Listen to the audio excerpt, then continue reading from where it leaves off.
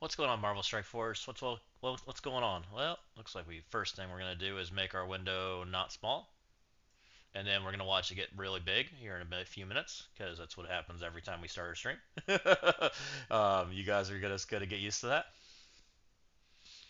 How's it going? I want to talk about some stuff today because I think there's some interesting conversation pieces that are going on amongst the envoys, which I kind of want to weigh in on too. Because they kind of speak to the next how our Crucible season is going to play with the new team. How's that? That looks pretty good. So we're gonna jump into it pretty quickly. I think I have a little bit of daily stuff to do, nothing crazy, and then we'll probably talk about some Crucible defense. I've got a couple of videos lined up that I want to watch together. I have not watched them yet, so we will be watching them together. I have watched the other videos that I want to watch, but I want to watch them with you guys and see what you guys think too. And we will, go upvote the video and do all that jazz. If you guys want to play it in the background and get them the view count, I'm pretty happy with you guys doing that. You should absolutely do that. Um, but I think that would be absolutely awesome if we react to them. I think that's some fun stuff for us to engage with. So we're gonna do that together. Because I don't think I some of it I agree with, some of it I don't. And I think it's a good conversation. So, and part of what makes this game fun is having conversations. So let's do some of that together, guys. Right? Right? Right? So we'll hang out. We'll do some chatterino, some of that kind of jazz.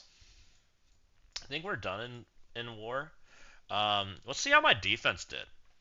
I haven't looked at it, so let's see how we fared. We are an armory player, so we have one of the grosser defenses in the alliance as far as like what we run. So we want to see some wins.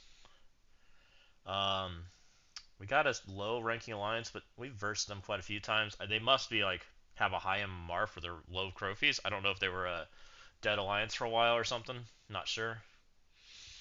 So this was them. They're still working on clearing us. From what I understand, we're ahead in defensive wins, so I think we just win. So they dropped rooms. They cleared Stone first, then they cleared me. Stone got multiple wins here. Don't t- don't take the wrong team in. That's a mistake. Interesting.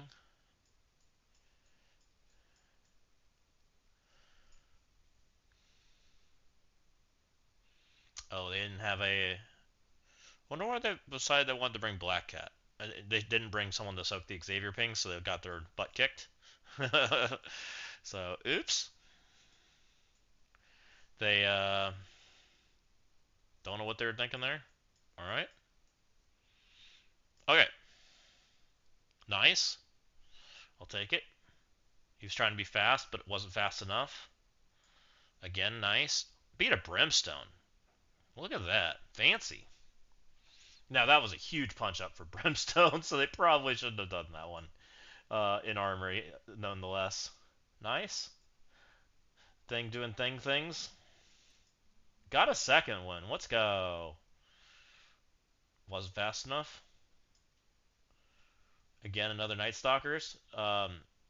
You didn't try to counter anything here. You were just trying to bully your way through. You deserve what you got.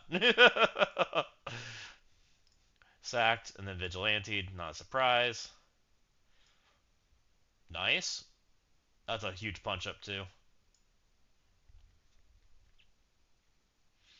I don't know what you were thinking here. Okay. Nothing crazy. Looks mostly like mistakes more than anything.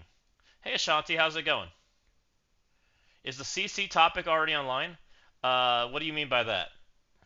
We haven't really started CC yet as far as conversations goes. I did make a defense. I'm not super happy with it, but it's a starting place. I've got a couple Envoy videos lined up from their CCs that they've made. I wanted to watch those with you guys together. I wanted to compare them to my CC and see if we think we're beating them. Was my food for thought, and I kind of wanted to watch Dorky's videos about the new mutant team because I know he's released some. I don't think Dossier's released his yet, um, but they don't look promising. So that's not good. And we want to react to that a little bit. So we're gonna do some React Andy stuff today.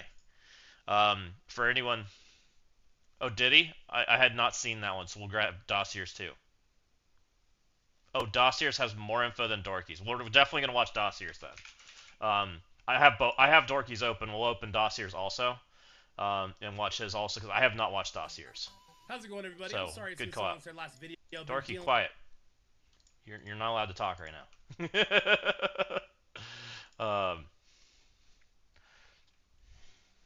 So Dossier's is here too. I also have Duelim's defense because we know we love Duelim's defense on this channel. So we'll definitely look at that too. I have Dossier's defense. I couldn't find any others.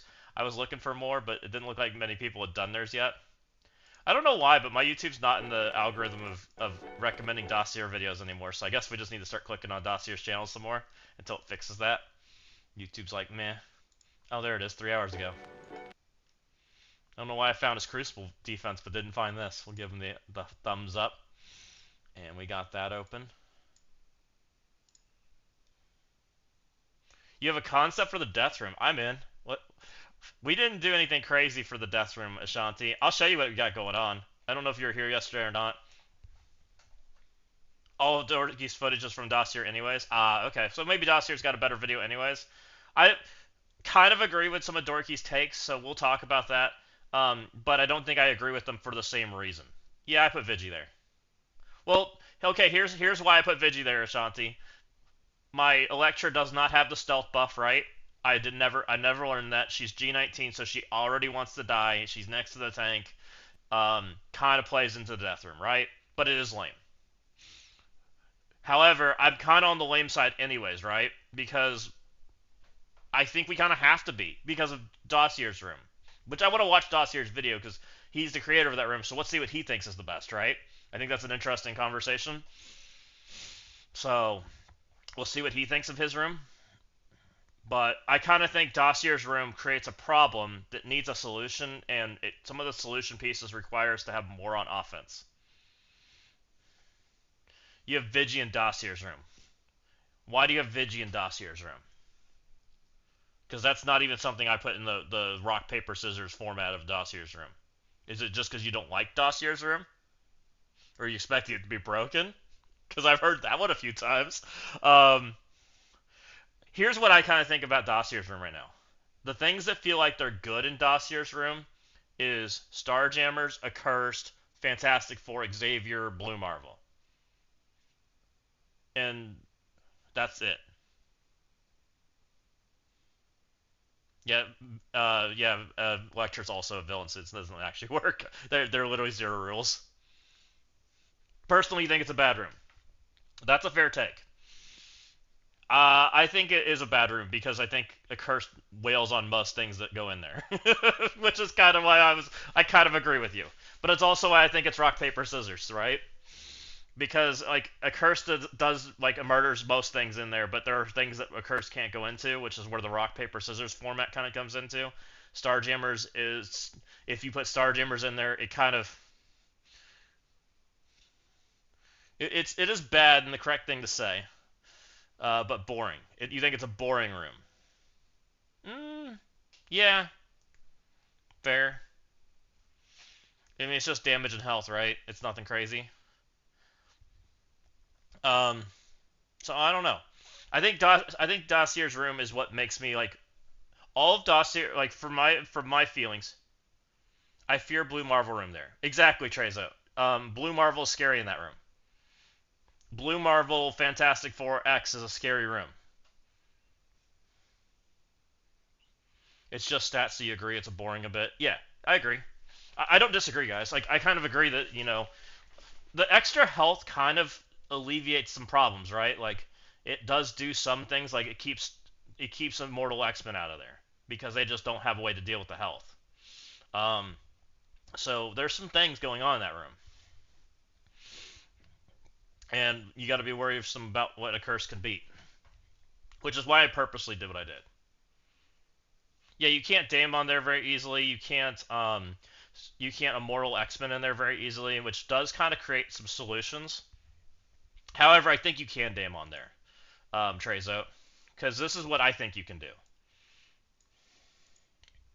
This right here. Yes and no, Ashanti. A cursed get the extra damage, but a cursed has to live to be able to do the extra damage, right? So if you put a room that a curse can't go into, then you just get extra health. Unless you keep Fred. Fred's the solution, right? Well, there's a second character the solution, but we don't have him yet. So technically, I think that if it's available, if there's not a Mephisto in this room, I'm pretty certain you can dam on most things in here. If they try to do like F4 stuff, like I think you can just murder it with Damon, right? The question is it enough damage? I'm not sure. I'm hoping it is. Fred turns off the extra passive health, right? Because of this mechanic.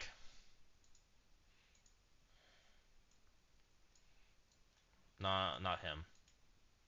He's the other health character, by the way. Fred. You tried that in U32. How'd it go? You're short on damage, so it's a problem. So you're thinking it doesn't work, which is what I was scared about. It might not be enough damage, right?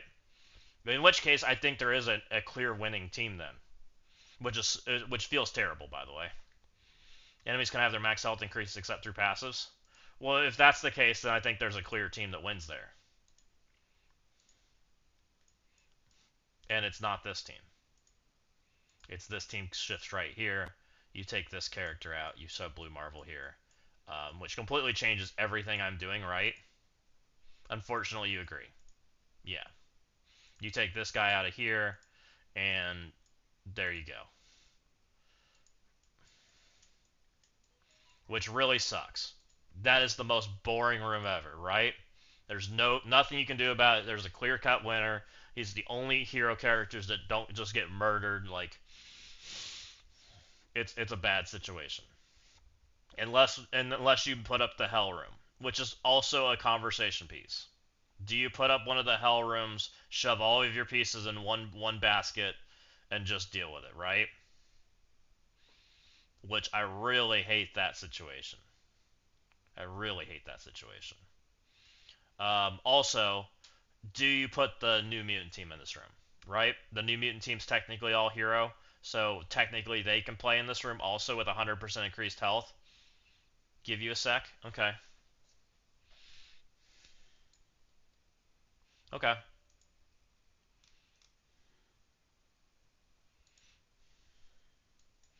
Which I really don't like that situation at all, which is why we were trying to avoid it. Like, I just don't like being told I have to put something in a very specific spot. I've never played that way. So, I never, I'm if know me from my friends, they will tell you I go against the trend on almost everything. If you tell me to go a certain way, I'm going to tell you I'm not doing that.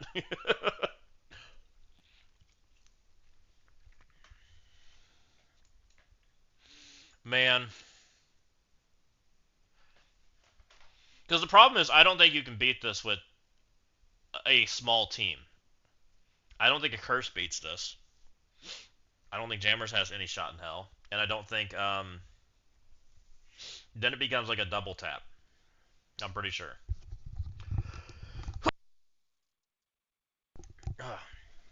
Let's see if you sent me stuff. Discord.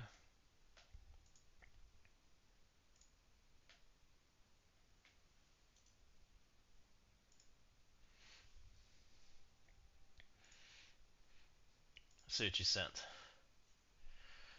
So Ashanti, do you want me to open this on stream, or do you prefer I keep it top secret? I'm always gonna ask you because that's more fair for you. So you basically have a filler room.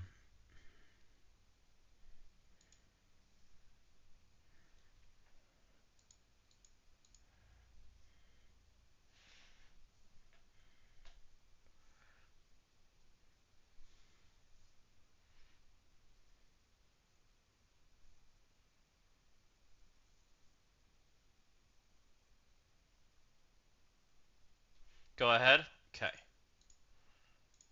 Yeah, it's always want to ask the question, right? It's only fair because this is your designs.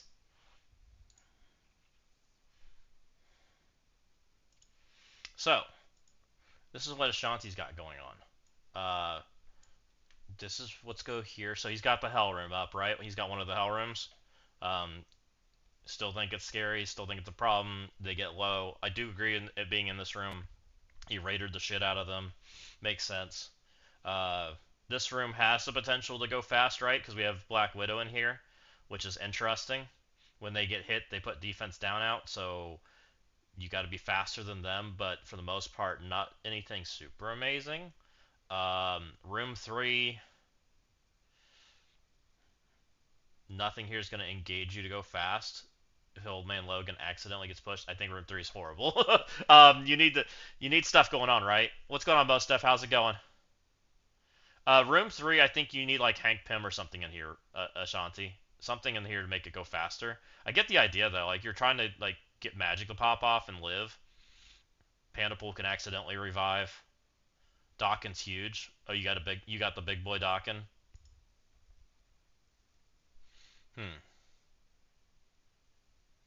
Yeah, Hank Pym might be better. I've done Hank Pym with that kind of room, like a pre-taunt Pandapool Hank Pym, and had a pretty good success with a room like that. I forget what was beating it, but I had people fall into like traps because Hank Pym like rebounds their health. So it's kind of an interesting concept. Pre-taunt, I think she's a hero, hero, villain, hero. So all hero.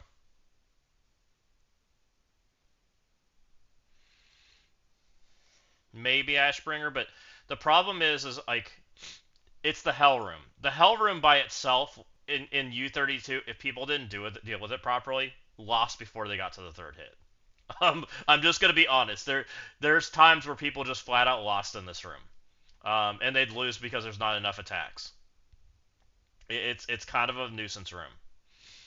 I'm not sure if it's there's a and it's the topic of conversation with my defense too because I don't know if I get 2 wins right now, and if I can't get 2 wins, the Hell Room beats me, which is kind of the problem. Like, kind of if someone wants to run that, you kind of almost need to have a 2 win defense. Um, Vigi is not good here because Vigi has all villains, but it's just a filler room, which is probably the best filler room. You have Fred on defense, double hero, gonna pre-taunt him. Thanos is just blast star bait, but the suck some efficiency. Okay, interesting. You're very offense minus. With your setup, you're very offense heavy, right? You're not spreading people out. You're forcing everything into room one. You are sucking a little efficiency out of a couple of these rooms, which makes some sense, which might be correct. You're banking on one exactly, which I do think is one of the strategies that you can do this season, right? You bank on one, have everything on offense, hope they screw up. The problem I was seeing, Ashanti, with Room 1 is people weren't even putting real shit into it. By the end, the guys that were beating it in 3 attacks were sending garbage, and then sending Immortal X-Men, which was kind of the problem. And if it's garbage, Immortal X-Men, then they have all the tools in the world to go beat everything else, right?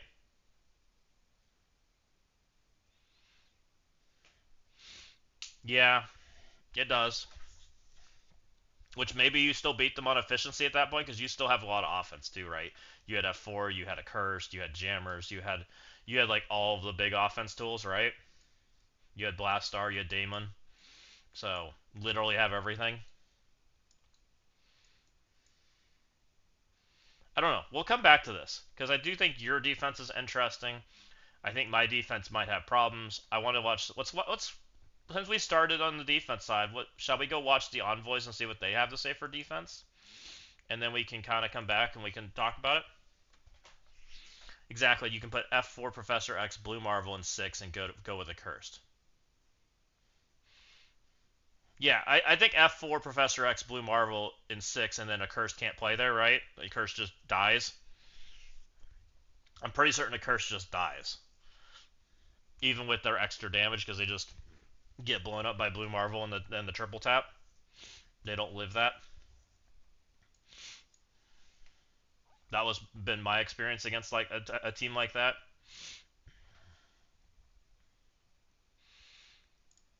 I'm probably more interested. Let's start with Doolin because Doolin's defense usually is one I don't want to do. Let's see what he's got to say, just for funsies. What's going?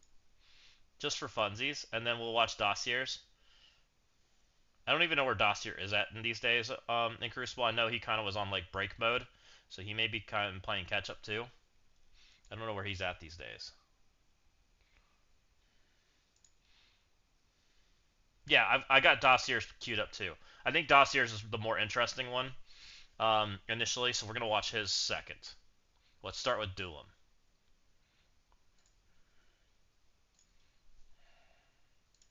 What do you got to say, Doolin?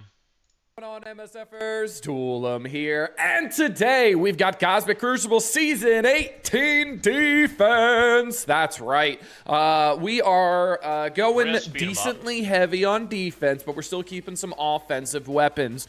We'll obviously go over the offense at the end as well, so I can kind of go over what I still have left, but I really did put my focus into 2 rooms, the ones where the room rules are the most impactful, but the room rules are okay this season. Rooms 1 and 6 are kind of the coolest rooms, honestly.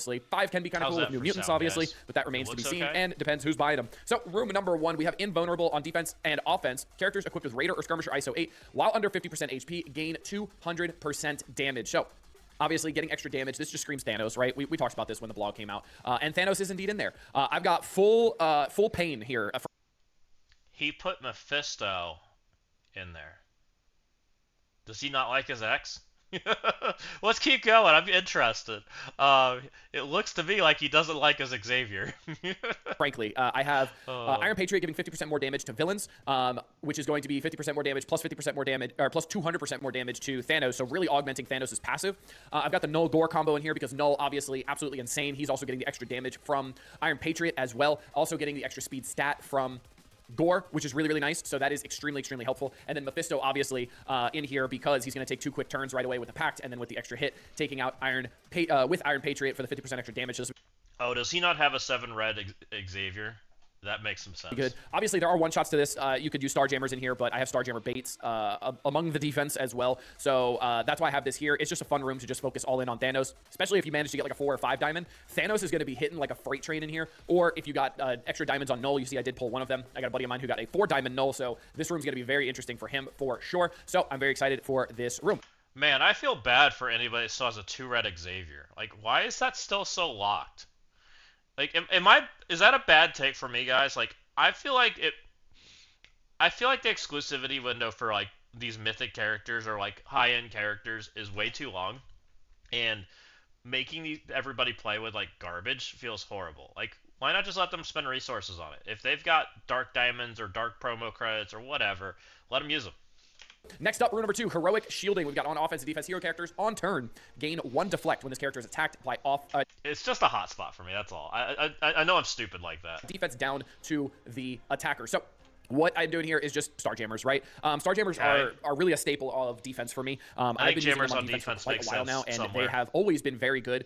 They either soak up Starjammers of their own, because the mirror matchup is pretty efficient, or they soak up an accursed, which either or is very, very nice. It's 2 of the top, Crucible teams, pretty much. That's why eventually I can...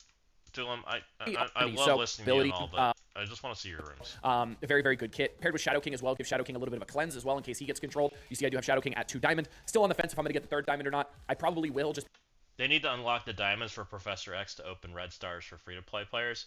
Yeah, probably, Ashanti. It's probably very soon, to be honest. If I had my guess, I bet it's before the end of the year. We'll see. Splitting up MCU is a strat for sure. That means he doesn't have it in the last room. He doesn't have full villains. He has speed stat, stop, speed bar on the table. Shadow King. What even alts here? Odin specials, Emma specials, Super Scroll specials, Roly Poly Guy alts. Okay, well, because of how slow the Don't do that, guys. characters for Dark Diamonds go into the Elite Scroll, so I'll probably end up getting them. I've got Super Scroll in here, so somebody has that a 10 might with, be the worst room speed, 3 I've speed seen bar yet. as well, because Super Scroll obviously still a good character, can get a quick rewind out there. That would be very nice. And then I do have Mr. Fantastic here as a yeah, don't do that, now, the reason why I've been guys. using Mr. This Fantastic is on defense not is it. alone is because I don't have, spoiler, I don't have Fantastic Four on defense. Also, he's one of my best pre-taunts. Also, when he was on offense, I just never used him on offense. I used Johnny Storm over him. So why would I keep him here if I could just put him here instead? So I have him on defense here. It's just much easier that way. He's a pretty good pre-taunt, safeguard, taunt, all that kind of stuff. Fantastic. I don't have him at gear tier 20 because I just don't feel like it's all that worth it. Maybe, but we have Sentry coming out, so I'm trying to save some bio gear because I think Sentry was bio, if I'm not mistaken. If he's not, I'm stupid. I don't know. But yeah.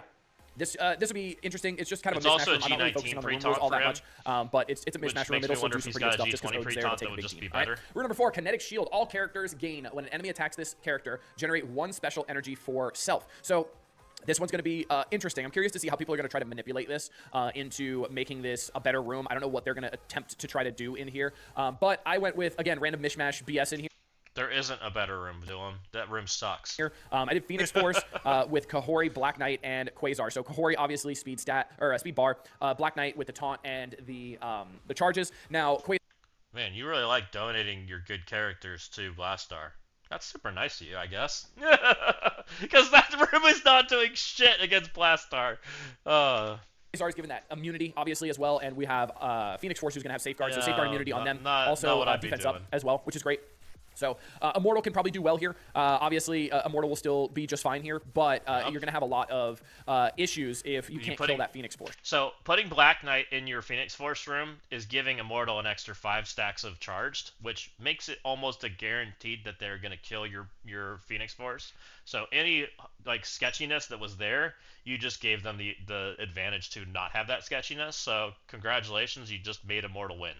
Right, and that could be a potential issue, especially because you can't control him. I do have Quasar in here to avoid my Phoenix Force from getting stunned because my Phoenix does not have the Awakened passive still because it's still not available, even though it's been 11 months. Shout out to Scopely on that one. Agreed, Dylan. That should be in the game. Again, we should be able to chase these things in game, even if they're more expensive. I don't think the exclusivity window should be the exclusivity window. I think the exclusivity window should be expensive for free to play. If they want to use their resources for it, they can. I still stand by that. I think chasing things in game is good. Even if it's like high priced in the shop, if people want it, they should be able to get it. But yeah, so that's why I have Quasar here, because if not, my Omega Red will just get stunned, and then it'll be over before it even starts. But yeah, somebody can Immortal this, that's fine.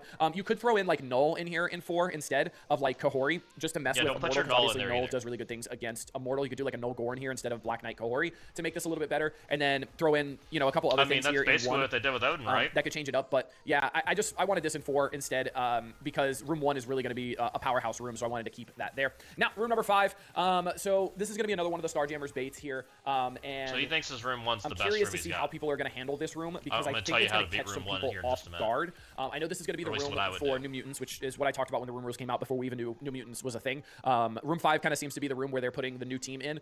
So on successful attack by this character, if the primary target has blind, perform an ISO attack against that target. On successful attack by this character, if the target has silence, apply blind to the target on any turn end. It's with Doctor Strange and Blastar in here. And my thought process behind... Huh? What are we doing? This has got to be troll, guys. What are we doing?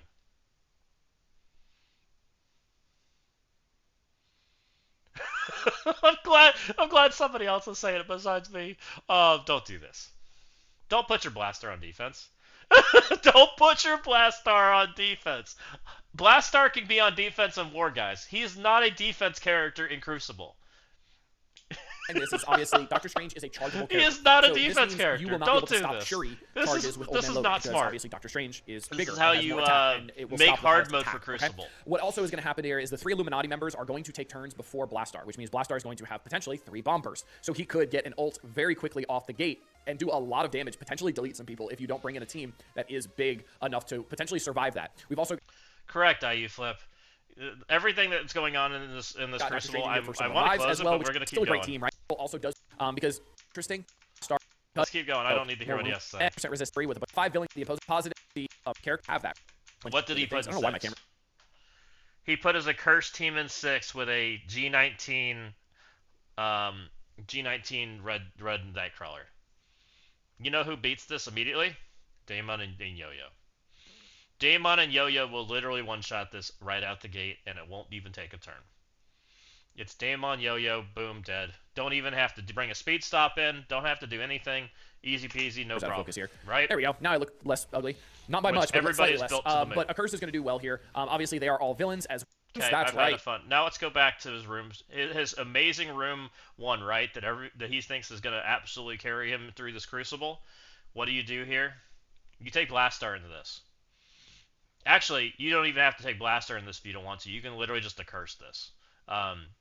You go in here, hit Satana on your Thanos. He just doesn't proc. The rest of these characters don't do much other than Null, right? You just kill Null second, or kill Null first. Honestly, if you just made Thanos not do his thing, it's fine. But Blaster also works, right? You just go before Mephisto with speed up characters. Go to town, no problem. We had to. I'm sorry. We were gonna watch the Envoy videos. Hey, how's it going, Killshot? We wanted to watch the Envoy videos for. There's a couple defenses that are out there, so I wanted to see how ours compared to them. Duelums. Don't do Duelums. Duelum's doing some things I wouldn't recommend in any shape or form. Starting with room 1, and it continues on down the way. He put Starjammers in 2. He made a Super Scroll Odin room that nothing triggers Odin, and Super Scroll and Shadow King that doesn't get ultimates. Like, I don't know what he's doing. Then it got worse. Then he put Black Knight with Phoenix Force to give him supercharged Immortal to murder his Phoenix Force so he could Blastar off 1. And then he stuck his Blaster on defense. Because obviously Yeah, this wasn't intentionally the roast Duelum. Like, I actually thought, we might see some interesting defenses from the guys that are putting some time into this. But it doesn't seem like that's where Duelum wants to play the game anymore. So it's really going to be interesting to see if a team is going to be able to come in here and do anything to this. Did this, which is just literally just Daemon food, right? So, interesting video. Let's move on. Let's go watch Dossier. I'm not here to roast Duelum. I don't want to do that. I really wanted to just actually see defenses that were interesting. But I guess he just doesn't want to play at that level anymore. So that's fine. If he has fun doing what he's doing, then he can do that, right? Let's see what Dossier's got to say.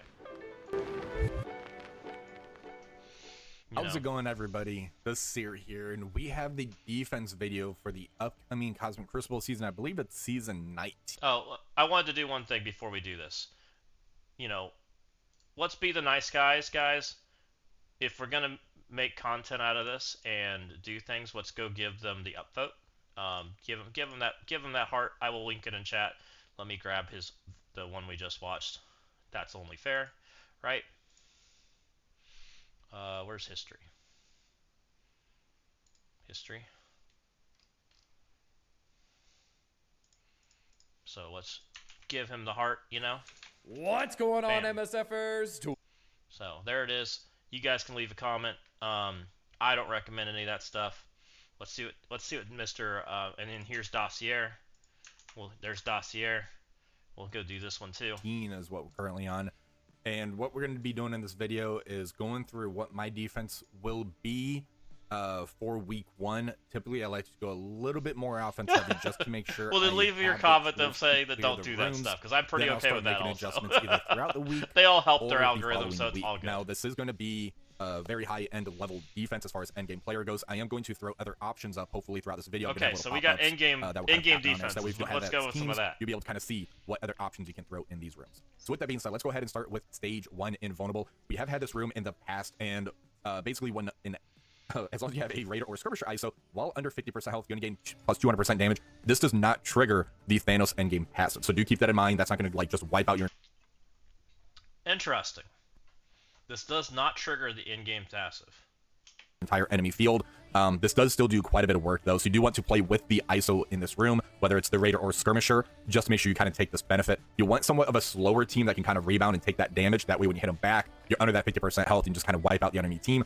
So this is going to be a little bit of a niche room that you're going to be playing around with. It's not going to be game-changing or anything, though. What I'm going to be putting in here is going to be the Accursed team. Now, as far as ISO selection goes, I do have Hood, Azazel, and Helverine as the Raider.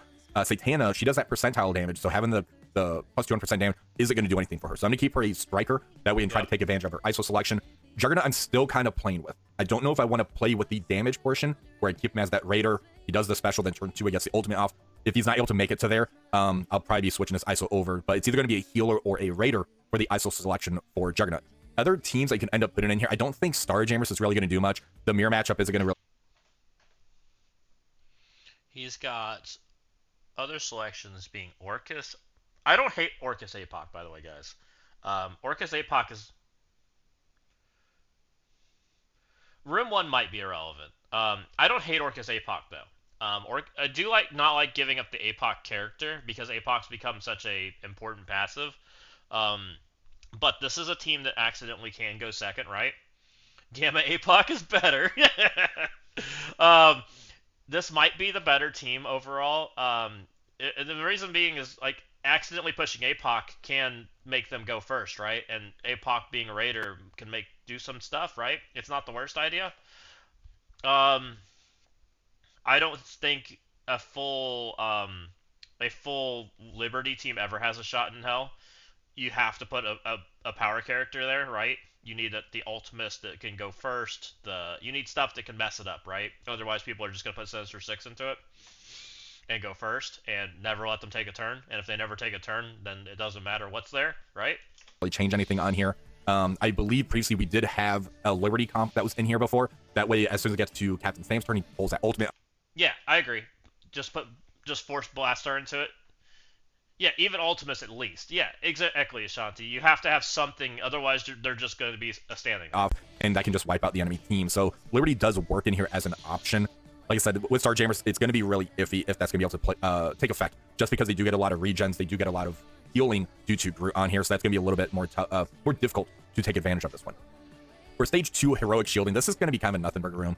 On turn, for hero characters, gain +1 deflect. When this character is attacked, apply defense down to the attacker. So you have to have a hero in here, and then you're going to be getting a lot of deflects on here, then throw defense down. I'm just going to throw my Vigilante team in here. If you do have a big, and I'm talking like up to the diamond level for the Immortal Weapons team, throw Immortal Weapons with OG Emma in here, and that's going to be a nightmare for your opponent. It's not a nightmare at all. Literally just throw any charge removal character at this, and you win. Any charge removal character. Pick your pick. It can be Havoc, it can be Lady Bullseye, it can be Old Man Logan, it can be... There's so many fast... having one thing to stop Emma is not hard, right? Oh yeah, we found out Logan doesn't work. Correct. Logan does not work. I still don't understand why Logan doesn't work, other than I guess it just doesn't. Someone's higher damage, I guess, or something. So that's kind of weird. But you know one character that does work?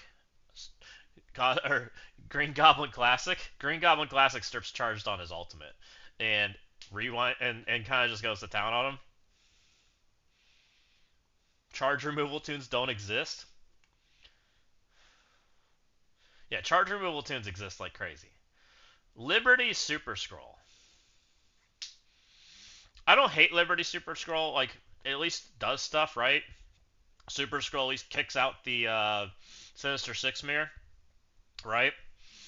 Like, I would have liked that better in 1 than full Liberty, right? I mean, I don't hate it, right? It's at least something. At least you have to put, like, Immortal into it or something. What happens if Immortal just goes into this? Doesn't Immortal just annihilate the Iron Fist team? Because Immortal just goes in here, sucks all their charged away, right? Flips all their shit. Turns it into all the Immortal debuffs, right? And then they just kind of go to town on you because you're too slow. They don't rewind, but I think you're slow enough that it doesn't matter. I'm pretty sure. I'd be curious to see how that goes. Because I don't think... Like, Immortal does rewind, right? They have multiple characters that want to rewind you, but I think just being 150% speed stat probably is just enough. They play very well off the deflect system, so I do think that could be an option. Liberty plays off of deflects as well, so Liberty could go in here, maybe throw a Super Scroll in there to really change it up a little bit. I do think like Cabal with Kang can end up taking that out, but it's going to be a little bit more difficult due to all the deflects that's going to be on the other side of the field. For stage 3, so on offense and defense, all characters on death apply offense up to all allies. On death, apply trauma to all enemies. So basically, as your character starts getting killed off, you get offense up, trauma goes on the other side of the field. So this one could be a little bit interesting. I'm just going to throw my Undying team in here. I do have the full team, so I do have that Zombie Scarlet Witch. If you don't have her, I was trying to think what other options could work. I think Dorm could be an option in here. That way you make sure they do get all of the... Undying Dorm. Is this Daemon bait? I feel like I've taken Daemon into this room before, and it's ugly, but I think Daemon still just murders everything. Also, you can just take Kestrel in here, and this room falls apart. Which is why we kind of, like, avoided Undying. But taking Kestrel out of Phoenix Force is something. I don't like Zombie Iron Man here at all. Zombie Iron Man does, like, almost nothing. But the other characters do stuff. Yeah, Daemon Captain Britain, something like that. Yeah, I think that you can just do something pretty simple.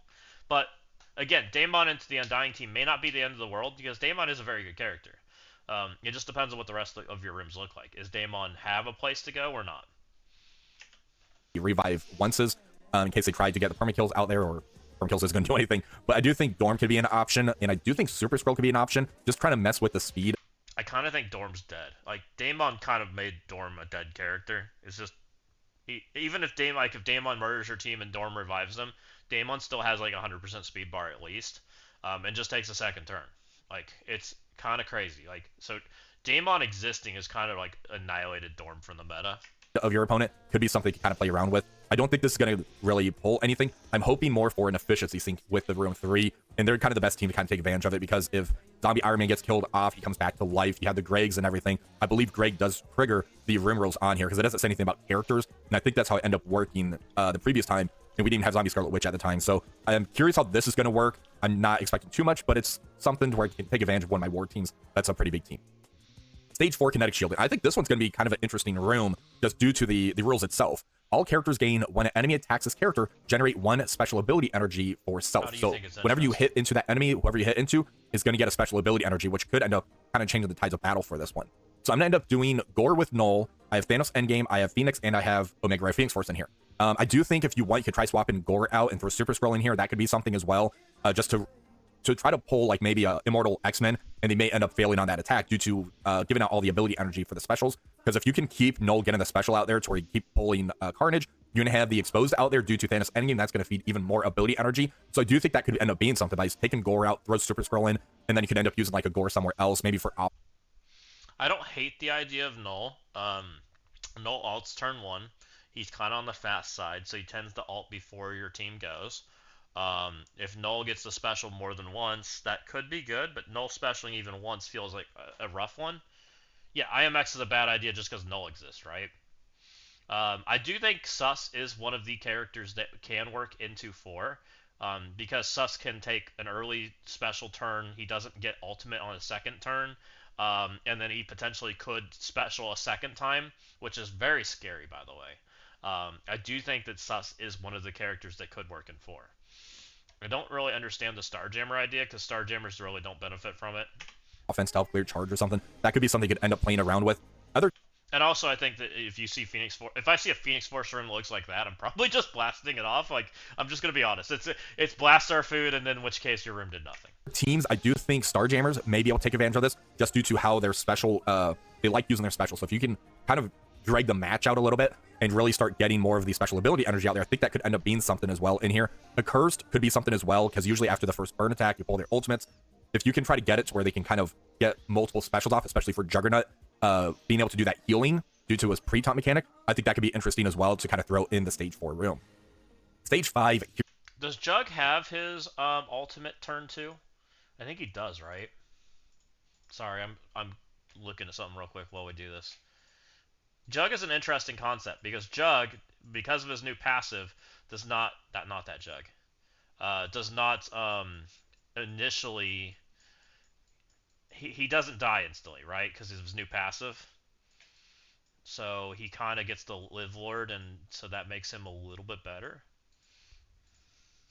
He does have his ultimate turn 2, so it doesn't change shit. He will special, then he'll ultimate, and then he could potentially special again, which doesn't mean crap, right? At that point, you've already lost or won the game. Changes nothing. Fear no evil. This one here is a very, very interesting room because I like how it has the chain effect. And surprisingly, on the test server, they were able to get this coded correctly to where it was actually working, but they couldn't do that with mine on the past few seasons, right? So on offense and defense, all characters gain. On a successful attack by this character, if the primary target has blind, you're going to get a free ISO attack out of it, which isn't really anything major. That's the next two rules on here that make this so interesting. On a successful attack by this character, if the target has silence, apply blind to them. On any turn end, if this character has bleed, gain silence. So basically, you get teams out here that can pump out a lot of bleed. That could be like a nice. You're putting Black Knight with Phoenix Force because they tend to just blast off the room anyways. At least it soaks up some efficiency. The Invisible Woman comp still wrecks a Cursed.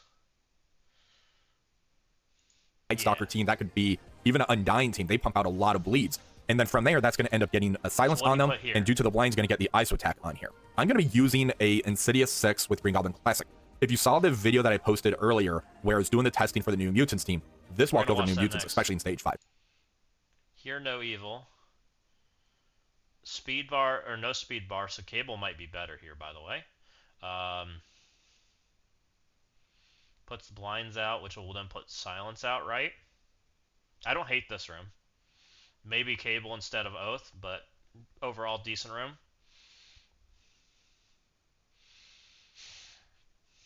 Don't we just blast this off? Like, I think this makes this room kind of mute, right? I'm such a negative Nancy because I just know if you put a crazy Phoenix Force room out there, we're just gonna blast it off, right? Which is kind of just me being cynical, I guess. But that's why we're gonna go watch the New Mutant content here in a minute. Spoilers.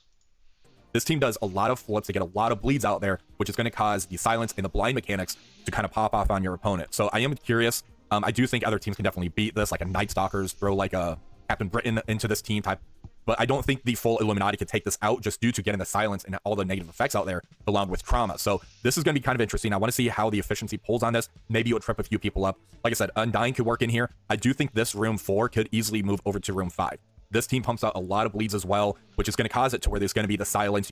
He did a lot of the same things I did in 5, though, by the way. That I don't think the Insidious 6 is better than what we were coming up with, but I do think that he's on the same idea plan that we were thinking of.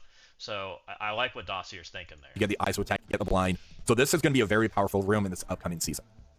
Now for Stage 6. This is this year's Invasion. It's my third attempt, I believe, at making a room. I kind of lost count myself. I was trying to go with the City Global Cosmic, and since that kept having issues, I think just too many ifs, ands type of things, I decided to go, well, let's do 5 hero characters, 5 villain characters. So if you do end up kind of doing a bird attack and you get rid of one of the characters on here, the room's going to kind of fall apart. So on offense and defense, when 5 hero characters on the same side of the field gain plus 50%.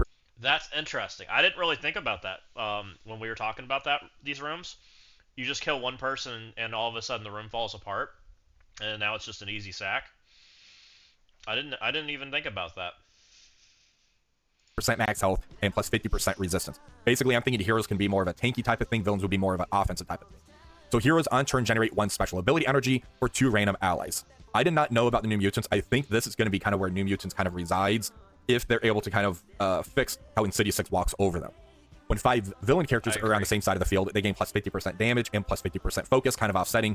And then when an allied character drops to 50% health, characters on the opposing side flip negative effects, and allied characters flip positive status effects. Basically, it's the Warp World role is what I want to go with. That was something they already had in the game due to all the scourges, so I thought that was easier for them to just kind of insert in here, and it was interesting enough to where you kind of really mess with the matchup. That's kind of why I went with this. Now, what I'm thinking of doing is going to be an Odin Xavier comp, new Emma to shut down the speed, Nightcrawler to shut down any OG Emma going into them, and then leaving Mummy in here due to that pre-taunt with a revive once mechanic. My Daemon comp would absolutely make this dead, right? Yo-Yo goes in, knocks all the dodges off. Daemon goes in and murders the Nightcrawler. So, and especially with the Fred that's going to turn off the extra health, G19 Nightcrawler just dead. Even though it's G20 Nightcrawler, I think he's just dead, right?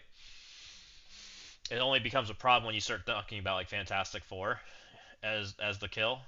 When Fantastic Four exists, then it becomes an issue. Which he's keeping He's keeping Fantastic Four Starjammers on offense. So he's got some pieces on offense. He put a cursed on defense. So that's kind of my thought process behind here. Now, I do have Blue Marvel unlocked, so the Nightcrawler is going to shift over to the Blue Marvel. So I do want to point that out. If this is Blue Marvel,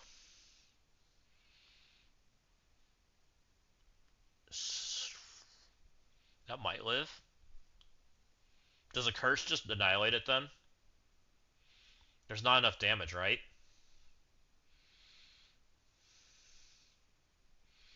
Odin does like basically nothing. The Emma mind controls is what it is. Nightcrawler doesn't kill things. Xavier kind of tickles them, and the curse just goes to town, right? A Mephisto Black Cat might wreck it. Correct. Because Black Cat will take away the pre-taunt, and then Mephisto just attacks Xavier and just goes to town. Hey, Walt, how's it going? Um, we're doing some React Andy stuff today. So, I think you're right. I think that that room kind of just falls apart. It's interesting, but then it falls apart almost immediately. Hey, Undone, welcome in. How's it going? Welcome in, Raiders. Let's give you the shout outs. I appreciate it. I'll give Walt a shout out here in a second too. We'll get you both.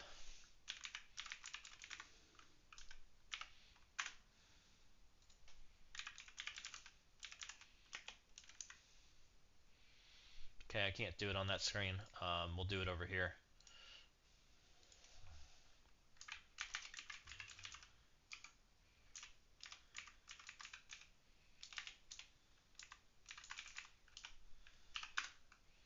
There you go. Bam.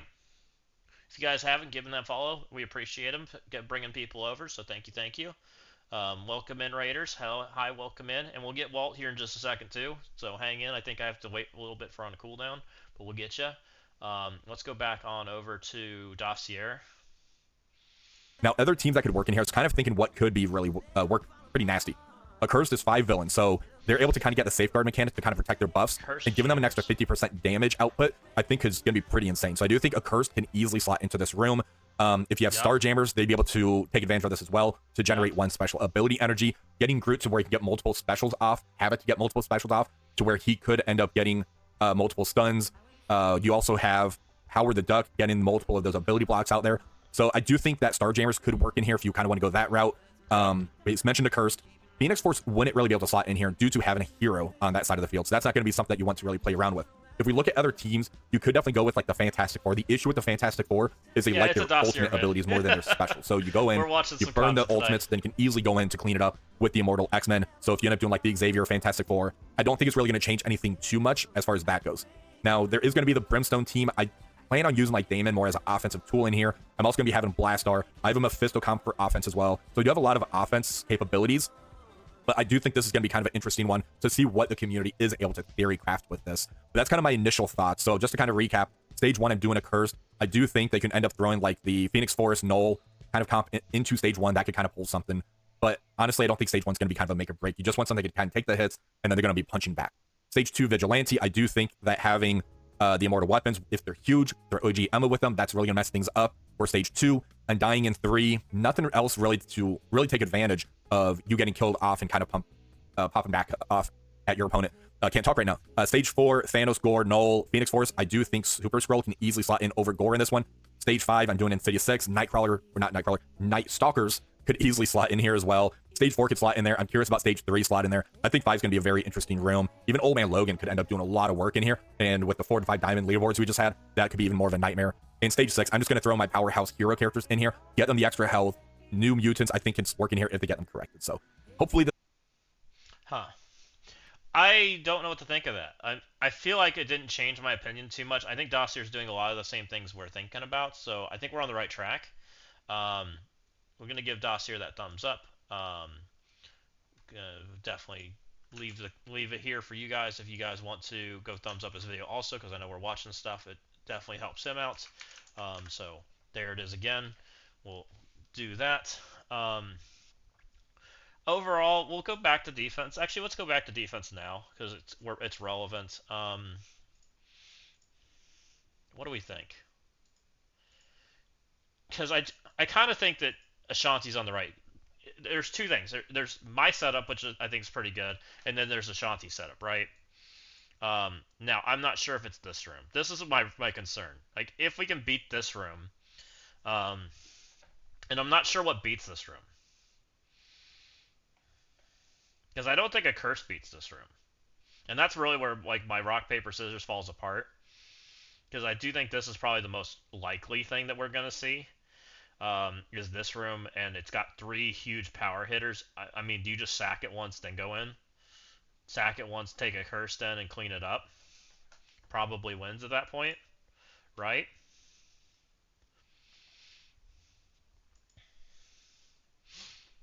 Is probably what I'm thinking. Can I hit Walt yet? Let's see. So I shout out Walt Millsy.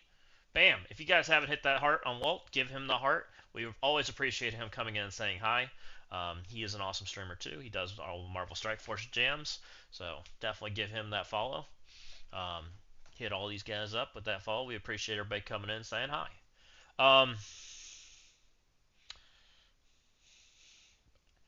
Beating this, I do think it's probably sack.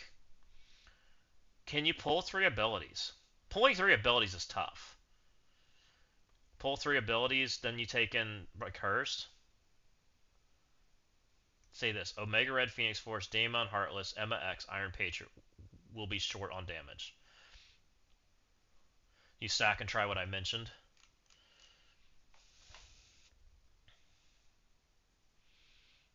Be short on damage. If they're short on damage, well, what I'm kind of thinking, Ashanti, is if this is short on damage, what if it's sack and then a curse, right?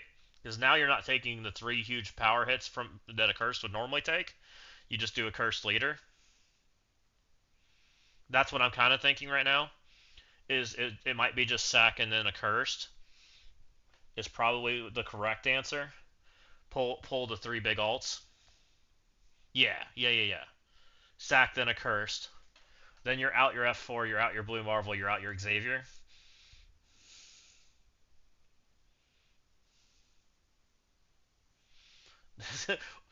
Okay, well, IU flip, that was a Blue Marvel. We had Blue Marvel in this room, and this room was actually here. Um, we had Starjammers in 6, but we started having conversations, so we instantly flipped it over to this.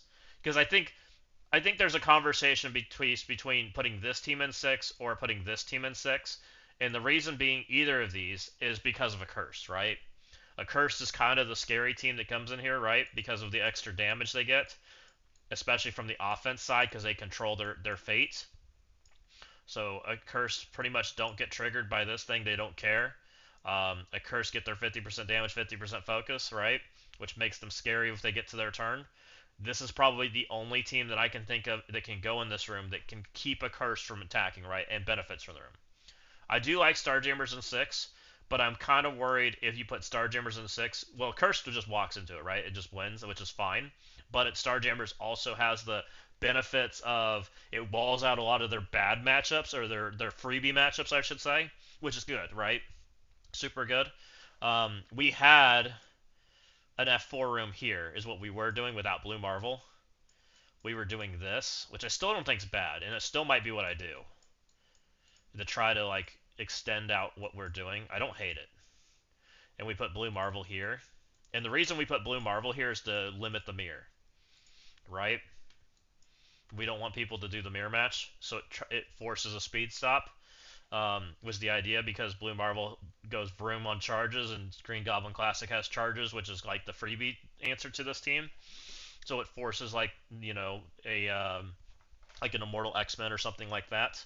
And I like this room too. I mean, this is then becomes like the F4 problem. Do you have the right pieces to deal with F4? Did you put too much on defense? I don't know, right? I could take this room, turn it into Phoenix Force if we think that this isn't, then if we're saying that Phoenix Force isn't part of the solution, and it just becomes a sack room is the answer, sack then a curse, then Phoenix Force becomes on the table again, right? Then we come back and we put Phoenix Force out here. And what version of Phoenix Force makes the most sense?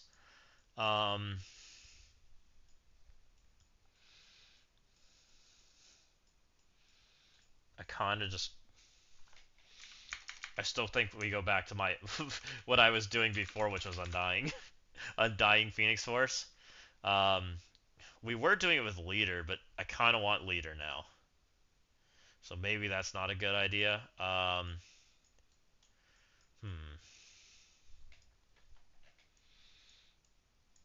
What about her? I think Blastar just blasts her off, which is the problem. She doesn't get her health trigger. Um,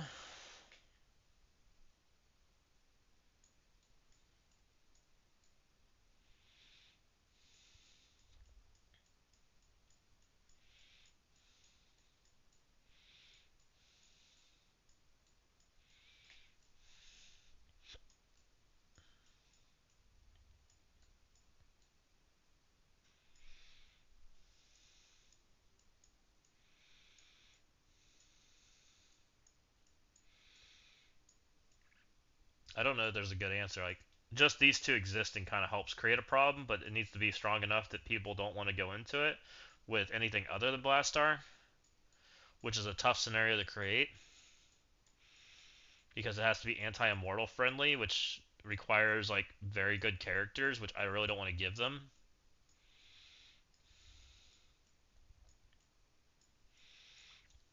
Trying to think if there's very fast characters that could potentially mess it up too, which I'm really not coming up with anything that like makes any sense. Which kind of just makes me want to throw these guys back in there, if I'm being completely honest.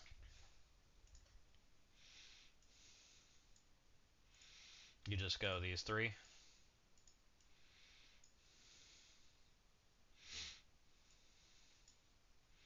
Or maybe it's not you three, maybe it's Mummy. Though giving up Mummy is part of like the Odin solution. Now we have Odin on D, don't we? I think we do. Oh, we did use Mummy here. I think it's Undying then. Just do this. It's nothing crazy, right? OG Emma. We could do OG Emma. Do we need OG Emma? OG Emma is mostly useful in like matchups like against this shit, but I don't have the pieces to even deal with that shit. We just play through Mephisto, right? Which is not fun. Ooh, that's the other conversation that like could get ugly. Is a really if I have to curse the Fantastic Four, I guess that's mostly fine because if Fantastic Four is here, I'm already throwing a curse at it, so we're not really in the problem of needing to deal with Mephisto in that way.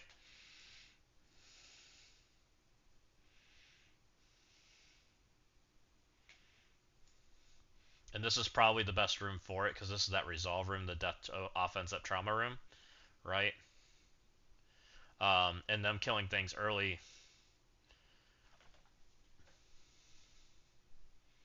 Hmm. First time chatter, welcome in. Welcome in, first time chatter. How's it going? Also, let's hit up. Let's hit Walt with the. Did we get Walt? Yeah, we got Walt. So this is probably what I think. If we think that this room's not functioning as well as we want it to, um, and we think it's just going to becoming sack accursed, I think a setup like this gets at least enough wins going on that we can probably play against the super mega room. And if people run the super mega room right, it's I'm pretty certain it just becomes sack immortal, which I have. Sack immortal is very much on the table, which is probably what you do against it. And if they're in that scenario, they don't have Null because Null's probably in their super mega room, right? They may have Fantastic Four, but then they got to play a Fantastic Four X Mirror Room, which is not fun for them. Um, that's not a gimme. They have to deal with the Starjammers. I feel like I have a pretty solid chance of getting 2 wins at that point, on top of everything else going on. I think this is an upgrade. And like, we got Vigilante off defense. I hate Vigilante on defense, I'll be completely honest.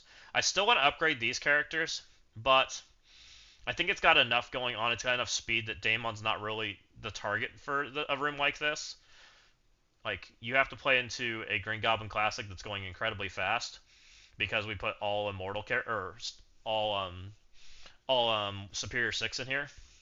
So it's not really Daemon food, right?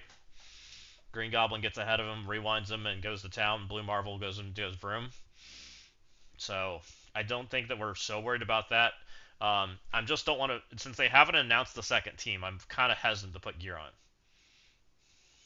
Spider Slayer does give offense up, and Spider Slayer also prevents the blind, which is why we chose Spider Slayer.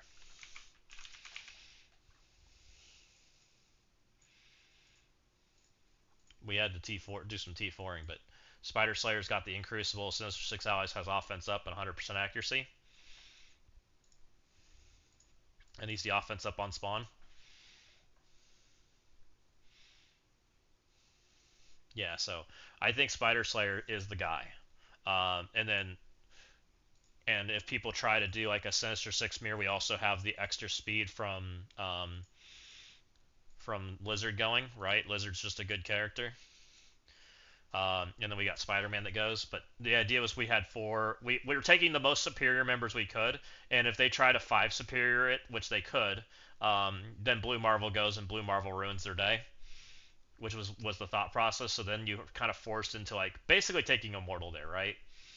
It's kind of what we kind of forced. We're forcing a curse. We're forcing a Immortal into situations. If you take Immortal not into this, then you got to deal with like take Illuminati or something. I don't know if Illuminati beat Blue Marvel? I don't think they do.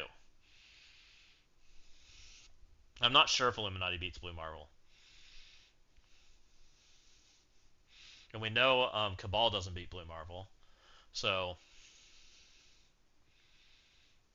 yeah, he gives the accuracy, correct kill shot, yes. Why do you think Kraven's better than Slayer? Just the safeguard?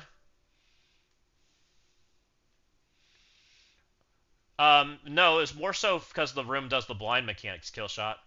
That's what we were trying to do. Because of the room has if you have bleed you gain silence, and if you get attacked when you have silence you get blind. So it was more so just trying to double tap play into the anti-blind mechanics more so. That was more what we were trying to do, right? Because the blind gives us a minus 100% accuracy. It could be. The on-spawn safeguard is pretty good, Ashanti, but we don't have that many buffs, right? We have, what, offense up, defense up, maybe? Like, we don't have that many buffs going on.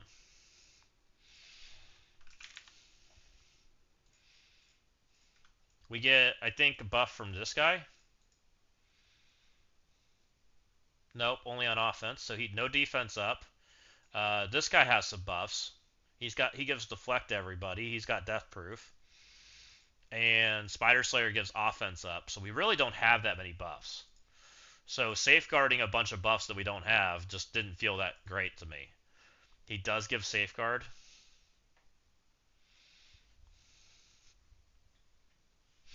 So, and we still get safeguard, but it's on our turn. This guy gives safeguard, right? This is where all our buffs are. Safeguard, defense up, evade, but he has to take his turn. But I don't think... I mean, the big thing there is, like, we're just trying to get Green Goblin Classic to take his turn. That's really what we're trying to do. Oh, yeah, we have the immunity on spawn. We do have that. You're correct, Kevin. So, I mean, I don't think we're that bad. I mean, what do you guys... would you take in there? I mean, I think a Blastar comp beats it. I think a Mortal beats it. What else do we think beats it? I think we decided we were too fast for Night Stalkers. I believe we said we were too fast for Night Stalkers. I think that Sinister 6 can't play. Can Vigilante play? You'd do Kraven over Lizard? Okay. I can get behind that.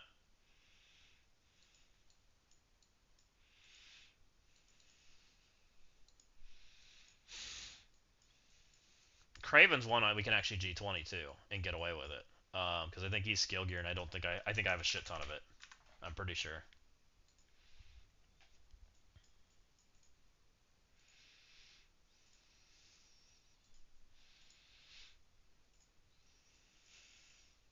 So Lizard wants to do this. Copy and clear all positive effects from the enemies to self. Spread all positive effects. Like, that's a pretty good effect. Lizard was mostly there just because he can go fast, right? He's just kind of an okay character. He gives the deflects, which is nice. If someone drops low, he can do a reflect taunt, which is kind of nice, right? So hey Angel, how's it going? Welcome in. How's it going? So I was kind of thinking he might be okay. Also, he has the copy and clear, so if people have buffs, I might get them. I thought that was pretty okay. Craven, I kind of thought his abilities just didn't do a whole lot. Like, this is his turn 1, right? He has an ability block and a chain offense down. He ability blocks all controllers, but he's kind of slow. 125. Isn't Lizard faster than 125? 126 are basically the same. I don't know.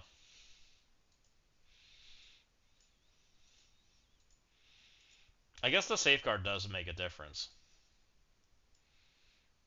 On enemy turn, flip slow. Makes them harder to deal with.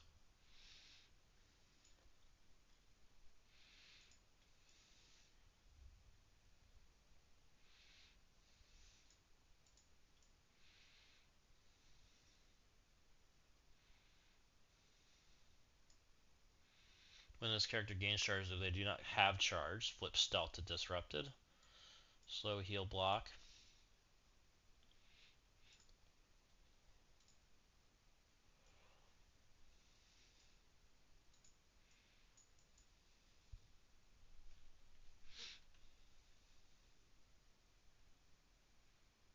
Yes, that's what I did, Ashbringer. Because we're kind of under the assumption that my idea for Phoenix Force is just kind of mute. It's not doing much, so we just put Phoenix Force back. Okay, I'm down for Craven. Do we want to? Oops, I didn't mean to do that. Do I maybe make him Raider?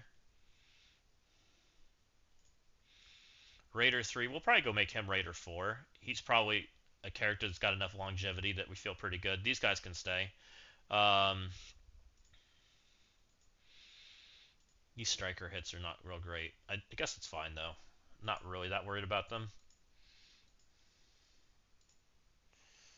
Let's make you Raider 4.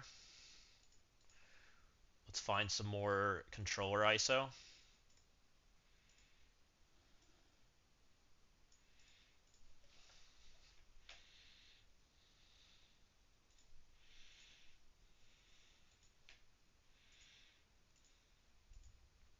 One more.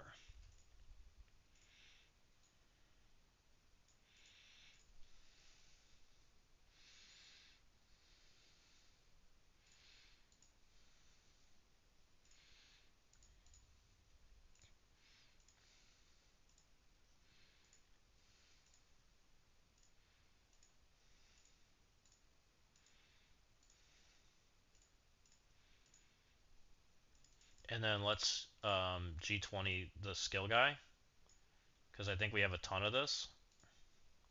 Oh yeah, we're sitting pretty good on skill gear right now.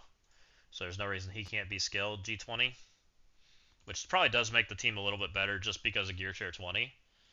I don't think we need to do any of this. Flip immunity, not that important.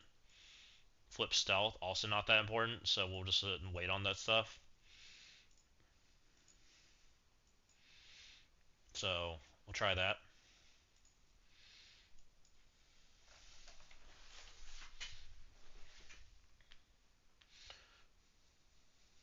I wonder if my Gear Tier 23 Diamond Panda Pool ISO 4 can resist a...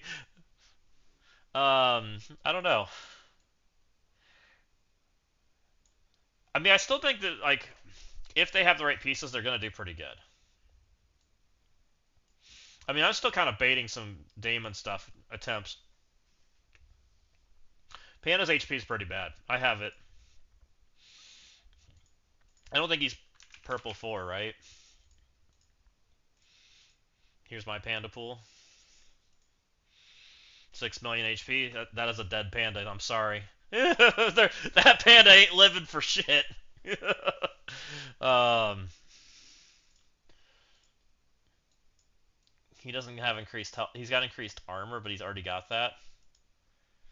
Does Old Man Logan give him health? I forget.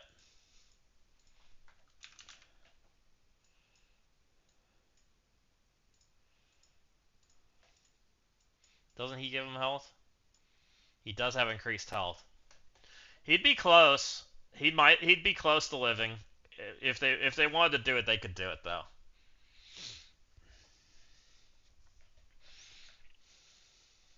He's so dead.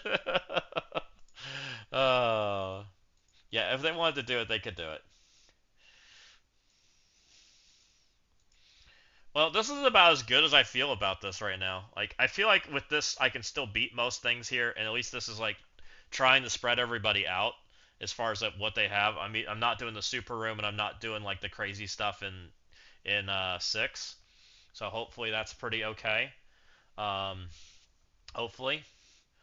Also, it's Paul. Thank you for the follow. I didn't see that earlier, so thank you, thank you. So thank you, Dude MSF, also for the follow. I didn't see that one either, so thank you guys. Very appreciated. Um, let's go watch the Dorky, or sorry, let's go watch Dossier's video for um, the new Mutant team, because I haven't watched this one yet either, guys. And so we'll see what he says, because you said Dorky's footage was Dossier's footage. So we'll watch that together. Again, let's go give him the upvote and likes and all that jazz, because we are stealing content. So if you guys haven't, go give him the thumbs up. Go give him a comment. Very appreciated. Let's watch it together. How's it going, everybody? Hope you guys. Oh, this isn't the right one. That's Dorky's video. You can give Dorky one too, because we'll probably watch his also. But let's find Dossier's. This one.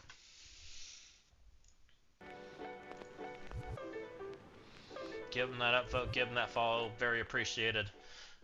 How's it going, everybody? This is Seer here, and we have the gameplay footage for the New Mutants team. Now, we were able to go into the playtest and actually have a mini Cosmic Crucible testing on there, so I was able to get a lot of footage for you guys today. Now, this is going to be a lot of playback footage, and I put some of the more interesting matches on here with some of the lesser. This one here is just the Odinati with the new Emma, just to kind of show off how easily they're able to walk through this team, and Odin on there. There's barely Odinati new Emma is not something we see anymore. They put blind. So this is like why I think this team's a little bit impressive, by the way. Cannonball goes first. Cannonball smears you and shit. Cannonball just smeared him in absolute like garbage, right? any turns that gets taken place. They're able to really shut down Odin and just annihilate this team. It was very entertaining to see how easily they were able to shut Odin down. Now, there are going to be a lot more interesting matches on here, along with some of the mirror matches, them on defense, and actually how to beat this team, but I don't know if that's actually going to stand, which we're going to be talking about later on in this video. Now, the second matchup we have here is going to be the three-piece Fantastic Four, Songbird, and Captain Britain. It's a stronger team for sure. However, this one barely takes any turns too. I believe there's like 3 turns. They just annihilate this Fantastic Four team to where they don't even get a turn, because of how much control this team actually has, and you can see the damage output. Wait a second. Why does Cannonball go before the Fantastic Four Talk about later on in this video. Do I not know something? Now, the second matchup we have here is going to be the three-piece Fantastic Four, Songbird, and Captain Britain. They got speed. Do they? They don't get speed up on spawn.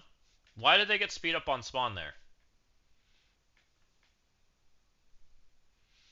Invisible Woman spawned with stealth. Like, I'm not crazy here, guys, right? Like, they don't get speed up on spawn.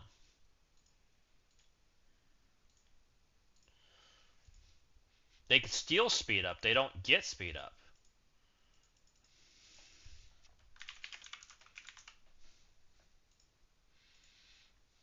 It's this guy. In Crucible, there's 3 new mutant allies on spawn. After all other characters on spawn effects, transfers speed up, defense up, offense up from all enemies to self. Then spread speed up, defense up, offense up. Who gives speed up there? Nobody. Britain doesn't have speed up, and neither the Fantastic Four, neither the Songbird. Right? Am I missing a character that does that?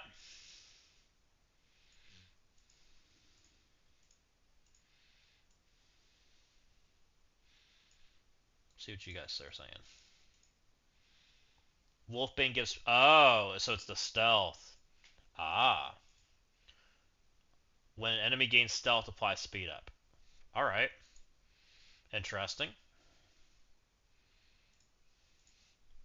So, Invisible Woman is kind of might be a very dead character on defense because this team exists if it's on the offense side. That's interesting. I don't know what you do about that. It's a stronger team for sure. However, this one barely takes any turns too. I believe there's like 3 turns. They just annihilate this Fantastic Four team to where they don't even get a turn because of how much control this team actually has. And you can see the damage output that Will that force Fantastic Four to kick Invisible Woman off their team and put like Johnny there or something, which is just the worst team? It's very interesting. Wolfsbane has on here. Now we're going to be going into some of the more interesting matches, such as the Starjammers, the Cursed, and the Accursed Mephisto team. So for this Starjammers team, this one here, they shut this team down because right off the bat, Cannonball ends up getting that stun with the trauma into Lalandra. Cannonball stole their defense up. They put offense down out there. They smeared them in blinds. No one would put this on defense. Yeah, you're not wrong. I'm that team that they had out there. You definitely wouldn't put on defense, but I just found it interesting because people do put Fantastic Four on defense. And Invisible Woman getting her offense or stealth turned into speed up is an actual problem, right? Like that, and it just like turns that team into like auto win. But Xavier would stop that, so that's kind of interesting. I wish they would have showed that instead. You got the traumas, you got the blinds, all the negative effects out there, and you can just kind of pick and choose who you want to pick off. The Lalandra honestly doesn't even get a turn in this matchup that you're going to see right here. Once Wolfsbane goes, she's very high damage output. She's the main damage dealer for this team, whereas Warlock, he's more of the support. Magic is going to be some of that support for the healing, and then Cannonball, if you get him going, if there's ever any stealth.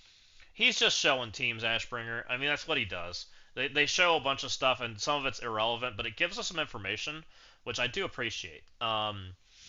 As far as like how this is playing, you're never putting this team into Starjammers. Ever. Why would you do that when you can put Odin in the Starjammers or do something like that or put a Curse and take 4 turns, right? On the other side of the field, he gets his speed stat increase. He's really off to the races. It's actually really cool, and the animation department just kills it for this team. I love what they end up doing with Warlock on here, how he can turn into the bomb, turn into the helicopter, and also turn into that tank. Now we are moving into the Accursed team. This one here, I'm very curious how it's going to play out on the live server. Definitely due to the punch across on here, it doesn't look as close as it could be. My concern about this matchup is we have up to 3 diamonds right now for Helverine. So there's going to be the punch down effect going for Helverine. Also the fact we have 4 and 5 diamonds in the game.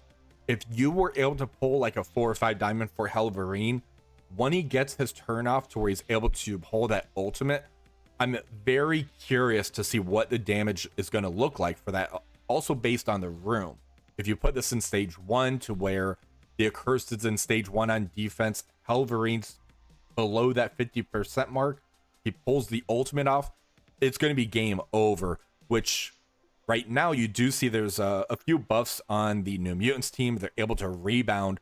Now it's Helverine's turn. There's no offense down, no offense up. And they tanked that Helverine ult pretty dang good.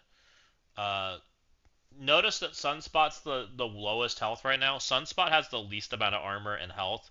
He is the squishy member of the team. I do wonder if this team is a 4-man team and not a 5-man team.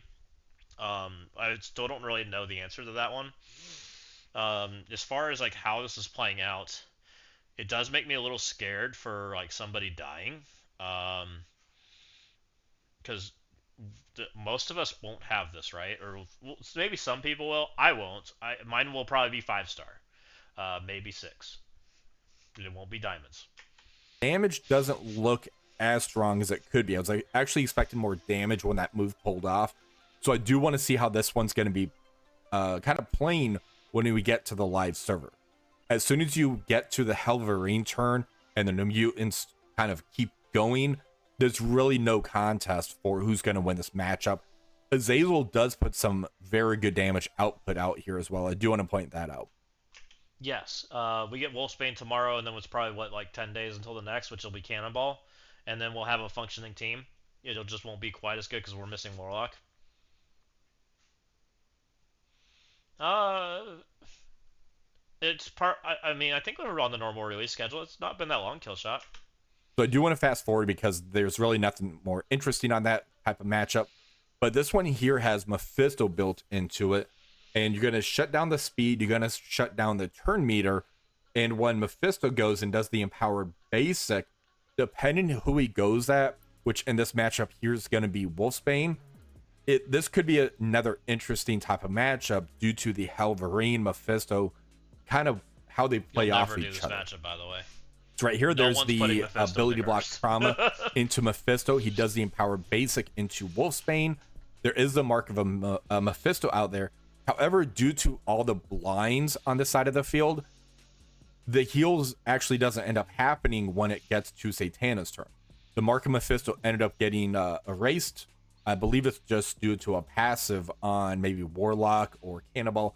I forgot who has the clear the battlefield effect for the enemy side of the field. Halvarine ends up taking his turn. He pulls that ultimate off. I did do that. It was pretty good. Decent amount of damage, but again, once it gets to this point, you have the full control and the matchup becomes very, very easy. So I'm going to fast forward this portion a little bit. Here you can see the ability blocks out there. The damage is basically done. New mutants are feeling really, really good at this point. So let's go ahead and move over to the next matchup, because this one here is going to be coming up is the Phoenix Force team, I believe, is how I have it set up. So I haven't here we seen, go. We use the ultimate. Yeah, we're just kind of showing off the animation right here for Cannonball, which is animation's cool, really by the cool. way. I like the animations for this team. I So do let's like go the ahead and new move mutant forward. All right, so yeah, this one here is a really against the interesting Null. one. So This'll this be is the interesting. Phoenix Force. We have Null, we have Quasar, and I believe it was OG Emma. Let me take a look on here as soon as this loads up.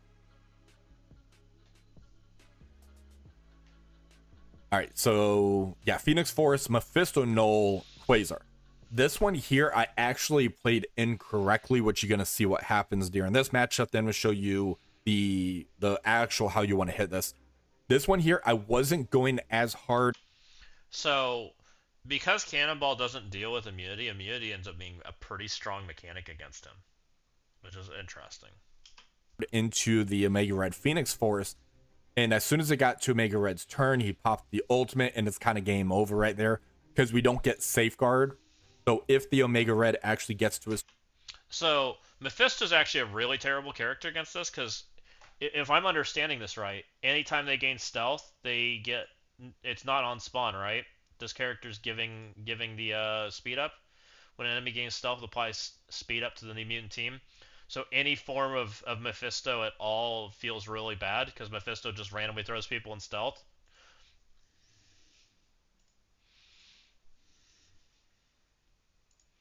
turn to where he can end up pulling the ultimate off, which let me fast forward here. So right here, we have them in a really good situation. Omega Red is still very high in his health. We have Magic about to take her turn. And here I was seeing if I want to use the AoE hit or the ultimate. I end up going for the special right here. So there goes Quasar. We have Wolfsbane Why going. didn't they She's get more popping the stealth there? ultimate into Omega Red. We can't stun Sorry, more him speed up. due to the passive effect between Phoenix. Am I crazy? Shouldn't they have gotten speed up there, because Phoenix went into stealth and they all should have gotten reapplied speed up? The only person that has it is her. There's no darkness.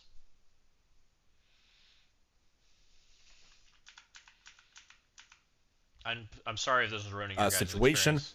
Omega Red is still very high in his health. We have Magic about to take her turn. And here I was seeing if I want to What, they use have, like, the fake AoE darkness on? hit or the ultimate. I end up going for the special right here. So there goes Quasar. We She have didn't get speed Wolfsbane up going. either. She's popping the ultimate into Omega Red. We can't stun him due to the passive effect between Phoenix Now she and gets Omega speed up. Red for the Awaken What? ability. So we start hammering him down. However, Something we went don't wrong get here. him.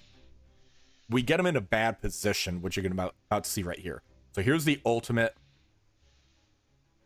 See if we get Okay, we another got stealth layer. Wolfbane turn coming. Dark Phoenix is now out on the field. So here is trying to see, it's like, well, I can't take out the Dark Phoenix, so I have to go towards Omega Red. We use the ultimate from Sunspot, Okay. Mephisto's gone, and here comes the Ow. ultimate from Omega Red Phoenix Force, and it's pretty much over. So the way you want to actually play this is go harder into Omega Red Phoenix Force, and I actually took him out first because there is a Mephisto on the field, and then you just kind of get your control with them. So as soon as I kind of figured out how to play this one correctly, this one ended up being pretty easy. The main concern I was having was Null making it to where there's darkness, so I everybody went should have harder gotten into speed Null. up there, but nobody got speed up, right? I'm not crazy.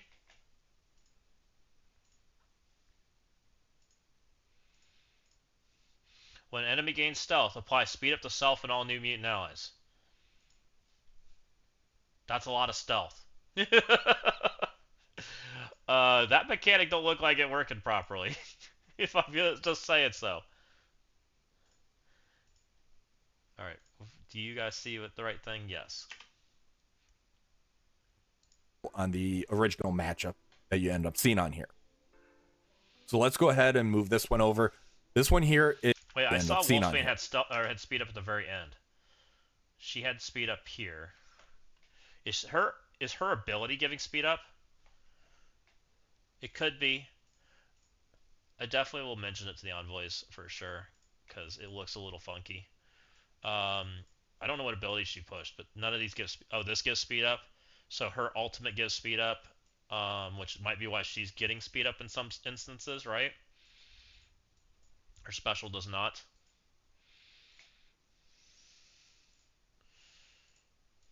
But it looks to me like her passive's kind of on the janky side, from what I can tell. So let's go ahead and move this one over. This one here is Damon, Phoenix Force, Thanos Endgame, and Yo-Yo. This one was kind of a no contest. This was a super, super easy type of matchup that we end up having on here. Let's go forward to the start of the Magic matchup. had speed up. This one here, Damon ends up... Let's go. Sorry, we're going to go back and then we'll come back to that one. So, where did he show us? As OG Emma. Let me take a look on here as soon as this loads up.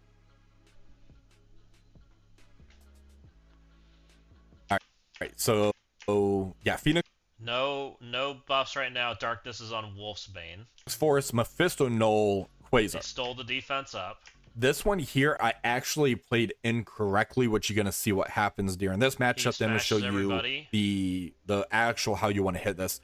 This one here, I wasn't going as hard into. Played incorrectly, which you're gonna see what happens during this matchup. Then we'll show you the actual how you want to hit In stealth right there. No speed up. this. This one here, I wasn't going as hard. I see speed up now, I think. Everyone got speed up but Wolfsbane. Wolfsbane has darkness, shouldn't have speed up. But somebody removes darkness. I think Got it's to Omega Warlock, Red's turn. He I popped think. Everybody has speed up except Wolfsbane. the ultimate, and it's kind of game over right there because we don't get They got the safeguard. speed up before So if darkness. the Omega Red actually gets to his I think this removes darkness right here. turn, to where he can end up pulling the ultimate off. Which let me fast forward here. So right here, Okay, so no darkness. We have speed up on magic still, and nobody else has speed up, right? We have somebody that entered stealth. It was just right Hard. there. so if the Omega Red This actually was gets the to his same. turn, This was the same turn though. to where so he we can won't end count up pulling this. the ultimate 'Cause that off. could be Which the let me darkness, fast forward like, here. blocked it, right? Magic Right here, has we speed have up them in there. really good situation. Omega Red is still very high in his health. We have Magic about to take her turn. And here I was seeing if I want to use the AoE hit or the ultimate. I end up going for the special right here. This should throw people in stealth. We have people in stealth right now. So there goes Quasar. Nobody gained speed up here, We have Wolf. which tells me that the darkness speed block mechanic is still going on, even though darkness is gone. Wolfsbane going. She's popping the Is what I'm ultimate guessing into going on Omega right Red. now. We can't stun him due to the passive effect between Phoenix and Omega Yeah. Red. She got speed up there, but she had darkness. But she got that from her ultimate. That was her ultimate that gave it. So for some reason, the Our, passive we have breaks Wolfsbane itself. going. It's She's breaking popping the itself. ultimate into Omega Red. We can't stun him due to the passive effect between Phoenix and Omega Red for the Awaken ability. So we start hammering him down. However, we don't get him. We get him in a bad position, which you're about to see right here. So here's Yeah, the it looks like ultimate. the passive just like breaks itself. Okay, we got Wolfsbane I'm turn gonna add coming. that to his comments when we're Dark done, Phoenix but is yeah, it now looks out like on their the field. passive So just, here like, is trying to is see. It's broken. like, well, I can't take out the Dark Phoenix, so I have to go towards Omega Red.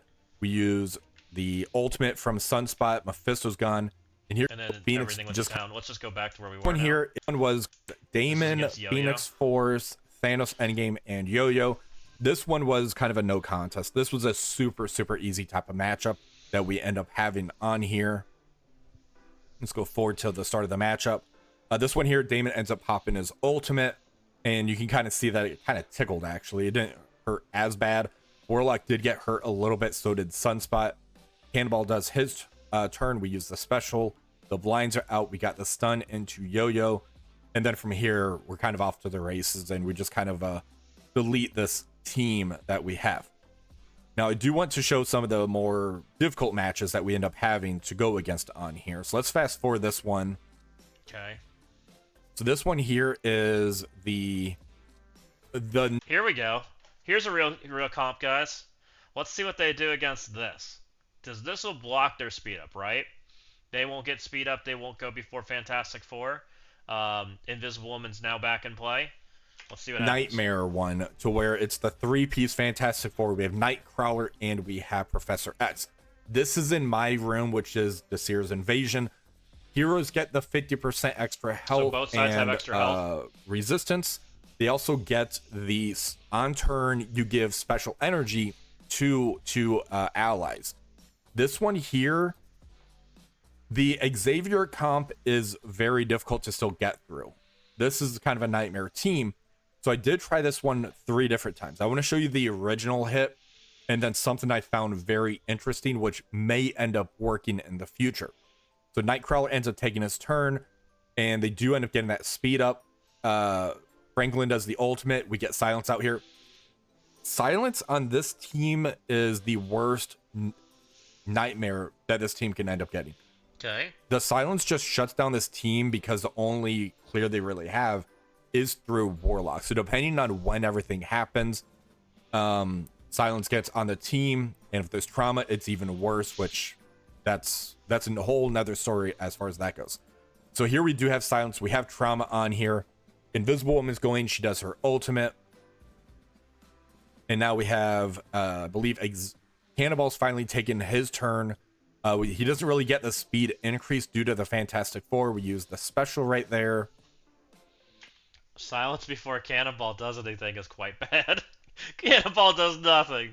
And now Xavier is going, and it's pretty much game over. So I do want to fast forward this one and kind of show you something I end up running across. This one here, I ended up taking out Sunspot. I wanted to get a fast having. character that could try to get a stun out there. Interesting. Well, we took Sunspot out, so now there's the pre-taunt on the other side of the field. So I do end up backing out of this one. We get one more go at it. So the third attempt here, I end up taking Magic out, and I threw Black Cat in. If this was an APOC as opposed to Nightcrawler, I think this could actually work. So let's go ahead and watch this one, because there's a very interesting interaction. Nightcrawler ends up getting the evade into Xavier. We're not able to clear the speed up The dodges stopped Warlock from stripping Nightcrawler's speed up. That's interesting. as opposed to Nightcrawler. I think this could actually work. So let's go ahead and watch this one, because there's a very interesting interaction. Nightcrawler ends up getting the evade into you do see the Xavier. dodge. Good We're not call out. able to clear the speed up and take it for our own, because the evade on Well, and even if he did take the speed up, he shouldn't get it anyways, right? Because it should be Xavier stops it. It just blocks it, right? Xavier doesn't allow speed up on the other side. So it should just go into the void, if I'm correct. I mean, I may not be. I don't know. Nightcrawler that you're going to be seeing on here. So Nightcrawler goes, he does the special, which is perfectly fine. The evade is on Xavier. if this was anybody else, I think this could actually work because we can get the trauma stun into Xavier. We shut down their speed and everything, and then we can kind of punch in the back in the face. So I am curious if this. So do we think if Nightcrawler didn't have dodge, would this team get speed up? How does Xavier read?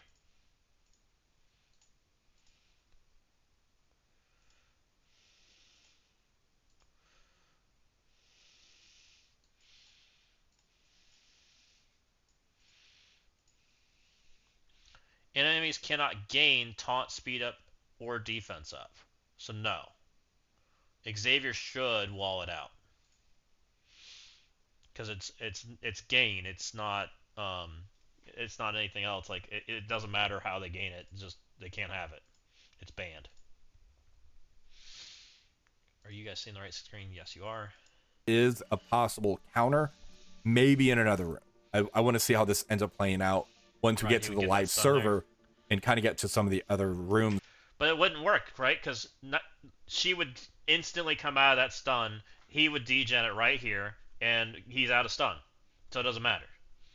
Franklin still pulls him immediately out of that stun. That we can end up playing around with. So there Franklin does the ultimate. That would end up clearing the stun, but I believe it's a 2-turn stun. I could be wrong on that as far as that goes. Cannonball goes, we do that special, and it's pretty much over because we couldn't land that stun. I just thought this was kind of an interesting substitute that we put on this team. So this next one here, we have Xavier, Null, Odin, Living Mummy, and New Emma. This is a very interesting team that Dorky Dad ended up placing during the testing. So let me ask, should this team be unavoidable like Ares? Would that make a difference? I don't think it makes a huge difference because there's not that many characters that have dodge mechanics that need that problem. It does like stop like the Nightcrawler thing, but maybe that it should because Nightcrawler is kind of the old meta. I'm not sure. Yeah, it only makes a difference versus Nightcrawler, which maybe in the world of Nightcrawler, it should because Nightcrawler is kind of they're struggling to get him out of the meta, right? I don't know. It's an interesting food for thought. He was actually on, we were kind of talking each other through some of the matches when we got matched up against each other. And this one here, I really like this defense. And the New Mutants do struggle into this. I gave this one 2 goes. I did a regular New Mutants team. Is this the and then I tried the Black Cat version that you saw previously. So for the regular version on here, we don't really have a stun. We don't have anything to kind of shut down the Odin as well. So here, Cannonball ends up doing his turn. We use the special. So we do get the So no stealth. Smears everybody in blind. We get the blind. Put the stun out on the pre-taunt. Offense down. We have offense up from our on spawn. They don't have defense. Why don't we have defense up? Doesn't Emma put defense up on people? Out there, which is. Shouldn't they have defense up? And this one here, I really like this defense. And the New Mutants do struggle into this. I gave this one 2 goes. I did a regular New Mutants team. Professor X stops defense. And then I tried the Black Cat version that you saw previously. The offense up so for the regular version on here. I'm sorry. Oh, I'm sorry. I meant to freaking mute myself. I'm so sorry, guys. We don't really have a stun. We don't have anything to kind of shut down the Odin so they had as defense well. Up. He stole it and then didn't get it. So here, Cannonball ends up doing his turn. We know for sure Professor X would stop them from getting speed up then because it works the exact same way. This is the special. So we do get the trauma. We get the blind out there, which is pretty cool. We got the stun into Living Mummy. Odin does the special. He does have his charges on there. Xavier does his turn. He gets that special off, and it's pretty much over. So this actually doesn't have any chance of winning. In that pre-taunt with the revive once, I really like Living Mummy being flexed in there as far as that goes. So here we end up taking out Magic again. I do believe, depending on the matchup, that Magic could be subbed out. There's a pre-taunt on the other side of the field. Take Magic out just due to Sunspot being able to make it to where your opponent can't spawn with the taunt on spawn. Magic gives a lot of survivability though due to the healing that she does with her special and her ultimate. along with giving drain to the team. So it's really going to be a flex on what matchup you have on who's getting subbed out. So I thought that was really Magic cool. is the defense. So here we got the stun into Xavier. It's a 1-turn stun and trauma. Now we have Cannonball going. We use that special. We got a stun into Living Mummy. Yep. And here Odin ends up getting his turn off. So he's able to get that special out there. He's now stealth that technically should give speed to Cannonball. But due to new Emma being there. So Odin's charged. Odin now has 50% speed stat that's getting blocked. They all have their buffs. The on stealth effect. We have darkness on us, so we don't have that. So that doesn't matter. Interesting. She shuts down that speed. So new Emma ends up getting the ability block, mind control attack into Wolfsbane, one of the worst targets. That she could have ended up hitting right there. So now we have Warlock. We use the ultimate that ends up clearing that trauma stun. Now we get a trauma ability block into Xavier. And right now we're just trying to bide our time, seeing how we can end up attacking this. We use that special from Wolfsbane. And the charges got knocked off of Odin right here. So when he gets to Odin's turn, he's going to be doing that ultimate to us. I do end up doing the special so he doesn't ult us right here. So somehow they stripped Odin's charged. Odin still has speed up. Everybody on their Null has speed up. Oh, from the flip. They've lost Wolfsbane. But now I'm going to have to be dealing with Odin's battlefield effects. There's the basic. He actually cleared it. So if we didn't get the battlefield effect, we'd be getting this. So this is a very interesting comp. And I really like how this ended up playing out on here. So the New Mutants can't beat every team. They beat the majority of teams. Like Xavier, they don't have a hard counter into Xavier in the game yet. But that is something to kind of look out for. Now this one here is going to be the mirror matchup. And the mirror matchup is really interesting as far as who you want to take out. There's a few options. There's taking out Warlock due to how strong his passive actually is. Or do you want to go for Wolfsbane because she ends up stopping the assist coming in from the other side of the field. This right here is also in stage 6, I believe. So here we end up getting the first coin flip. We use the special. We get the trauma. We get the blind. So you got immunity. They end up doing their special. We got trauma blind. So we're really just kind of swinging at each other back and forth until there ends up being kind of a clear winner on who gets the 8. I wonder if you just hold Cannonball special, by the way. If that's what happens, and you're just waiting for Warlock to take his turn on the other side, you might just hold Cannonball special. Advantage. So I think this mirror matchup really comes down to which Warlock goes first. Myself, I was trying going more towards Warlock on this mirror matchup, just because of how strong his passive actually is, the cleanses that he gives and everything, and that Warlock ultimate right there just kind of annihilated us. I thought he'd Wolfsbane's kind of hurting pretty bad right here. They're healed back up. We're hurting. We got ability block on us because the ultimate flipped the vulnerables into ability block. So the match is pretty much over. So Warlock's going to be key as far as which one goes first in the mirror match. So how did he get ability blocked? Who did that? Wolfsbane? A clear winner on who gets the advantage. So I think this mirror matchup really comes down to which Warlock goes first. Myself, I was trying going more towards Warlock on this mirror matchup, just because of how strong his passive actually is, the cleanses that he gives and everything, and that Warlock ultimate right there just kind of annihilated us. So Wolfsbane's kind of hurting pretty bad right here. They're healed back up. We're hurting. We got ability block on us because the ultimate flipped the vulnerables into ability block. So the match is pretty much over. So Warlock's going to be key as far as which one goes first in the mirror matchup. Now, I am going to end up fast forwarding this one. Yeah, so this one here, we tried doing a Blastar kind of nuke comp that Dorkadad typically does. We got the Iron Patriot for the villain damage boost. We got Blastar. The guy we needed here is right here, guys. He's 3 fast right characters. here. Use him. Use this guy. I'm trying Show to me see what this guy the does. 3 charges and Blastar ult can kind of do to this team. It's not good. So let's go ahead and get to the gameplay right here. So here we have Yo-Yo. We're going to use the basic. So Quasar had defense up, which they stole. So now they have defense up. Blastar, does Blastar have defense up?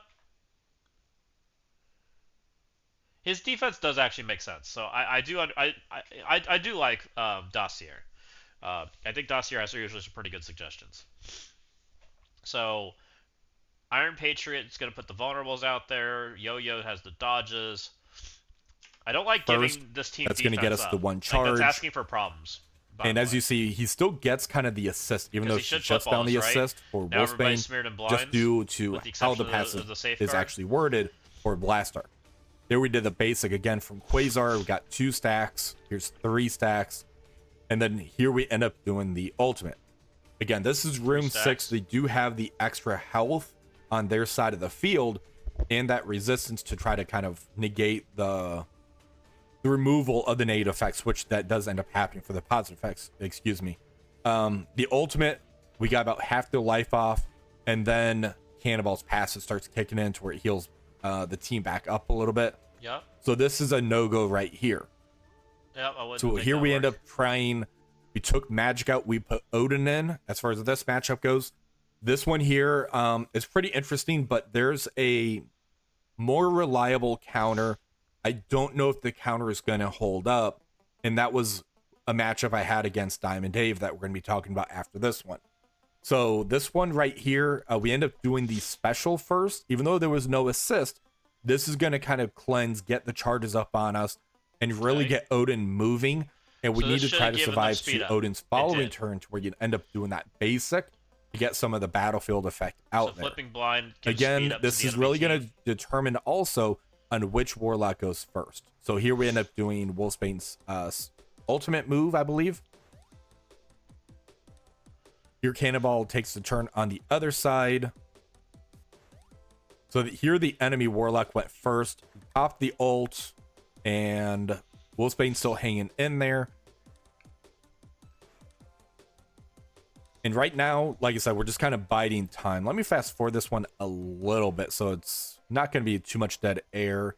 Here we're moving more into Warlock as far as who we're going to be attacking into, just due to the assist mechanic. Cannonball's going to, we pop the ultimate, I go into the middle to hit Warlock and Wolfsbane. Here we don't have the offense up. We do, I believe, end up popping the ult Basic. right here to try to get a few Get kills basic. out there. Don't do that. Yeah, so here we Basic. pop the ultimate. And the damage, it was kind of lacking because of the... wasn't damage resistance, but yeah. The damage didn't He said in the really do as defense much up as to we thought it five. would. We end up Oh, he said still just going the five. I guess into... defense up we try to first. get the kill into Warlock at this point. There goes Warlock. And now we're kind of off to the races. Now let's go ahead and move over to the next matchup on here. So Okay. yeah, He never as had you Odin- see, he never had ultimate, Insidious 6. Odin's battlefield effect. It's in their really match, by the way. interesting what happened here. So I end up putting Insidious 6 with Green Goblin Classic in Stage 5. Let's see Stage this. 5 is This the one looks where if concerning. there's bleed, they get silence. If they have silence, you get the ISO attack, and there's also blind that kind Oh, of this gets is Stage factored 5, in. okay. Like, well, this could be an interesting room Which explains for why the you put Insidious Insidious 6 Green 6 Goblin here. Classic. So Diamond Dave end up trying New Mutants into it during our testing. This was shocking, and I can confirm I talked to Updog. Updog did the same counter, except he ended up dropping Scorpion over Shocker. I dropped Shocker. Insidious 6, for whatever reason, beats New Mutants. Why? So it wouldn't surprise me if this ends up... So Insidious 6 took their turn, right? Put all their stuff up.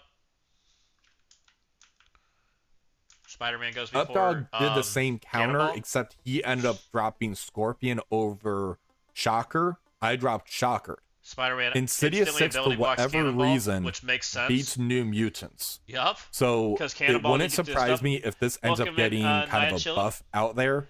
Welcome in, So welcome in. Superior Spider-Man ends up taking his first turn. He gets the ability block into Cannonball. Cannonball is able to still take his turn. He gets his move off. Let me go ahead and rewind. I believe it was ability block. Yeah. He got the So how ability did block Cannonball right get his here. ability block removed? I think it's a path. So Cannonball got his ability block removed. How does that happen? Let's look at that. That's even more interesting now, because I figured that was the win because Cannonball was ability blocked. Who removes Cannonball's ability block? Is it Warlock?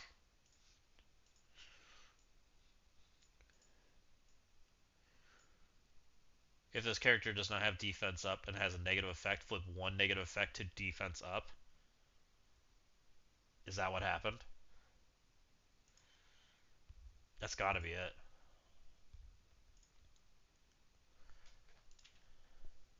So if you can't, was ability block. Yeah, you got the So they had no defense up, right? No defense up. On his turn, he flips one ability, or one debuff. ability block Which right became here. Defense up, and yep, exactly. That's exactly what happened. So that's how he get cleansed. Which I think it's a passive. You can't ability block them so until if you have somebody an takes ability a block turn. plus one more So yeah, thing, Cannonball you have a takes chance his to keep him turn. ability blocked. Looking pretty good. We got the blind, we got the trauma, we got offense down into Superior Spider-Man. Green Goblin Classic goes, does the ultimate, gets the flip. No safeguard. So Green Goblin Classic went. Green Goblin Classic's 128, which is in that like range. Oh, I'm so sorry. Let's go back. I will show you guys everything we just looked at. Superior That is rude of me. to I up dog. apologize. Up dog. Shocker. I So dropped Shocker. Spider-Man takes Insidious his 6, turn, right? for whatever reason, He puts the ability beats block New out, Mutants. puts all the buffs up on Insidious 6, right? There's no defense up on this side. So it wouldn't Warlock surprise me if the on any New Mutants turn, reason Warlock will flip one beats New debuff Mutants. into defense up if they don't have defense up. Since there's no defense so up, it wouldn't Cannonball surprise takes his turn, he gets defense up and the deflects, which is why he got cleansed and what got to take his turn, which is even more concerning that Insidious is beating this, by the way, if that's what's happening. Because Warlock still got to take his turn. me Right? if this ends up getting kind of a buff out there. So Superior Spider-Man ends up taking his first turn. He gets the ability block into Cannonball. Cannonball is able to still take his turn. He gets his move off. Let me go ahead and rewind. I believe it was ability block. Yeah, he got the ability block right here. I think it's a passive. You can't.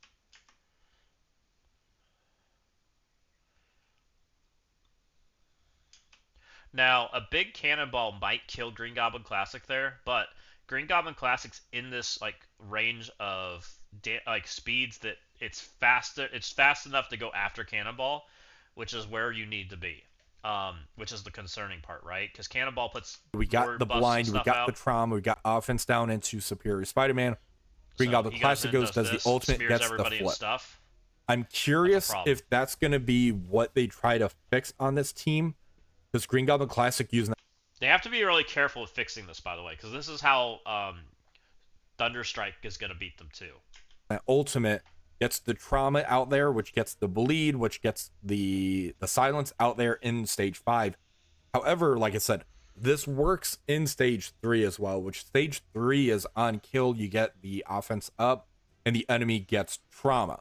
So that is something I am curious about. So let's keep watching this matchup to see what happens. Vulture goes, he does the special right there. And you can kind of see the damage and everything kind of piling up. Warlock takes his turn. So why did they lose everything there? Was that because of magic?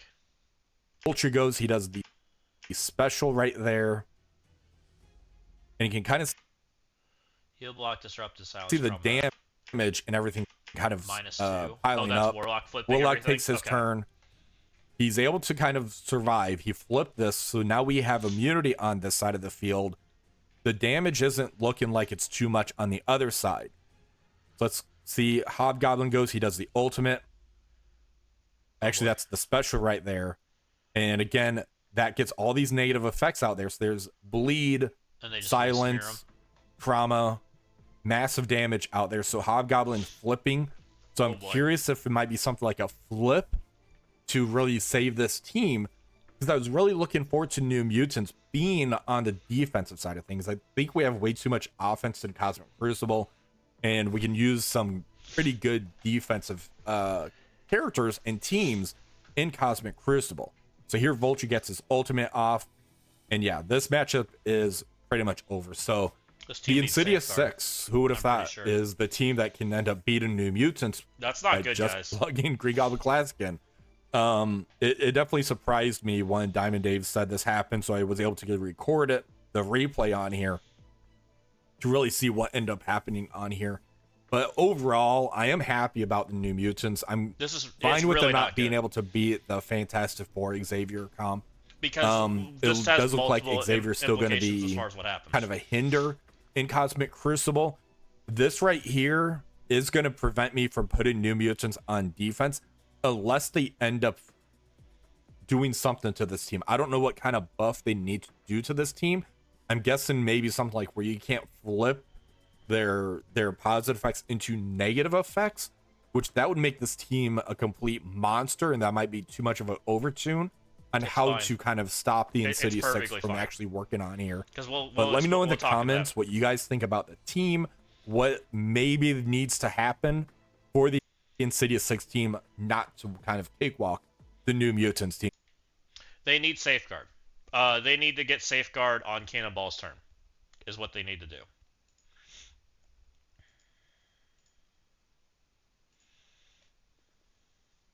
Yeah.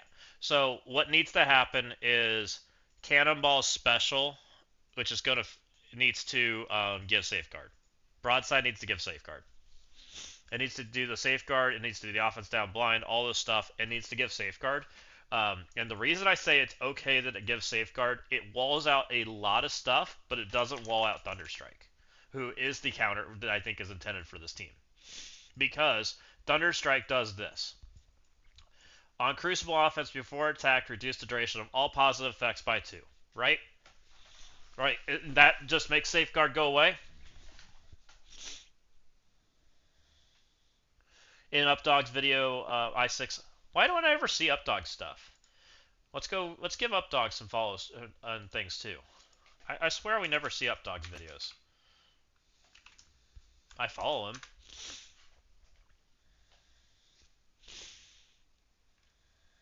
Five hours ago, New Mutants gameplay. So it must have been like everybody's stuff. Give him Updog a follow, guys. Give him a upvote if you guys haven't. So you're saying it happened here. I'm going to skip ahead because we've already watched a lot of this. But I'd love to see... Let's see if there's any interesting matchups here. We've seen a Cursed. We don't want to see that.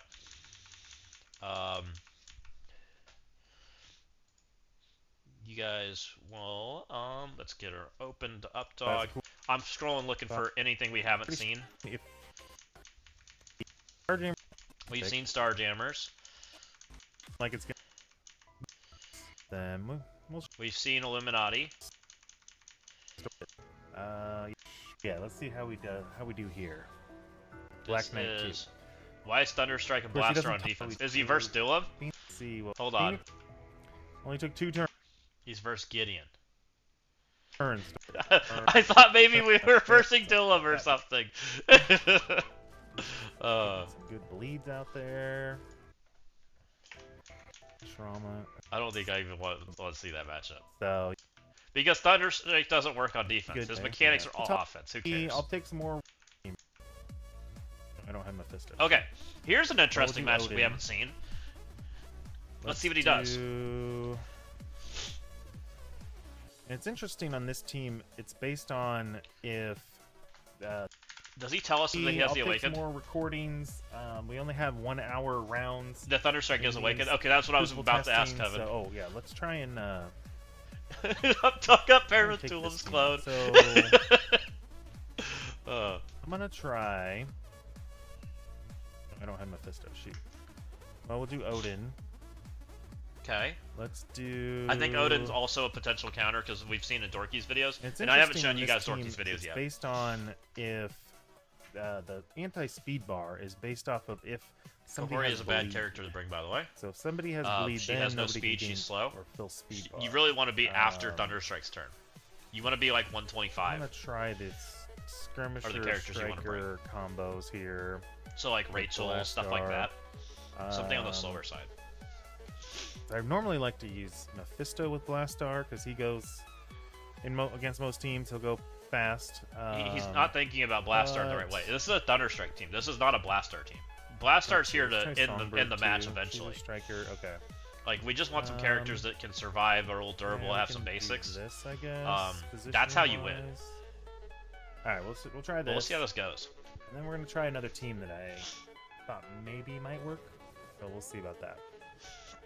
Defense up, safeguard on 2 characters. Okay, so Songbird.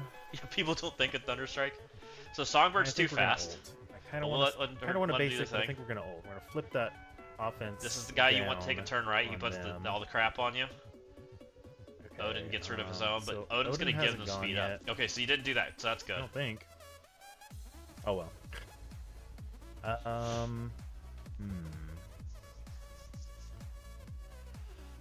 Thunderstrike goes. This is the character that I think is going to make it so you win. Let's see. Alt. Just unavoidable. Unavoidable. Okay. Ult is unavoidable. Okay. There we go. Good job. Good job.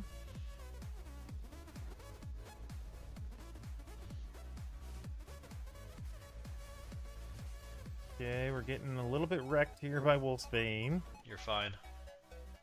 Okay, Odin Odin doing Odin things. does his swipe. Gonna get another blast from... Now we're at 4 stacks. bomb Next blast time or whatever Blaster you takes a wanna call turn, we win. Oh, man. Hang in there, guys. Oh, boy. You're Ow. fine. I don't even think they can die. Like, Thunderstrike boy. and Blaster are healing each other. Look how Okay, healthy they are. That wasn't bad. Odin's healing himself Healing too. Songbird Oh, is Odin at doesn't the have his end of the battlefield roll. effect anymore. Never mind. Odin's not healing crap. Oof. Getting stunned's not good, but you Oh, didn't blast our no. special Oh, to get that's the right. immunity Clears safeguard, battlefield effects. so I forgot about that. kind of your fault. Alright, we're gonna heal up here. Because you were supposed to special. Get our Because I'm battlefield pretty sure effects it's back not out unavoidable. there. We're gonna special here. And Blastar's really got rewound bad. Oh my. Notice how they just don't Okay. take damage. Well, Like, he's not even gonna blast off, and he's gonna win this matchup. By the way. we're looking pretty good. uh, Man, they're clearing those battlefield effects though. That's not cool. But I hope he looks like redoes we this won. matchup. Do it Yeah, again. let's play this out a little bit longer. Blast off. Okay. He's got offense up. He's got 4 bomb blasts. At this point in the match, I would probably ult. Is that unavoidable? Is not unavoidable. Uh, It will degen, though. It's not unavoidable. So I would kill Warlock.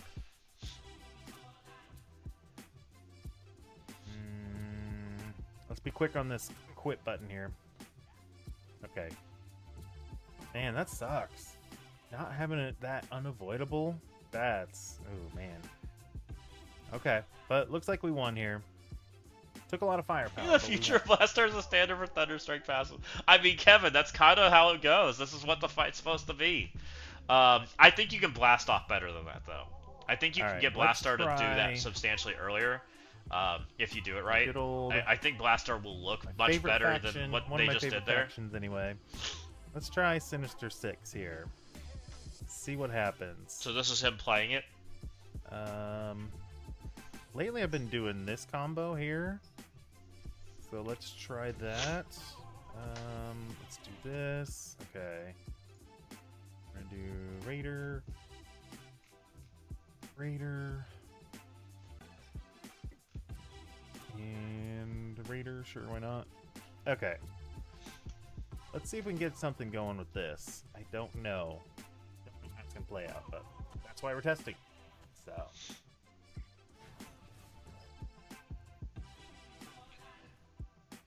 Okay. All right. Yep. Here we go. Superior He Spider-Man. goes in. Let's get rid of that He's taunt gonna put the ability piece. block on there, but it's Okay, gonna got get the ability removed. block. Nice. There it goes. Ooh, man. Ouch. Okay. Oh, nice. Goblin got rid of the taunt again. And he's going to come in here and... This might not work when it's full bomb size. the heck out of everybody. Ooh. Definitely makes them look bad in their initial Okay, period, I'm though. gonna special right here. Put an offense down on him. Ooh, and You then just we're go gonna all in on Wolfsbane, make her bomb the dead. heck out of him again. Come on. Can Get you rid of make her dead? Wolfsbane here. Oh, we got some evades. Oh, yeah. That's from magic, coming from magic. Okay, we got rid of Wolfsbane. I'm Which makes me wonder if you cautiously should just do that on optimistic Magic instead for more efficiency. Because if you just here. went Yeah, all that's in not on gonna Magic, matter. then that would just probably solve your problem. Ooh, Then you don't have to deal with that would- dodges and shit. Yikes. Oh crap, he's taunting. Okay, let's do this.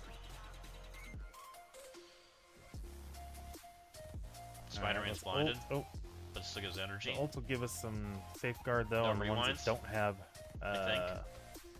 the silence on there. Oh, no, they Okay, could let's still get be Get rewound. through this cannonball, please. Get through this guy. Jeez. That might be what they need to do. They might need to make this team unable to be rewound. We just saw that guy got rewound, which means that Green Goblin Classic's initial nuke also rewinds, right? Oh, is Wolfbane stopped the rewind? Okay. Alright, let's rewind.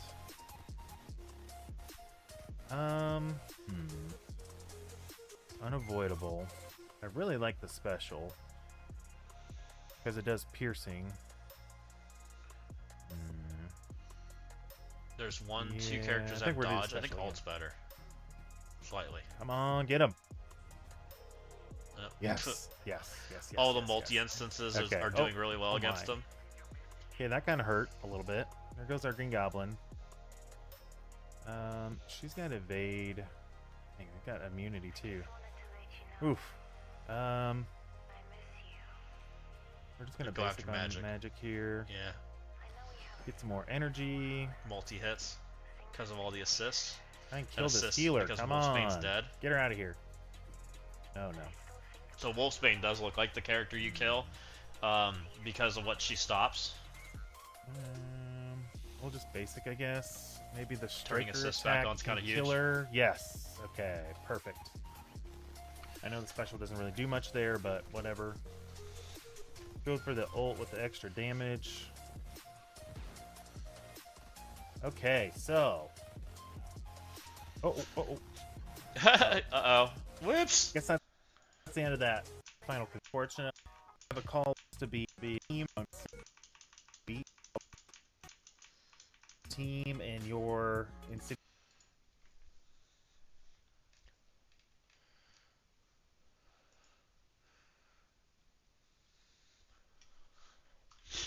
Let's go ahead and give them the upvote. I'm going to leave a comment. All of these guys.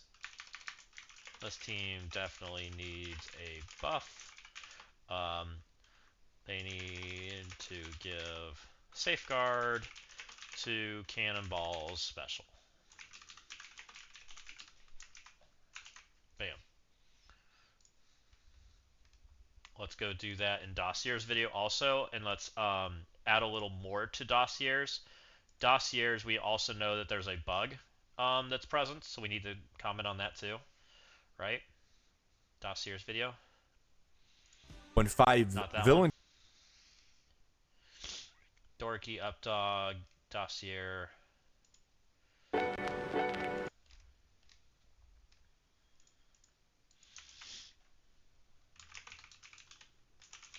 Also during the Phoenix Force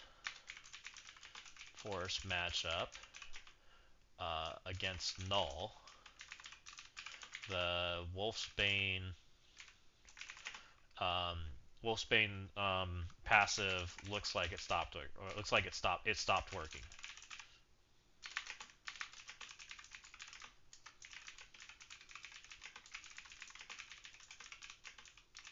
Even without darkness.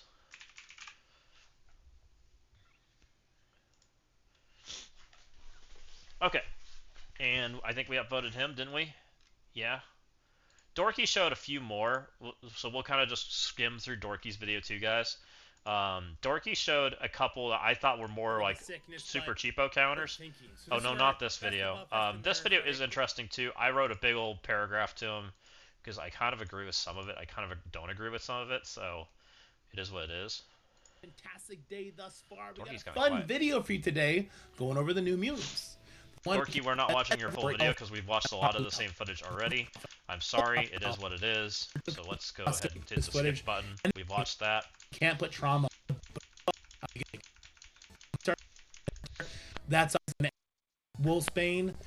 What I want to show is specific matchups in Dorky's video, and I know where they are. With Black Cat and We saw this, and we'll also give Dorky some love too at the end, guys. It doesn't like me. 29. Tie your pick. At that point, oh, do you think start? I want to see when he starts trying to beat New Mutants. That's what I want to show. Okay, and then we went ahead and we always said this, guys. You should never take a mirror matchup unless there is like a Don't do this. super duper oddblocker. And I think it's after he tries beating it. We do a Blastar team, which I'll show after this, because I do think Blastar Thunderstrike is going to be another counter to this team. But he does go in here with Odin eventually, and just the Odin fast heal / cleanse after Cannonball does make this a pretty secured win, and then away he goes, right? Let's see, and the problem I think is, and none of these envoys did it, is I'm pretty certain that there's some cheesy tank Odin comps that can beat this crap, which is a problem. But kind of we saw this. Patriot puts with his awakened ultimate, which is a turn 1 ability, it would apply blind to random support, which isn't really the part that's interesting. The part that's interesting is on Crucible offense, if the primary target is a hero, apply ability block instead. So if you were to go in here with a Blastar and Thunderstrike combo and you had the awakened abilities, so you would have a character go before Blastar, do their basic attack, that calls in Blastar's passive, his awakened passive, strips off Safeguard, strips off Taunt, strips off all that good stuff, and then you'd have Blastar who could put an ability block out there, or he could do a basic and steal a bunch more buffs, give himself more bomb burst stacks, and then you could have Thunderstrike do an ultimate, blind everybody, ability block the Warlock so that he can't do his buff reduction effect, and then eventually you get to Blastar second turn and you would explode the field. That I think was the intended counter here, but there was a little bit too much weakness left up for the New Mutant team for I think a lot of people's comfort. Now, if I were the developer, how would I shore up these weaknesses? We could talk about that. This team 100% wants to spawn with Safeguard on spawn. I know that's not nice. It's such an annoying feature that every single team that comes to the game needs to spawn with Safeguard on spawn, but they really, really do. And even if they did, spawning with Safeguard on spawn would not protect this team from that Fantastic Four option I was talking about, right? But if this team spawned with Safeguard on spawn and Cannonball Special had a cleanse component before it tried to do all this, that would secure the team a lot more. So if I'm the developer and I want this team to be infinitely more powerful and I want them to sell like hotcakes, that's what I'm doing. I'm giving Safeguard on spawn to the entire team. I'm giving a cleanse to the Cannonball Special, and I'm doing like a 50% damage reduction effect until Cannonball takes his first turn. Anyway, guys, that's it for this video. I hope you enjoyed it. Let me know what you think of the New Mutants teams and my proposed buffs that I think would probably be not the end of the world, because we would still have ways to control this team, which I think are a lot more interesting and a lot more fun. But anyway, stay happy, stay healthy. Have a wonderful day. I'll talk to you guys later. Bye-bye. And there's Dorky's video if you guys want to thumbs it up and leave a comment. I left a comment already, so we're not going to do that. But I do think Dorky's solutions are what this team needs. I think that they need to buff it, because if they don't buff it, then we take cheesy counters like Insidious in there, right? Or Odin. Because Odin can do it, right? And that ends up being the problem. And if we don't do that, then we never use this character. And because we never use Thunderstrike, which seems like very counterintuitive to what they actually want in the game right now, that's my issue with this team. Like, I don't mind that this team's not the best. What I do mind is this character's worthless. you know? And I think this team is intended to make this team not be worthless. What can New Mutants do that a curse cannot? Let's ask that question. Thumbs up every video, but you're so mean, Killshot. I thumbs upped everybody just because, but but Duelist defense kinda is terrible, so that's fair. Well, they can't do this, right? They can't beat Fantastic Four. They can't beat this either, I don't think. Cannonball takes his one turn and doesn't put an ability block or anything out there. Maybe they can beat this? I actually don't know. They can beat this, which a curse can. They can beat... They probably can beat this. I mean, they're pretty universal, but can they beat things that Curse can't? That's a tough question, right? The Curse is probably the better team. The Curse can beat Fantastic Four in certain situations, right? If it's the right team. This team can't beat Fantastic Four at all. This team can't beat Xavier at all. This team looks like it might be a little better into Null, which Accursed is horrible at Null, right? That's probably the biggest benefit, is this team's better at Null. But even that's like, why are you taking them in the Null? Like, they feel really bad at Null too. I6 cooked New Mutants in 5, so yes. But mine's not I6, right? Mine's old characters. So I think that they probably just outstat them and win. Probably. I6 I agree with, though. I6 is partly because of their damage. Like, I'm running just the old characters for the most part. Like, we have one I6 member, one Blue Marvel. Blue Marvel would not get Speed Bar, so Blue Marvel would just do what he does. But Blue Marvel does degen their buffs. Maybe Blue Marvel would beat them. They're not good against Blue Marvel. Yeah, I think Hobby's kind of important because he has all the multi-hits and all the buff flips. Like, I kind of think that they might beat this, but they beat almost every one of my rooms right now. Do they beat Thanos? Um, Cannonball hits into... Oh, no, there's no taunt, so they can target who they want. Cannonball hits into the stealthing Super Scroll. They would get, like, super buffed on. Welcome in, DJ. How's it going? Um, the stealthing Super Scroll would speed them up. The Null would kind of counteract some of that. I think they do pretty well. It's just, like...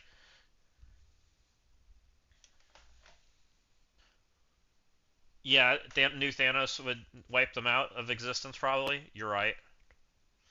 That's a good point. And they don't really have like the damage to like go from 50 to 0. That's a good point. What about APOC in there? What if it was New Mutants APOC? They probably beat. They probably get that done that way, right? Because they aren't that fast. APOC goes in the middle of them. What speeds are they? Again, it's like 120s.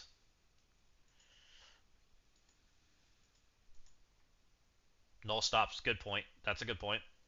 Yep.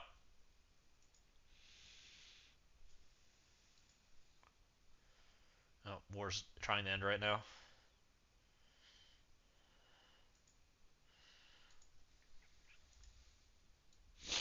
I don't know. I've personally, like, I don't view them as an offense team. I didn't view them as an offense team when they got released. I don't think they're like. I really think they're intended to be the defense team that's kind of supposed to like make Thunderstrike shine. And so I think you just need to wall shit out. And even if they like unintentionally beat stuff on the offense side, I think it's okay. Because what really happens is it forces Blastar out of Phoenix Force, right? Which I think is a problem in itself. And if they don't do that, Blastar just continues to blast off Phoenix Force, and you just take cheap shit in the New Mutants. Like, if that's what continues to happen, I think everybody's gonna not be happy. Because Blastar is a problem, right? Even though people still say he's a shit hero, which he's not. Um, because we got envoys that decide to put him on defense every season. um, I think that's really what the problem is. Like, they beat enough stuff to be relevant, right? They're kind of in that IMX level. They don't beat everything, but they beat a lot of stuff, which is good enough. But they need to be on defense. They need to be shored up a little bit. If they shore them up a little bit, then all of a sudden, then it becomes the Blastar solution, which I think is good. What do you guys think? Do you guys think forcing Thunderstrike to have a counter is good for the game or bad for the game? I'm curious. Do you think letting Blastar do what Blastar wants and leaving Thunderstrike permanently benched is a good solution for the game, and just leaving the team where it is, or forcing a problem so that Thunderstrike has a solution? You don't right now, but you could if they shore up the weaknesses, right? Correct. I don't think you need Thunderstrike's passive. Probably not. Thunderstrike's passive is probably not needed. It's more Thunderstrike's ultimate, right?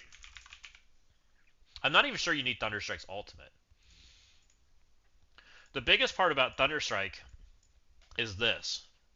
Thunderstrike allows you to take defense up characters into him, which you otherwise couldn't, and then you can take the hits and reflect the damage back and forth. Eventually you get there. You also stop their offense down, so you actually have some offense to do damage into them. I think this is the big part that makes him function. I don't think the Awaken passive is that important, because they don't get that much speed. The only speed they get is from Wolfsbane, which is 10% from on spawn, or from when bleeds go out. Maybe this is super important, but I really am not sure. We didn't really see an answer there, because they do get some speed there. You just don't take speed up into them. Blastar, the reason I think Blastar is important there, and it wasn't a very good showcase of it, is Blastar goes before Thunderstrike, right? So you push this button.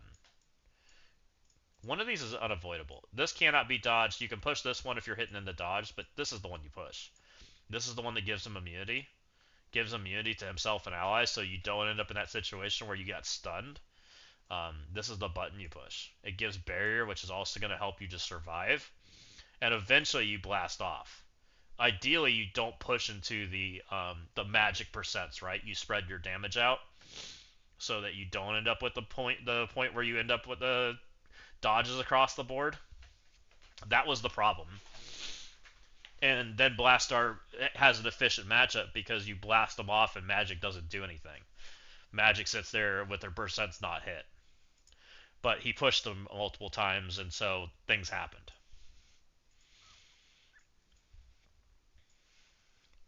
And since this is cannot be dodged, you also use Blastar to cleanse the dodges if you do push, right?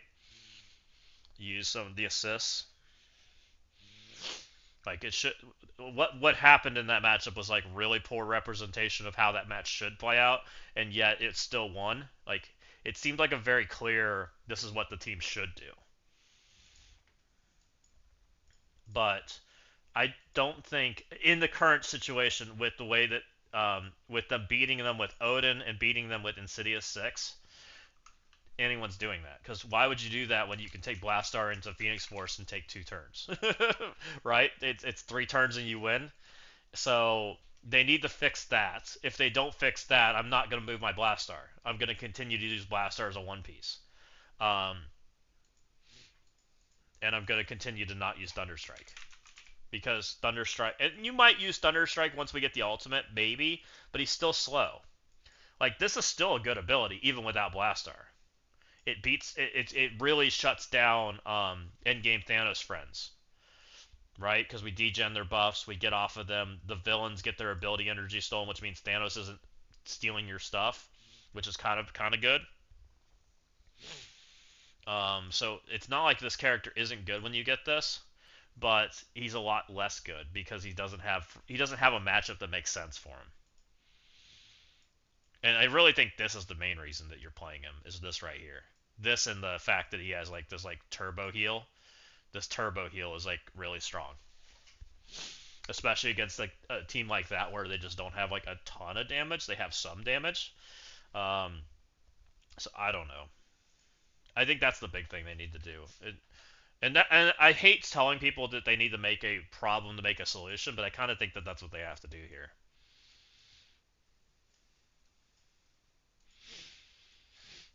And the main reason I say that is because I think I don't think Sentry's enough by himself to make Phoenix Force stop Blastar.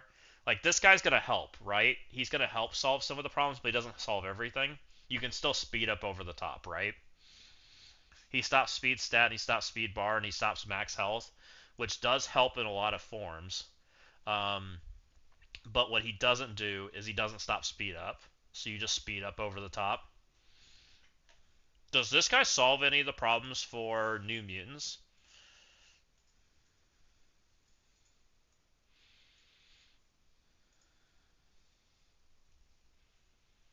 Cannot be filled for enemies themselves or allies. Gains 100% assist chance. I don't think so.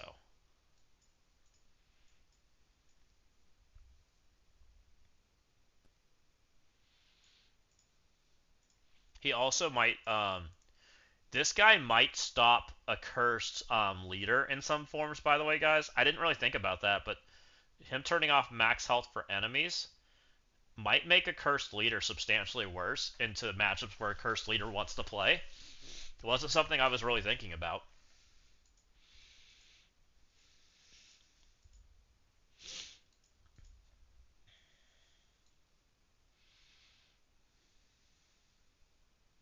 There's still this weird read in here, by the way, that nerfs your max health. It's so funny. They haven't fixed that yet. I don't know what they're intending for that one.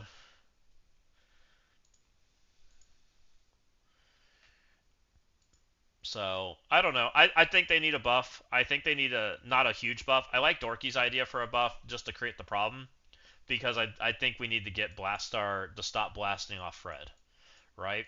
Especially since Fred's supposed to be getting a new friend here soon in the near future. I think getting Blastar out of the Fred matchup completely is a good thing. And you do that not by nerfing Blastar into the ground, but forcing Blastar to have a better target that's more impactful, right? Because this character's still very good and could stay very good, right? And that's where I'm at with it. Like, let's not nerf the character that's too good. Let's just instead make it. We don't know what Magneto does, correct, Ashanti? Like, Magneto can literally wall out every speed mechanic in the game, and all of a sudden Blastar won't play into it, right? Absolutely can happen. Which I think is reasonable if that's if they leave Blastar in the state he is and don't make New Mutants the problem, right? Then Blastar gets walled out in a different way, which I think feels worse overall. Like, doesn't it feel more natural for the game if you're forcing you just to have a better target for Blastar than to just wall them out? They probably made New Mutants mid to make Magneto shine harder. Yeah, it could be. And it makes sense because Magneto has this flavor. I guess in some form, yeah, Magneto kind of does. I mean, he's kind of slowed people down in the past via like Wolverine and stuff. So kinda. Blastar is the Megazord. You're right. Blastar eventually becomes part of the Megazord. So I don't know. I mean, that's my opinion right now. Is I really think the meta looks like it's got a really like it, and we just don't know. We don't know what their intentions are. We don't know if they intended for this team to be kind of mid, or if they intend for this team to be the new like bee's knees. We just don't know. Um, to me, the way that they were like showcased, it felt like they were supposed to be the new bee's knees. Um, so I think they need to make them the bee's knees. They don't need to beat everything, but they need to be the defensive team, right? They need to encourage our best pieces to go play against them. And I think they missed that mark. Your question is, sure.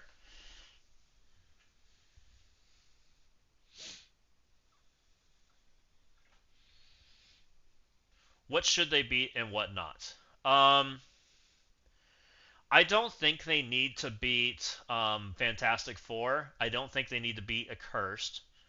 I don't think they need to beat Xavier. Those are kind of like the big three that kind of scream at me as like being the A tier meta right now, right? But they should be a team that feels alongside them, right? Right. Yes. They should feel like don't you feel like right now the meta feels like this? It feels like a cursed Fantastic Four and X are kind of like a tier above everything else right now. Wouldn't you say? In the way the meta feels, and then everything else is like below that. Phoenix Force has kind of fallen below that line. They beat Phoenix Force teams in Odin comps. Phoenix Force Professor X is a no go. Yeah. Yeah, and they beat a cursed. It looks like they're going to, or at least be on the tier of a cursed, which is okay. Odin comps, I'm still not convinced that they beat Odin. Like it felt like Odin almost beat them in some forms. If they got the right form right, it feels like Odin might be the one of the solutions to them, possibly. Just because Odin's healing and Odin's like continual damage. Where do they pull battlefield effects from? Who does that? I saw them remove it.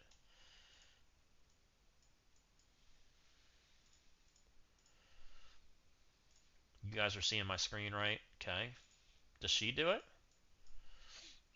Warlock's alt removed it? Okay. So Warlock's alt removes the battlefield effect?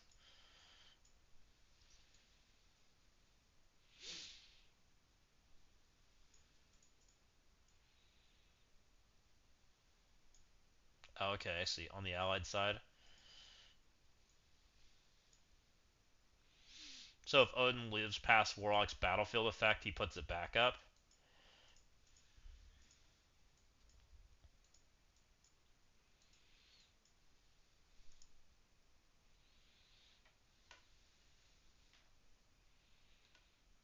You think Odin can beat them on offense? Tricky. Yeah, that's kind of what I was thinking, too. Warlock alt removed it. That's kind of what I was thinking, Kevin, which is kind of one of the things I think needs fixed. I think Odin needs fixed, and I think they need to beat Insidious needs to be fixed. If they fix those two things, I think at that point they are kind of at that level where they're fine, right? I don't think they have to beat F4. I think Dorky wanting them to beat F4 is maybe a little overkill.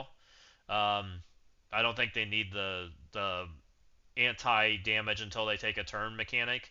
I think that's a little overkill. I don't think they need the... I do think they need Safeguard. That's kind of where I'm at with it. And the reason I think Safeguard's fine is mostly because of the Thunderstrike. Because I think Thunderstrike... And I don't know the right thing to say about this, because I almost feel like this should be Thunderstrike's normal ability. Like, I feel like him having this as an Awakened is terrible. Because it feels like this is what makes Thunderstrike function. This feels like Thunderstrike right here. Not this shit. This shit sucks. This doesn't do anything. So that's kind of where I'm at with them. I think that they just need to force Thunderstrike harder. They perform worse than Accursed into Professor X, which feels wrong. I don't... They perform worse than Accursed into Professor X, which feels wrong. Yeah, but I mean, I feel like Professor X is kind of like a counterpiece them against them. Was kind of my problem with them. Like, I feel like it's like you're not supposed to beat Professor X because Professor X has this line in here: the anti-speed up, anti-defense up. Those are two of their mechanics that this team just plays into, right? So I feel like it's fine that Professor X beats them. How do you have two of your mechanics shut down and then expect to beat them as a counter? Like, that feels wrong to me. So I think that's why I'm okay with Professor X beating the shit out of him. We did see them against Professor X. Dossier did it. Dossier did F4 Professor X. That was the only Professor X we saw, I think. Oh no, and then we saw one more. I think we saw one more. I think both Dossier had them both. When 5 villain characters are on the same side of the... Where is it? Let's find Dossier's video. I think there was two fights against Professor X. Isn't that ultimate? Not here. Updog did Odin moving for the... Now we get a trauma ability block. We saw this one, and we saw the F4 one. This is probably just a better showcase of just Professor X, right? And I just thought this was kind of an interesting substitute that we put on this team. So this next one here, we have Xavier, Null, Odin, Living Mummy, and New Emma. This is a very interesting team that Dorky Dad ended up placing during the testing. He was actually on... we were kind of not with a 4-piece. No, they did the 5. So they never put Professor X on the team. I wonder... I don't wonder how Professor X through does. some of the It's matches when we got matched up against each other. And this one here, I really like this defense. And the New Mutants... I do want to watch this again, though. I gave this one 2 goes. I did a regular New Mutants team, and then I tried the Black Cat version that you saw previously. So for the regular version on here, we don't really have a stun. We don't have anything to kind of shut down the Odin as well. Professor X would be interesting because of the out-of-turn stuff. We use the special. So we do get the trauma. We get the blind out there, which is pretty cool. We got the stun into Living Mummy. Odin does the special. He does have his charges on there. Xavier does his turn. He gets that special off, and it's pretty much over. So this actually doesn't have any chance of winning. In that pre-taunt with the revive once, I really like Living Mummy being flexed in there as far as that goes. So here we end up taking out Magic again. I do believe, depending on the matchup, that Magic could be subbed out. There's a pre-taunt on the other side of the field. Take Magic out just due to Sunspot being able to make it to where your opponent can't spawn with the taunt on spot. Only mobile gamer playtest New Mutants with Nightcrawler, but was in war. Nightcrawler, can they get speed bar on their side?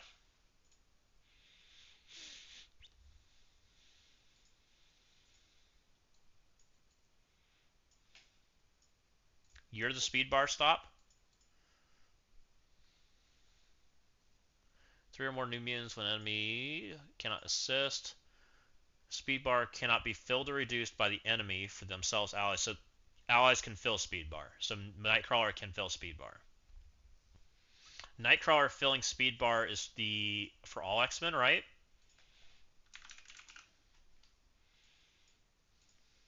That's an interesting call out because he does this. Fill speed bar for self and all X-Men allies. Oof. What he will do, so what Nightcrawler does do that might be really bad, one, he would fill speed bar, right? He'd fill speed bar if he took his turn, but the problem is the new mutant allies react. Oh no, but he dodges. Oh shit. So new mutants don't steal the speed up, right? Because of the evade on spawn. Also doesn't steal anything because he puts evade on all X-Men allies, right? Because of Warlock's unavoidable. Warlock's not unavoidable, right? So it just happens. So he's going to give them speed bar. Oh, but the mirror match would just be blocked. So the mirror match is probably a lose with Nightcrawler. But the New Mutant team getting speed bar probably is pretty good. Especially in the non-speed bar matchups. Oh, that's interesting. So if Nightcrawler was there,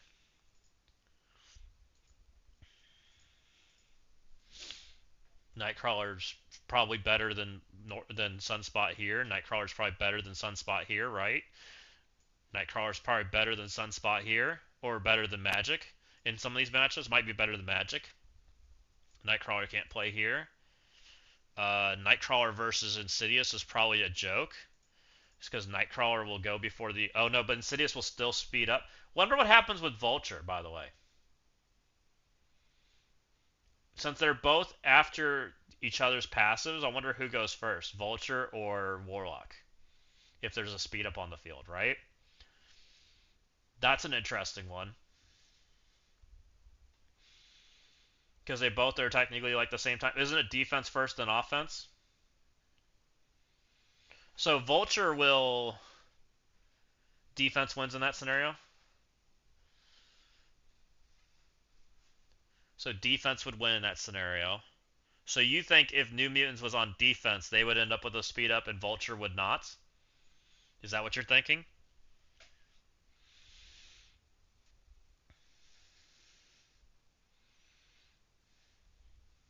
Because offense, Ares steals first, then defense, Ares steals back. Ah. Oh, that's interesting. So Nightcrawler would probably stop the Insidious counter then. Nightcrawler would just shut it down.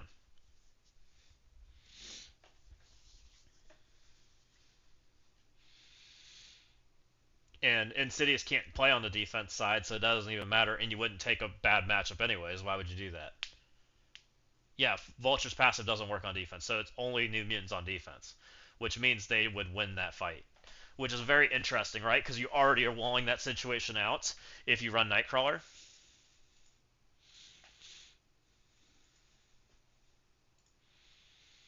Also, I think Nightcrawler kind of probably walls out the...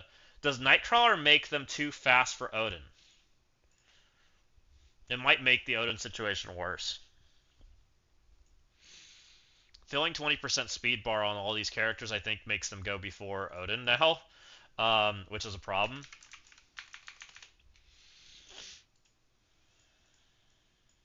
Because now this guy, he has alt available, doesn't he? I gotta pull up the website. I'm sorry, guys. Give me a second. We're pulling up the Marvel Strike Force website. Also, we need to go do raids. It's raid time. Stat tables. Let's find Warlock.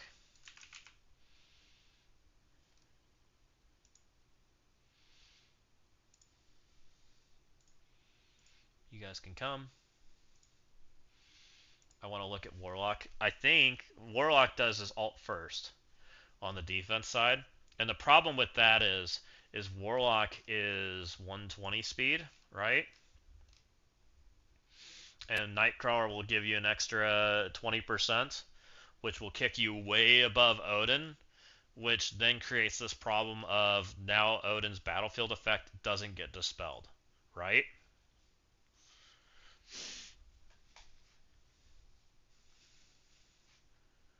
However, Vulture applies slow on spawn, so it cancels out the speed. So you think that even with Nightcrawler, the Insidious would probably still win that matchup then?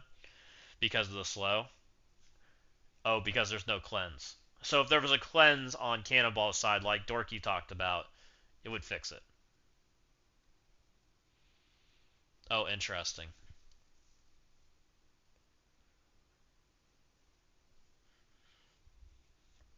So maybe Cannonball does need the cleanse. Because I do think the Nightcrawler thing is pretty interesting. However, only having one battlefield strip might be a problem for them, especially like with this scenario. Only having the battlefield strip on Warlock's turn. Oh, he wouldn't take a turn versus new mutants, and they're just down a piece. Ah. Oh, so that's no good. So Nightcrawler doesn't really solve anything, even though he's interesting unless it's the offense side. That makes sense.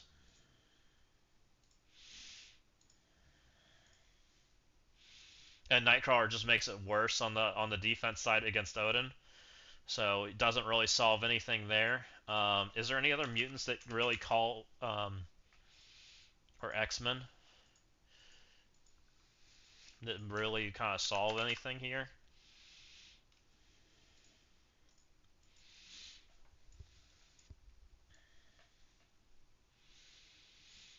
Storm can give them speed up at the cost of a team. It's at 132.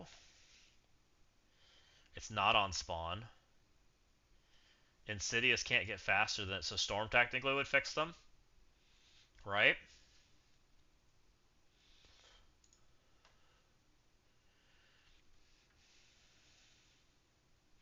That's interesting. Vulture then wouldn't do the horrible things that Vulture's doing. Storm would go faster than them. They're walling out like every mechanic known to man, so Storm's kind of up there as like being too fast for them and does give them speed up. However, you're losing your immortal X-Men team, which is a little interesting. Like without Storm, you don't have a team, right? I don't know. Interesting part about that too is Magic and Storm have the synergy, right? Because Magic also does this on her turn one, which gives Storm extra charge if she gets to do it. You think Green Goblin Classic would flip to speed up? Well, that's an interesting call out too. Green Goblin Classic would flip it.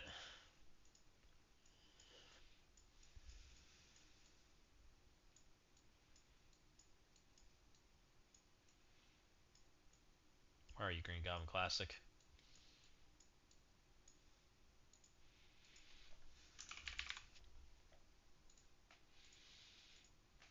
Which comes back to us needing Safeguard. You're probably right, because they don't have enough buffs to prevent it, and they still get enough flips. One positive, so they get to flip up to 3, right? Because he does it 2 additional times. Pav helping them? I don't think so. Pav would kind of fall in that same situation. Kill shot. Vulture steals it and puts slow on him, so that's bad. So that wouldn't help either. Kind of same thing that Nightcrawler was doing.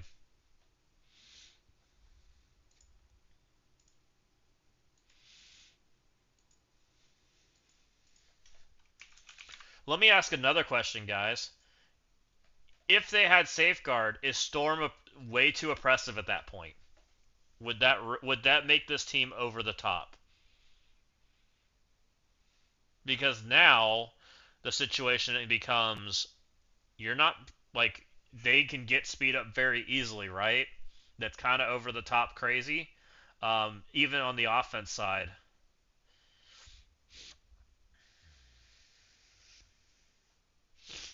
because they could potentially have safeguard speed up. We'll just say they have defense up because the enemy team probably has it.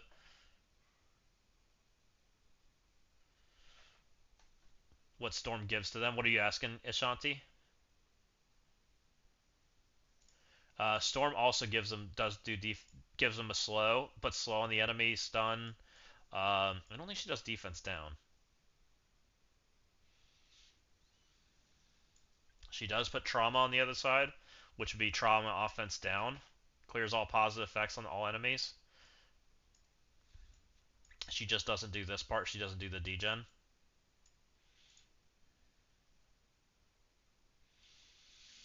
Storm is providing early speed up, is what she's providing, right? She gives the X-Men allies speed up on her turn, and she's 132.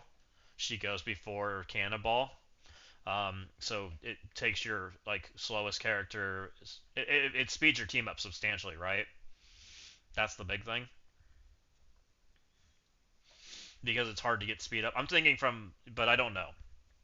I'm just also asking like if they gave them safeguard, if all of a sudden you're playing like Storm on that team or something like that, is that oppressive and become a problem if they buff the team in some of the ways that like Dorky's talking about. And I think maybe Storm might make them oppressive, like really oppressive, because now all of a sudden you're talking about the team getting speed up at 132 and walling out every speed mechanic in the game, right? That's kind of scary, especially since Storm goes before Franklin. Oh no, she's tied with Franklin. I'm sorry. Um, hmm.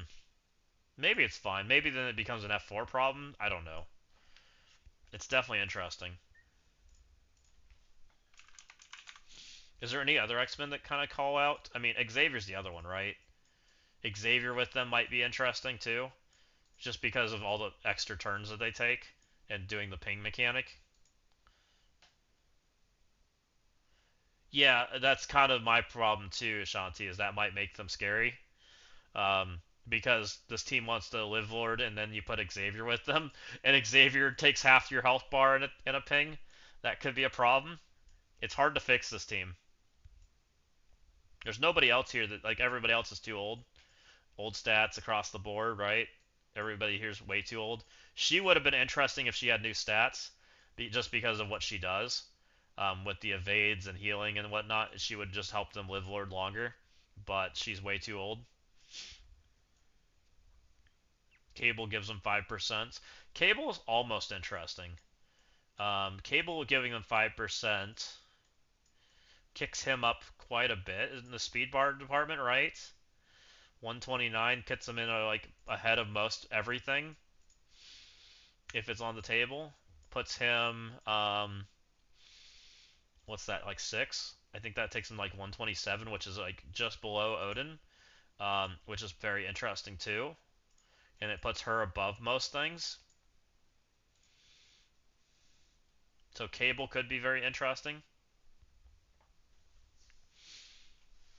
APOC or Ares would be required, which makes every comp kind of bad. How would you beat Professor X New Mutants? Um, Professor X New Mutants. You can't get speed up. I wonder if Thunderstrike and Blastar can do it.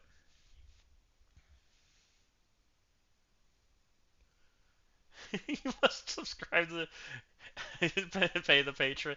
We don't do that shit here. We don't do all that crap.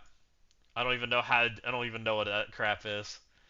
But you're welcome to subscribe if you want to.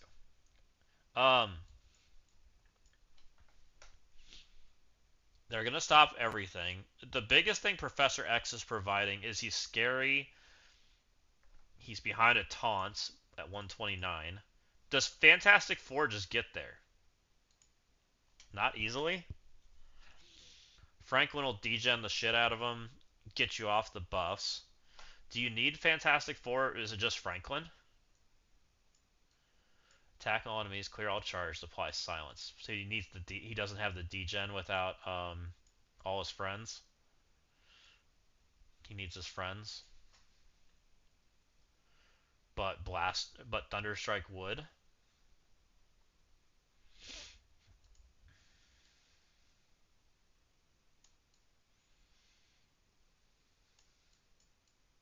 The problem is Thunderstrike and Blastar are slower than X in every way, shape, and form, right? Because Thunderstrike's 126 and Blastar's 127, right?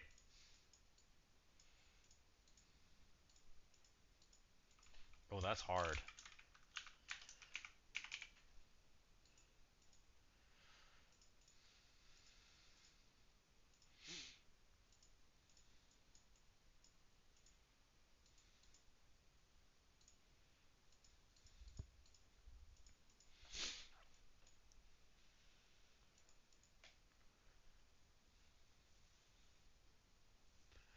Um,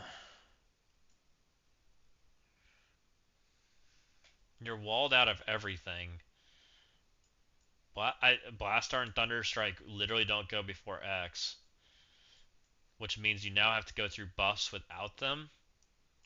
Which the only thing that comes to mind that like has any shot is Fantastic Four, which isn't good. Well, Fantastic Four then degens the buffs. You're taking X pings, which hurt.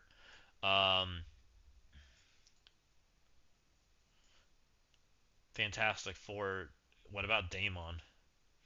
Too slow. Havoc.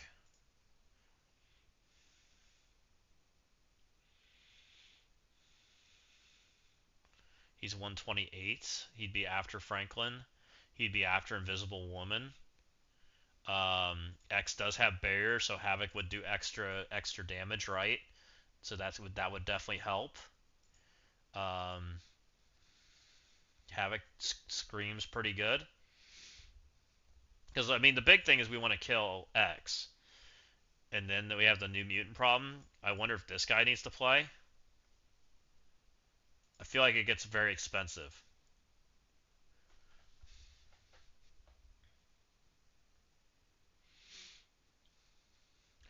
Beats full of cursed. Um,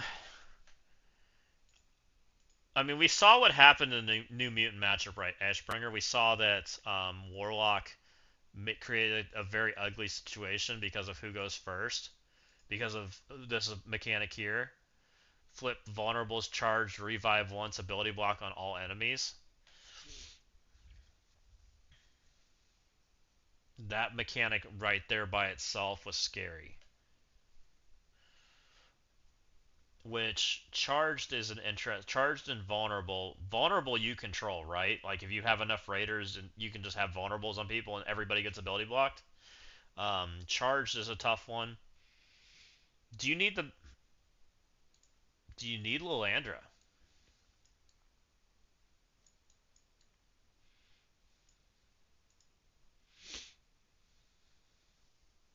Yeah, it doesn't go well. So if this was Franklin, we degened often with Franklin. We are slowed. Would Mephisto be the answer? I guess it's not a guaranteed, right? Havoc Mephisto? F3 Havoc Mephisto. What would that look like, Kevin? F3 Havoc Mephisto. F3 Franklin and Invisible Woman would both take their turns. Havoc would stun Xavier and Mephisto goes immediately after. Yeah. Oh, you can't bring Invisible Woman, correct. Yes. She has to go because of the speed up. Yes. Um, so you'd bring MCU tank probably. You'd bring Franklin. You have to bring Johnny, I guess, at that point. But Johnny has offense up, but they actually prevent offense up, so it's not a big deal. Right? So Johnny's fine.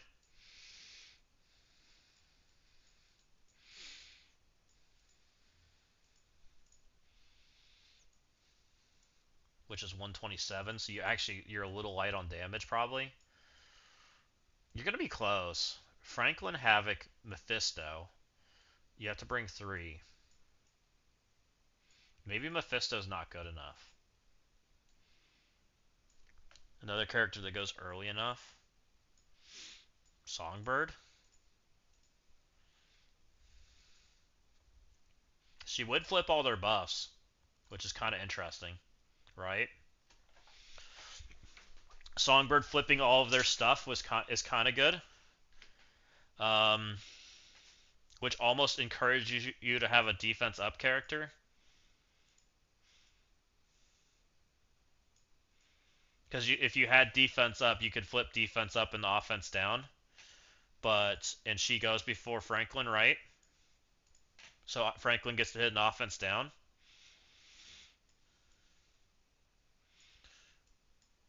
You don't give me defense up, right? You're just death proof and taunt. None of the F4 give me defense up. Havoc doesn't get defense up.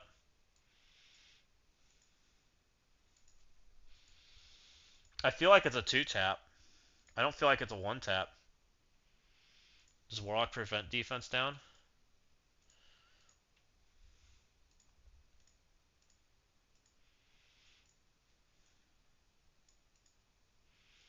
Oh, but he does do the flip, and that's a very bad mechanic. So you have to be very careful with your debuffs too, because you almost need to put trauma on him immediately also. Oh, he does.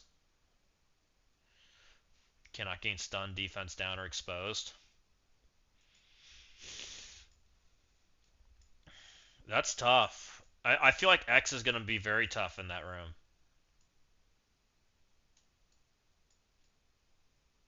Because Daemon can't one-shot him. Daemon can't one-shot any of that team. Which is part of the reason X becomes a problem. Also, I have a feeling X just goes in there, which is probably what no one showed off. Right? It sucks that X has to go in there, but it feels like that's what you have to do. Nothing here feels like easy to fix. And if they buff that team, X gets gross. This guy might help. Right? He's on the fast side. He goes before their team. 132. He does flip all of their stuff and puts Disrupted out there, but I think Magic degens Disrupted, right? She gets rid of it.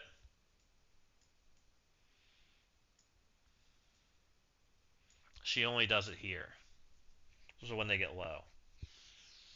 Which you're not really after killing them, you're after killing Xavier.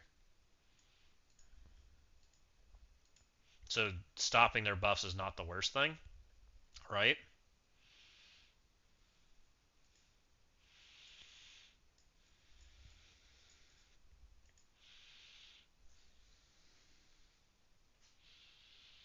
He goes too fast, so he's going to disrupt trauma. He's going to flip charge the bleed on defense, so he's not going to hit. If you're on offense, we'll just say that they're defense, right? If you're on offense, defense down isn't allowed. If they put disrupt trauma out there, it's going to stop the flip, which then opens up broadside to mostly not work. It's just going to put offense down out. But you could put Thunderstrike and Blastar with you. Blue Marvel, Thunderstrike, Blastar. You still have to kill X, which is not easy. I don't know if it fits. I feel like the only answer is Fantastic Four, and it has to be a Fantastic Four without Invisible Woman, which is ugly, right? Unless you're willing to bring your own X.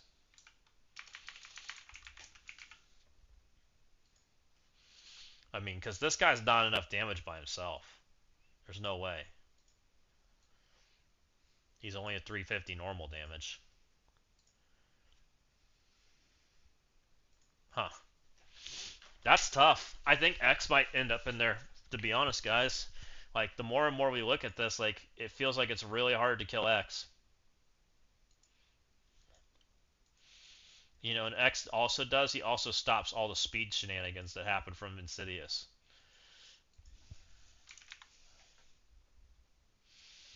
You know, because one thing that, I guess they're already stopping all that, so that doesn't matter.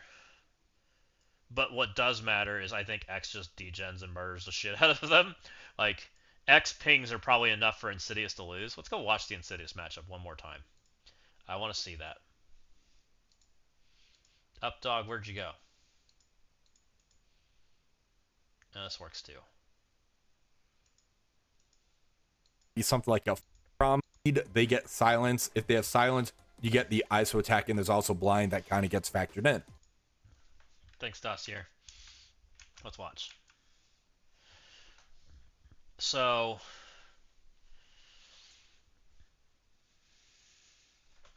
let's pretend that this is X instead of Sunspot. So X would have gotten the ping how many times? Superior Spider-Man took a turn, that's a ping.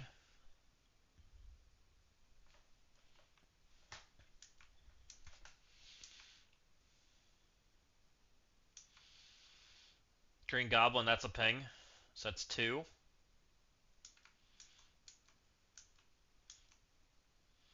Vulture's 3. Hobgoblin would have been 4. I feel like X just killed them by now, right?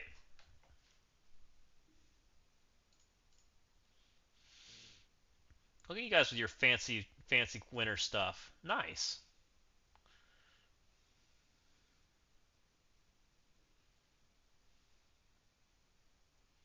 If we had Professor X just to counter I6, that sounds so bad. They need to be fixed. Now with Professor X, New Mutants could beat I6. Oh man, the meme is already starting.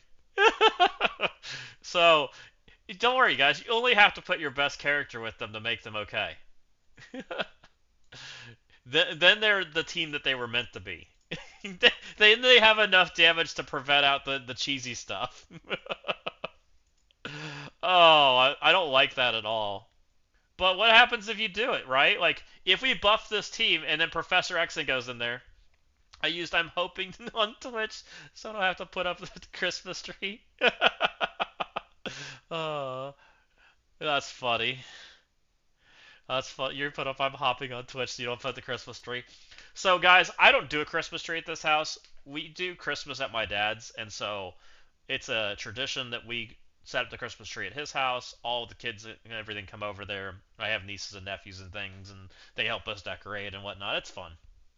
Fun fact, in 4 weeks, everyone's pulling I6 from defense. You might be right, Ashanti. They'll be putting Liberty there, and we'll be using I6 into the new Mutant team, and everyone's going to be sad because Blastar's still blasting off Phoenix Force, and the meta is the most prescribed crap ever, right? In U32 last week, I beat an F4 Xavier using Black Cat I6. Oh, man. So, I don't know. Is everyone kind of under the same assumption that it's too much? Like, I6 beating this team is bad? Like, and if we buff it, are we worried that Xavier might be too much? Like, that's my concern. Like, I do think Xavier might be too much for the extremes. Also, what's going on with my video or my stuff going right now? It's all sorts of discombobulated. Has it been like that for very long?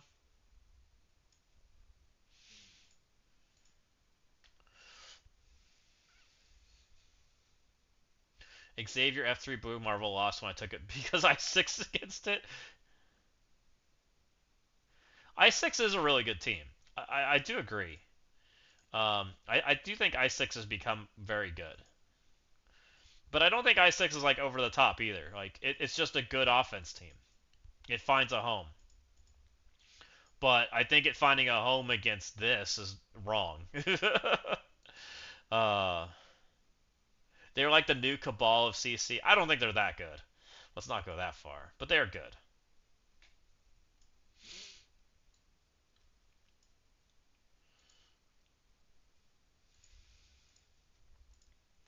What if instead of getting safeguard, what if they just had a huge amount of resistance until they took their turn? Would that make them broken?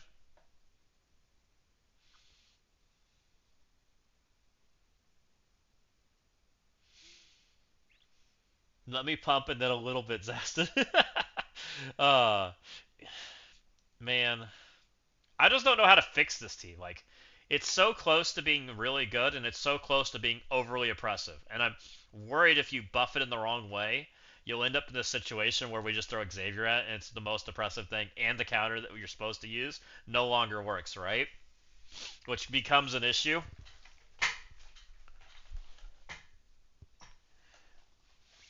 a raid team being Blue Marble Fan for Xavier, I don't know. It is kind of nuts. Why did that work, by the way? Fan for Xavier, because shouldn't Franklin have degened all your buffs? Degened all your buffs, put up silence, and then merge the shit out of your team? Does Franklin not... Does dodges work against this? Unavoidable? How did you survive?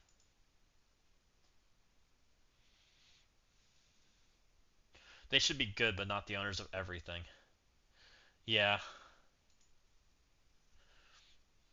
I don't know. I don't know the right way for the devs to approach this. It's definitely interesting. I also find it really interesting the Envoys didn't try Xavier with this team at all. It took a lot of damage. It ended up with Symbiote Spider... not Symbiote Spider-Man, but Superior Spider-Man, Hobgoblin being the only ones alive. They just nuke. Oh, so it was super sketch. That makes more sense. Very nice kill shot. I would have never thought that something like that would work.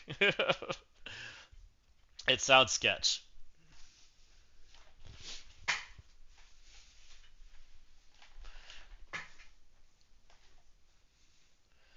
It's very odd that they didn't test Xavier against him, right? Like, Xavier feels like the obvious plug in there, but maybe, I mean, there's also some reason you don't, right? Because Xavier's also one of our best speed stops, and they do the exact same thing, right?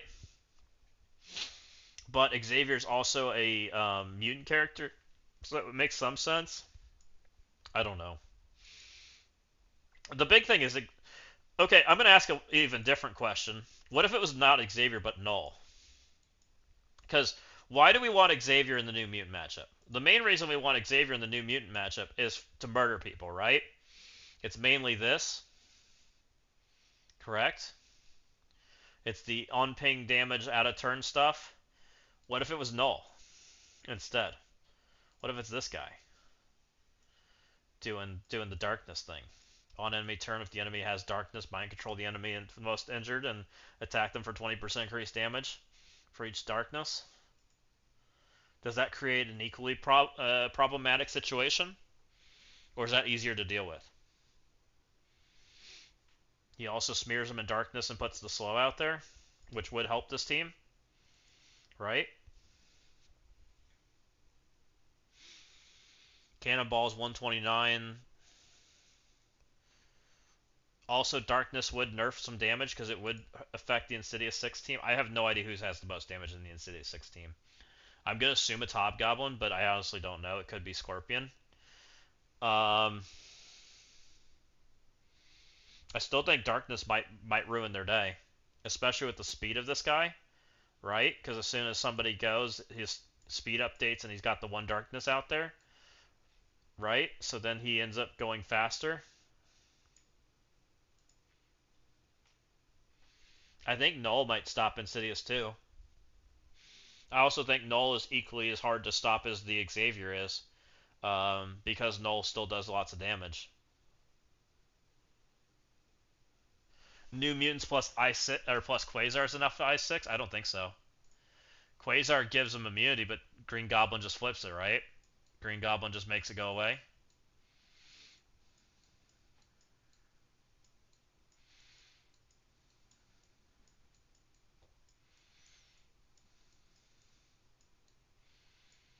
Where's my Green Goblin?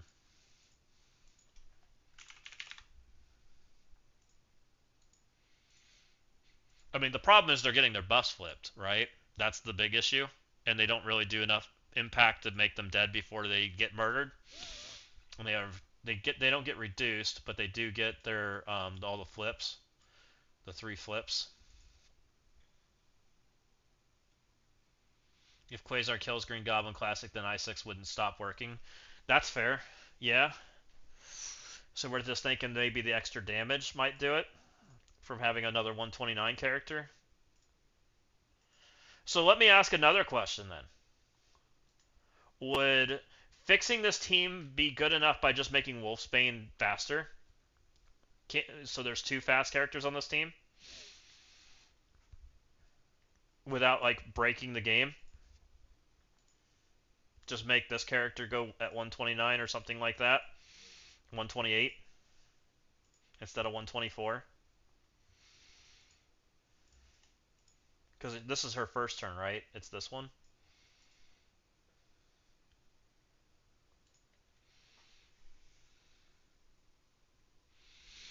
Maybe that's enough to make it happen.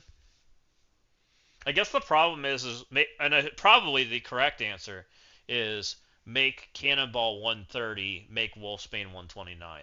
So it's one tick ahead of, or one notch ahead of Green Goblin Classic. And so there is some fast damage command. You want Wolfsbane to go after Satana. Ah. So it breaks that matchup. Do we care if we break a Cursed? Personally, I think a Cursed and this team have no business fighting each other, but that's just me. Yes. You want New Mutants to beat a Cursed. I personally think New Mutants shouldn't beat a Cursed at all. They should beat them. Okay. I'm down with that.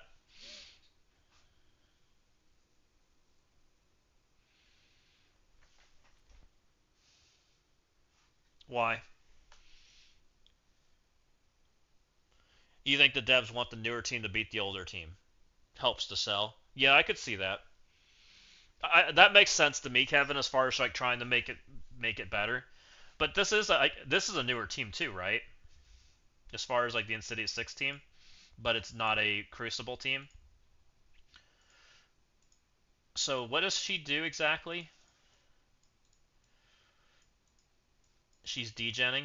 She degens all of Satana's crap. Is the big thing she does. Ah.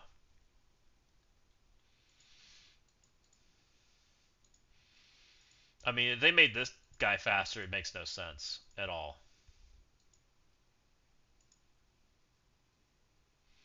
So what if they slowed Cannonball down?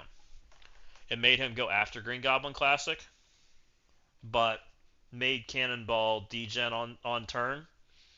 Would that be crazy? What if Cannonball was 127 but degened on turn so he didn't get ability blocked and stunned out, so he can't have that kind of problem happen to him? Would that be a crazy way to fix him? Make him go after Green Goblin Classic? Make him still on the fast side so he's 127, not one or one what 128? I guess he'd be 127 because of where Green Goblin is. But maybe he degens 3 debuffs when he takes his turn or something like that.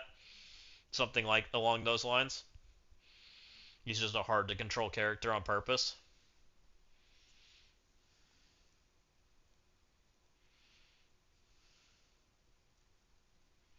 It sounds like you're saying degenerate. Oh, that's funny.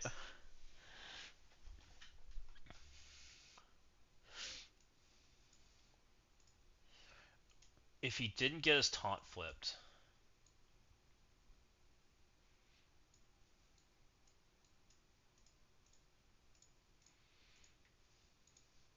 So it really just comes down to he just needs taunt safeguard. So don't give the entire team safeguard, just give this guy taunt safeguard.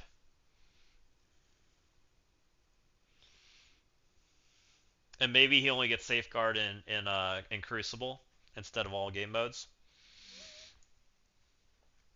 That's probably the most reasonable fix.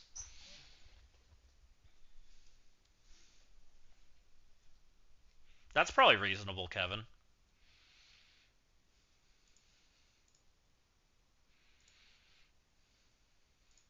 I could see that being fair. Let me go do some raids while we're hanging out. And then there's one more video that I kind of wanted to watch because it's kind of funny. Dorky made his little I don't like things being changed video, which I found very interesting considering then we have this New Mutant video, right? Immediately afterwards. Which I think you guys can see raids right now. You can. We're going to go do some raid hits. Did anybody end up beating all of the Thunderstrike raid, by the way? How'd that go for you? I got stuck. I made mistakes.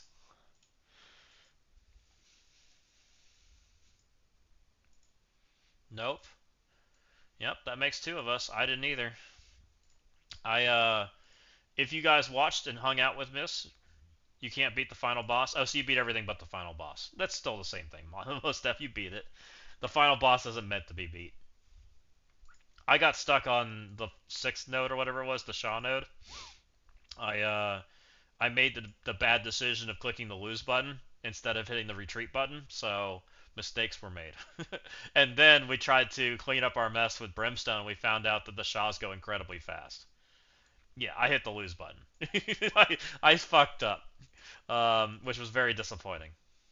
Because we knew how to beat it, we just hit the lose button instead of the retreat button. So, didn't feel great. I hope they make some changes, or at least give us some health packs to fix our problems. One way or the other. So, either way.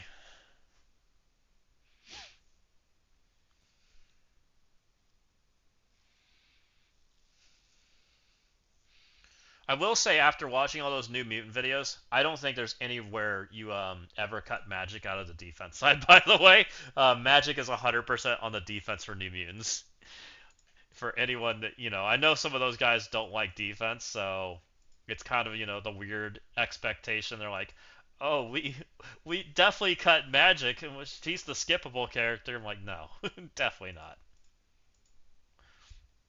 If I had the lose button, my mistake too, and lost Blaster, but my alliance mate freed me. Nice. I did it on the wrong node. I hit the lose button when most of my team was dead, and we were just screwed. Yeah, Dorky says Fireboy over Magic, which is crazy, right? And it's only because Dorky wants to never use anything on defense. Like, Dorky's defense is always empty. And I always expect that, which is fine. If that's how Dorky likes to play the game, then Dorky can play that way, but that's not me. So, he can do that. I'm not doing that. I think Fireball Boy is way more cuttable than the Magic Girl, right? So that at least gets us some stuff done. I'll come back after some people have done some stuff. Let's go hit raids, or let's go hit arena. Arena, we're fine, so we need to go do some. We need to go hit some people in RTA for the best game mode ever.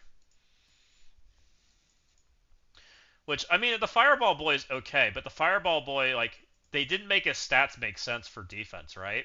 They gave him like half the armor of the other team and the lowest health of the team. So he's instantly the character that, like, if you try to go four-man, it falls apart immediately. Oh, so we have the Rift coming again? Interesting.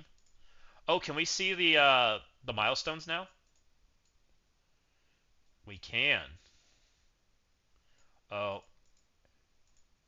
looks like they're getting $60 from me. Crap. I need this. This is what I was hoping they'd put up, and they suck for this, but I'm gonna give them money for that one. Mutant gear, definitely need some of those.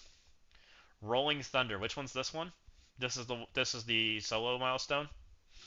They earn 1-to-1, so it's 1,000 points. Is it 18,000 like they said? It sure is, and it's as passive like they said it was gonna be. So you have to do all of the nodes. Now let's go check one other thing. They said in the original one that they were gonna put back the extra node, right? That's what they told us. So when we go to Marvel Strike Force, can we see the extra node now? No. The extra node is still missing. So we'll have to wait and see on that part.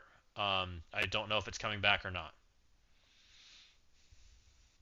You're expecting New Mutants to get a new tune with the new team, like Azazel for Accursed. Ah, that's an interesting theory. Which that could happen, Kevin. Where? Because there are some New Mutants that are relevant that they didn't use, right? They've got Cypher, Magma, Danny, and there's some formers also. Karma, which is a little bit interesting. Um, and when we were looking into these characters, can you guys see those? I think you can.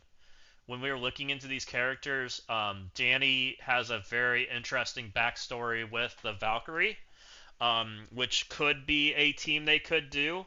Because I still think we're getting an Asgard team this patch. It just makes sense with having kind of leaning into Thunderstrike. I think there's an Asgard team of some sort coming. Whether what that is, we don't know. So I could see them doing Danny Moonstar and the Valkyrie, and then having them overlap. That could be something they do. I don't know anything about Cypher and Magma, but they're on the current New Mutant team. So, and I think it makes sense. I think they like that mechanic, right? We've been having lots of that six-man mechanic stuff going on, which I think makes people more excited about individual characters. So it probably helps them sell, which I think is interesting. And I don't hate it either. Like, I think outside of Last War, for the most part, I've been using Swordmaster with the new team, with his secondary team, his Mighty Avengers, right? I can't say that we've been using Lady Bullseye with Thunderbolts because we just don't use Thunderbolts. That team's terrible. I haven't changed my mind on that one at all. I still think Thunderbolts is an unplayable team.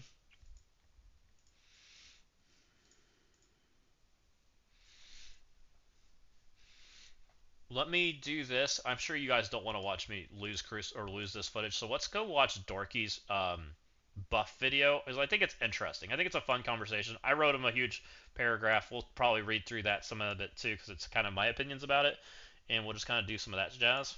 So let's watch that while we hang out. Dorky, where's your video? How's it going, everybody?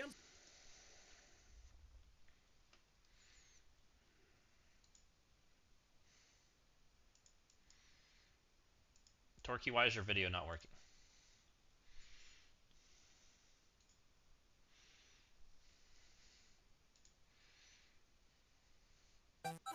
How's it going, everybody? I'm sorry it's been so long since our last video. I've been dealing with a sickness, but this was a topic I couldn't wait on anymore.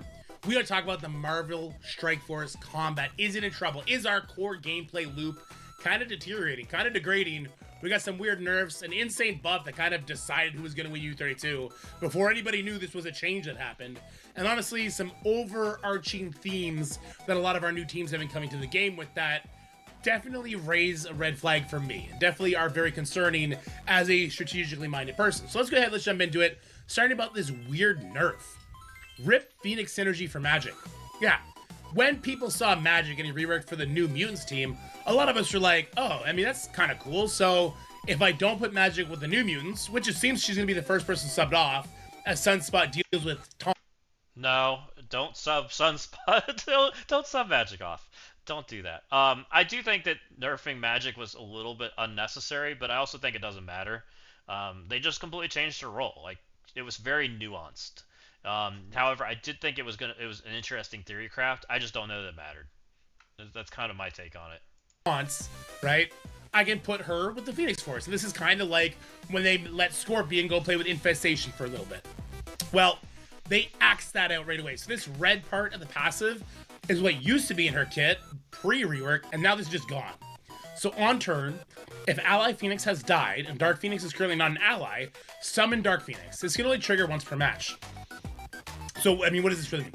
This means that if I have Magic and Phoenix on the field, I think he's just very offensive mindseted, and because of that, like, he views Sunspot as almost required because of the anti-taunt mechanic and the offense up being less turns. I don't disagree with him on his offense take for the team. Like, Magic is probably the person you sub off, but I just don't think he's viewing it in a defensive light at all. Like, he's purposely like, I only want to play with my character instead of, like, I'm willing to put it on defense and play on both sides. Which I think is a very bad take as a whole. That's just my opinion anyways. So it's kind of weird. At the same time, and the Phoenix dies, goes dark, Dark Phoenix dies, and then Magic is still alive, and then takes a turn, she'll bring Dark Phoenix back. So it's pretty niche. It happened more often when this was first introduced to the game, I think 3 years ago around Christmas time, mostly because we didn't have the same sort of tools we have now.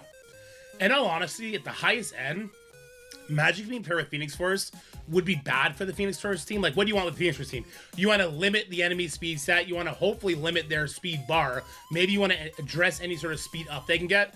There's not really room for Magic on that team. And for the, like, really in-depth crowd, they know you would just kill Magic before Phoenix. You would time out once Dark Phoenix is on the field. And that's it. Like, so it's not like this would have broke the game. The fact they took it out, maybe it's going to just make things a little bit less complicated for sort of those mid-game players who aren't, like, super tuned in to all those sort of little, you know, cheat codes along the way. I can kind of see it, but it still felt like a weird nerf. I agree. But I need to stand back a little bit, because I've often said, if they feel they need to buff or nerf a character for the health of the game, I think they should. Especially when it comes to, like, a 3-year-old character they want to rework. What's a good for instance here? I would love for them to rework Doom. Maybe Doom's gimmick is too strong with 3 turns. If they were to give Doom new stats... This is a Dorky Guardian. Welcome in, by the way. We are watching one of Dorky's videos and kind of reacting to it. We have seen Wolverine's costume. I show it to anybody that hasn't seen it yet. We can hop in game here in just a second, and I'll show it to you, and then we can go back to the video. But yeah, it's he's got a fancy golden costume going on. So welcome in, welcome in.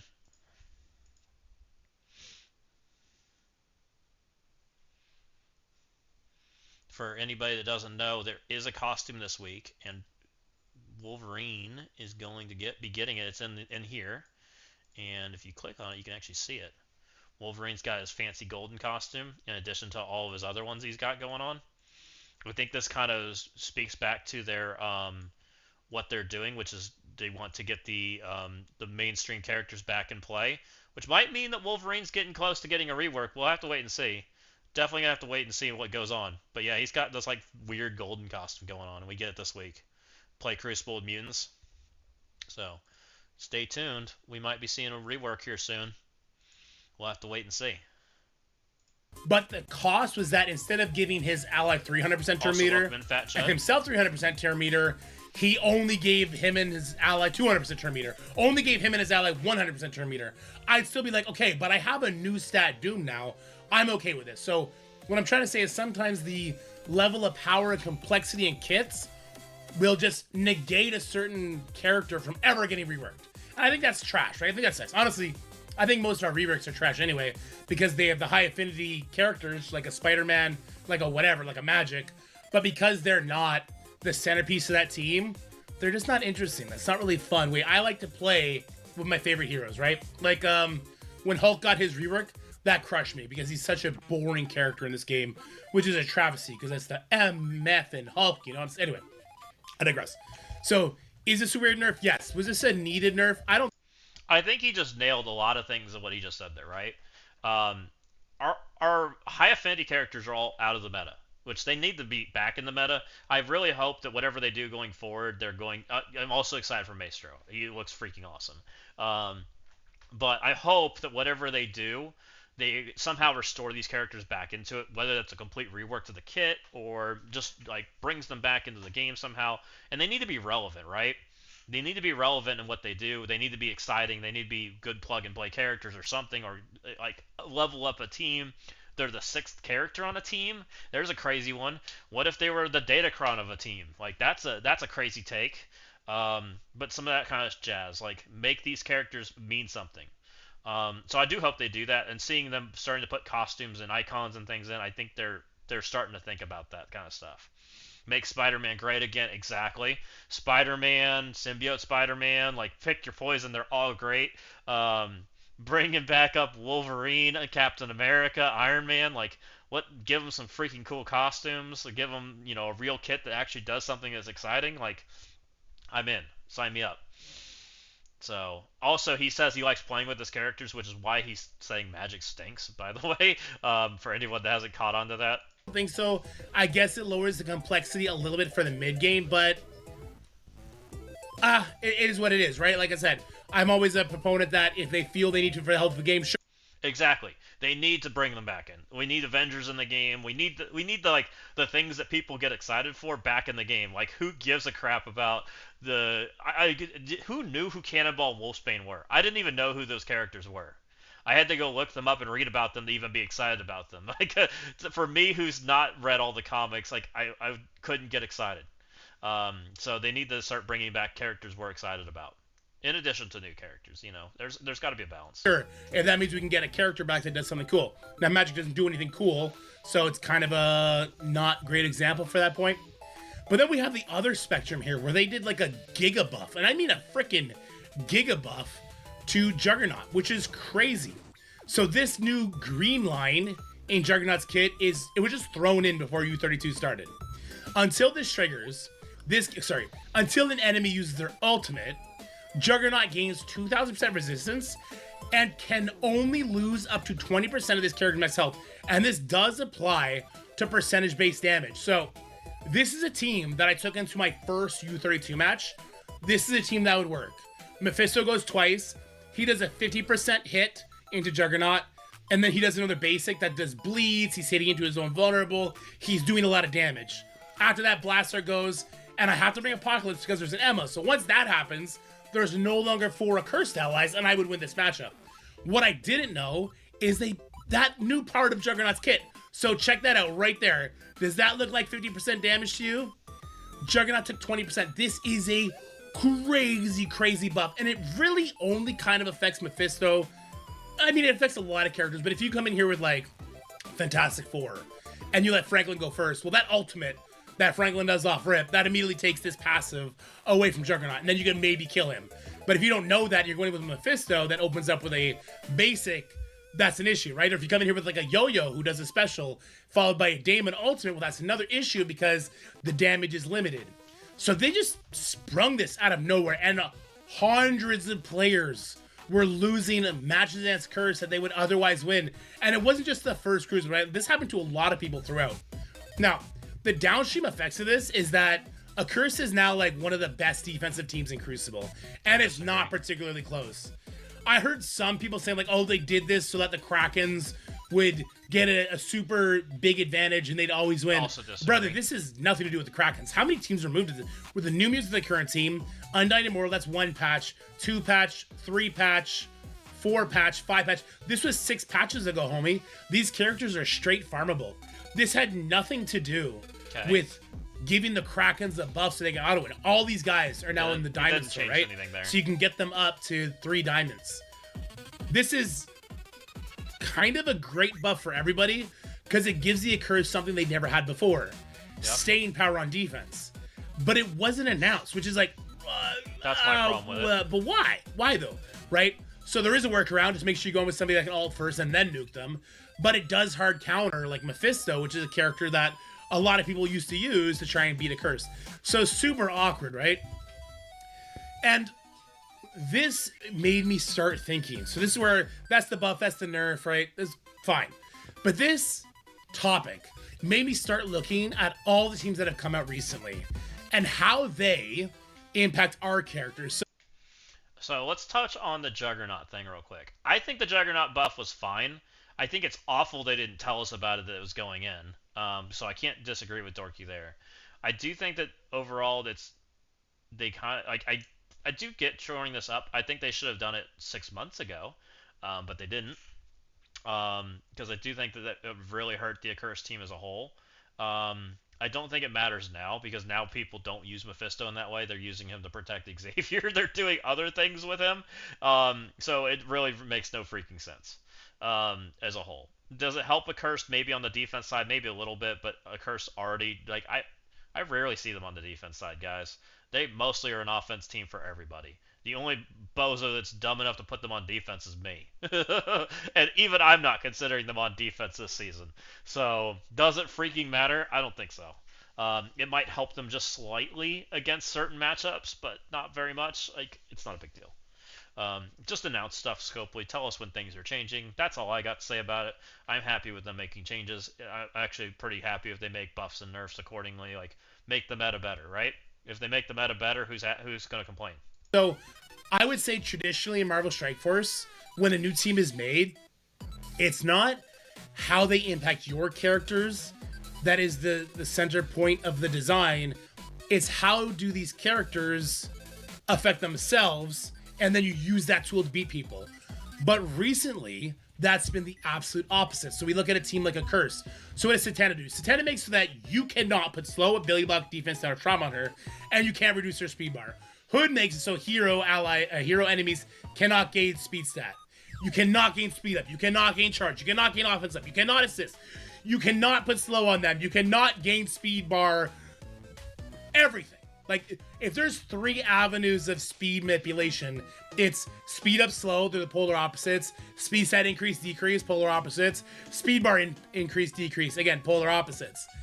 These guys are covering everything, plus assists, plus all these other things. So they're taking all the strategy away from you, which, if you guys remember the Null Fight, this was my biggest critique of the Null Fight, is that by limiting what people can actually do, first of all, you're spelling out what you're supposed to do to beat this team. You're supposed to blind the accursed team to beat them. That's going to be a thing, right? I believe that's something that's definitely something the New Mutants do, and I believe that's something Thunderstrike does as well, right?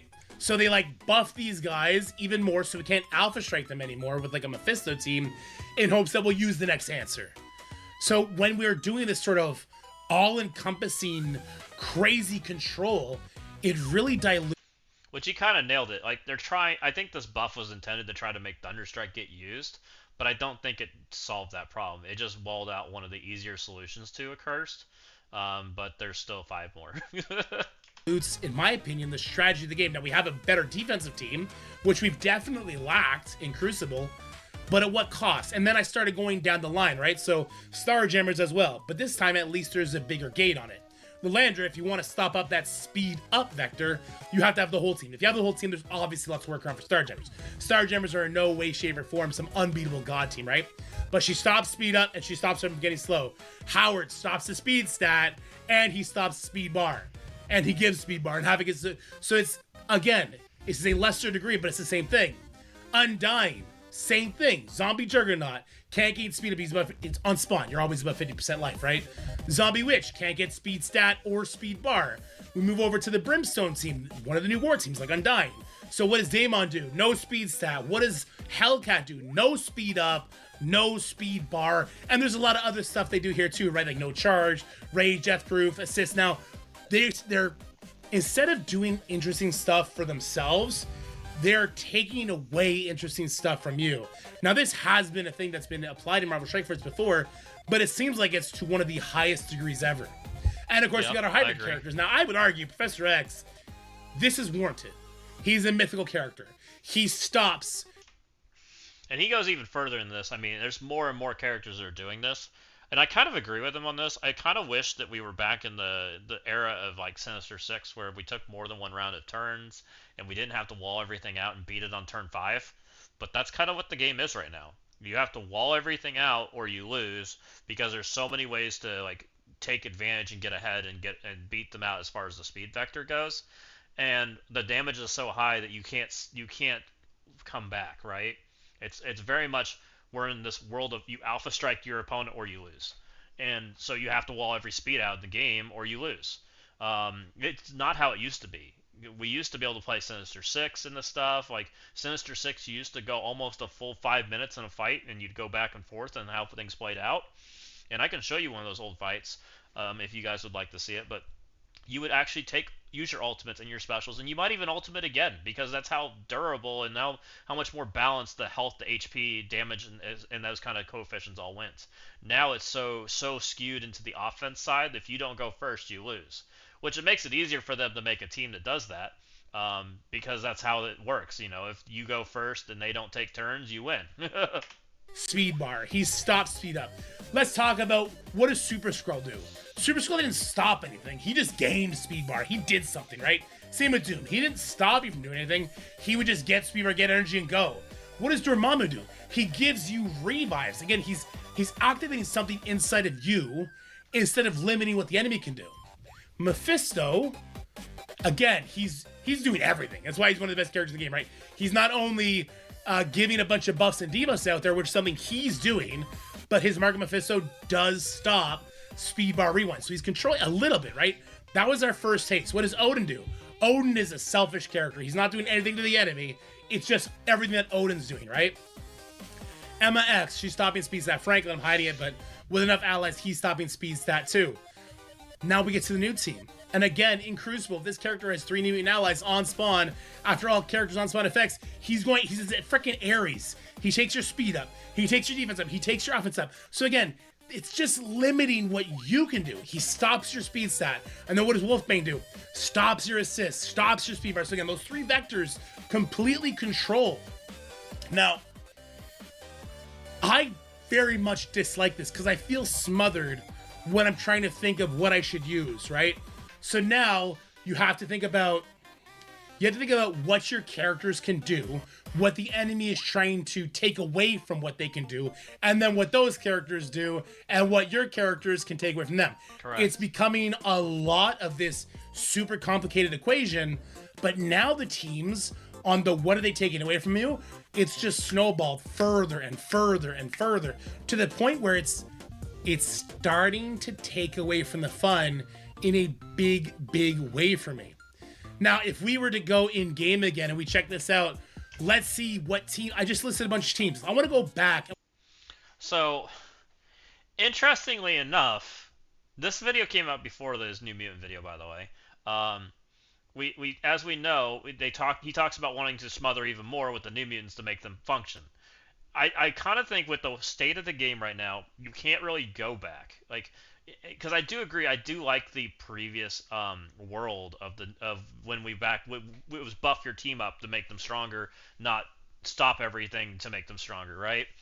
But now that we're in this stop everything to make you stronger, unless they change where health and damage is at as a whole, I don't see them ever getting past that, right? Because there's not enough turns to make that difference. As long as we're in this world where who goes first wins, it doesn't matter. Which is why we see Insidious 6 smash the shit out of the New Mutant team, right? They go first, they do the right things, they murder you before you get to take turns, you win. It's the same scenario. And now he's talking about, well, how do you wall out the Insidious 6? And how do you wall out Fantastic Four? And it's the exact same conversation that we are just having. What do you do about this? You have to wall them out. You have to stop their mechanics. You have to make them go second. You have to do things like that. And I don't know. I think it's going to take Scopely making a decision that they want the game to be slower. And I don't think they want to do that right now. I think they want the game to be like this because it's easier for them to design. Maybe it makes it easier for them to sell characters. I don't know. It's tough to say. It's not my favorite. I definitely like the older world where it felt more strategic from the in-game standpoint versus the theory crafting standpoint. It was more about how you played the team versus how you on who you sent in. Now it's more about who you sent in. It's just different, right? We'll see when this stops, okay? New Mutants have this. Undying has this. Immortal doesn't. It's a raid team. Brimstone. Immortal has anti-speed stat and anti-rewind, anti-assist. Has this in War. Insidious 6 doesn't have this. It's a raid team. A Secret Warriors, which is like a throwaway rework team with Phantom Rider. They stop speed bar, but they are an offensive team. So they're not inherently meant to sort of tax you in this very, in my opinion, suffocating way. Infestation was a throwaway team to give Scorpion a temporary home. Hellfire Club, a raid team. Fantastic Four, I didn't put them up there. Guess what Fantastic Four does in Arena? Stop speed stat, stop speed bar. And also Professor X exists there as well, so you would assume he's there to stop the speed up. So all of our game modes are coming down to just sort of base speed stat, and then what effects is Team B stopping Team A from even being able to do? All right, Accursed, we already talked about that. They're the main perpetrators here. Raid team, and then we have the Starjammers. It's been months and months where any sort of PvP team in their given lane is trying harder and harder and harder to suffocate what you're able to do, which is making things less interesting. Now, to a certain degree, that has to exist, right? Because we have characters and teams that I mean, let's just look at Starjammer as the opposite side of the coin. So not only are they taking that away from you, but they're also gaining a crazy amount of speed bar and a crazy amount of speed stat. So if you can't stop some of that, you're doomed because you'll get alpha striked out of infinity, right? And I understand that's what they're trying to go for here. They're really trying to limit the alpha striking. But then they release a character like Daemon. This character like Blue Marvel. is crazy. Right? I understand that there's supposed to be some give and take here, but at least from the speed vector of everything, this is starting to come down to how am I going to eventually beat this team? Well, the easy solution for them is just to increase your speed stat. Increase your base speed stat. So you can't get speed up, you can't get speed bar, you can't get speed stat increase unless through a positive effect, but they're also stopping you from getting speed up anyway. So how can you handle that? Well, if they increase the base speed stat, or if they do what they did last time we had this problem, which was when we first had the Infinity Watch. This was sort of the first taste of a team that instead of doing super interesting stuff for themselves, they do, right? Hank giving speed up as one is super interesting. But this was sort of the first team that really dialed in on limiting what you can do. Captain Britain made it so that you cannot get a speed bar anywhere in that match. He made it so that Illuminatis cannot have their speed stat reduced except by ammo, which was something they added after the fact. Hank made it so that they can't gain slow. Black Panther Shuri made it so that villains can't gain speed up, which was, at the time it was Cabal, it was Masters of Evil. So this is the first taste. And what happened immediately after the Illuminati team? We had the huge Ares stat increase.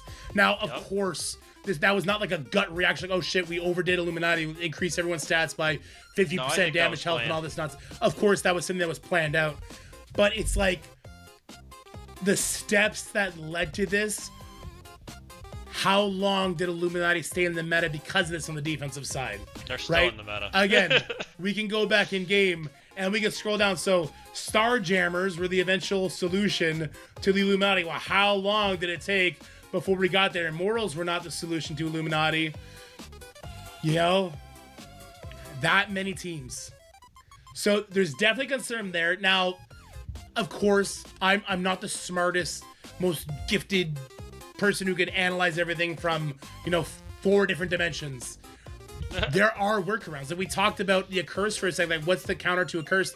We'll go in there with blinds, right? So you have your Thunderstrike characters, your New Mutants do blinds. They're probably going to trash Accursed. So there are these doors that are left open, but it's one door, and so it becomes like a very this is your path. Go and do that, and it's either that or it's crazy alpha strike them by going first, which if they continue to clamp down all the different avenues of speed instead of just 1 or 2, then it becomes like base speed set increase, alpha strike to infinity, right? Yeah. Which I'm not a super duper big fan of that, if I'm being honest with you. Now, what was I gonna say? I had something important to I forget. I guess it couldn't have been that important. This is something that has been on my mind for quite a while. It's something I wanted to share with you guys. I'm super interested to know your opinions on this, because it could mean that instead of having I know what I was going to say. Instead of having all the different speed bars, the speed stats, speed manipulations, all those speed stuff countered in every single team, if they only did 2 or 1 in a given team, then they had the positive side on the opposite end, that team would no longer be the best in its game mode, right? So when we talk about what makes a team the best in its game mode, well, this new Mutants team has higher base speed than does the Accursed, and they're going to counter everything that the Accursed does. And then they have the blind, right? They supercharged New Mutants because they needed New Mutants to be the best team bar 0 in Cosmic Crucible.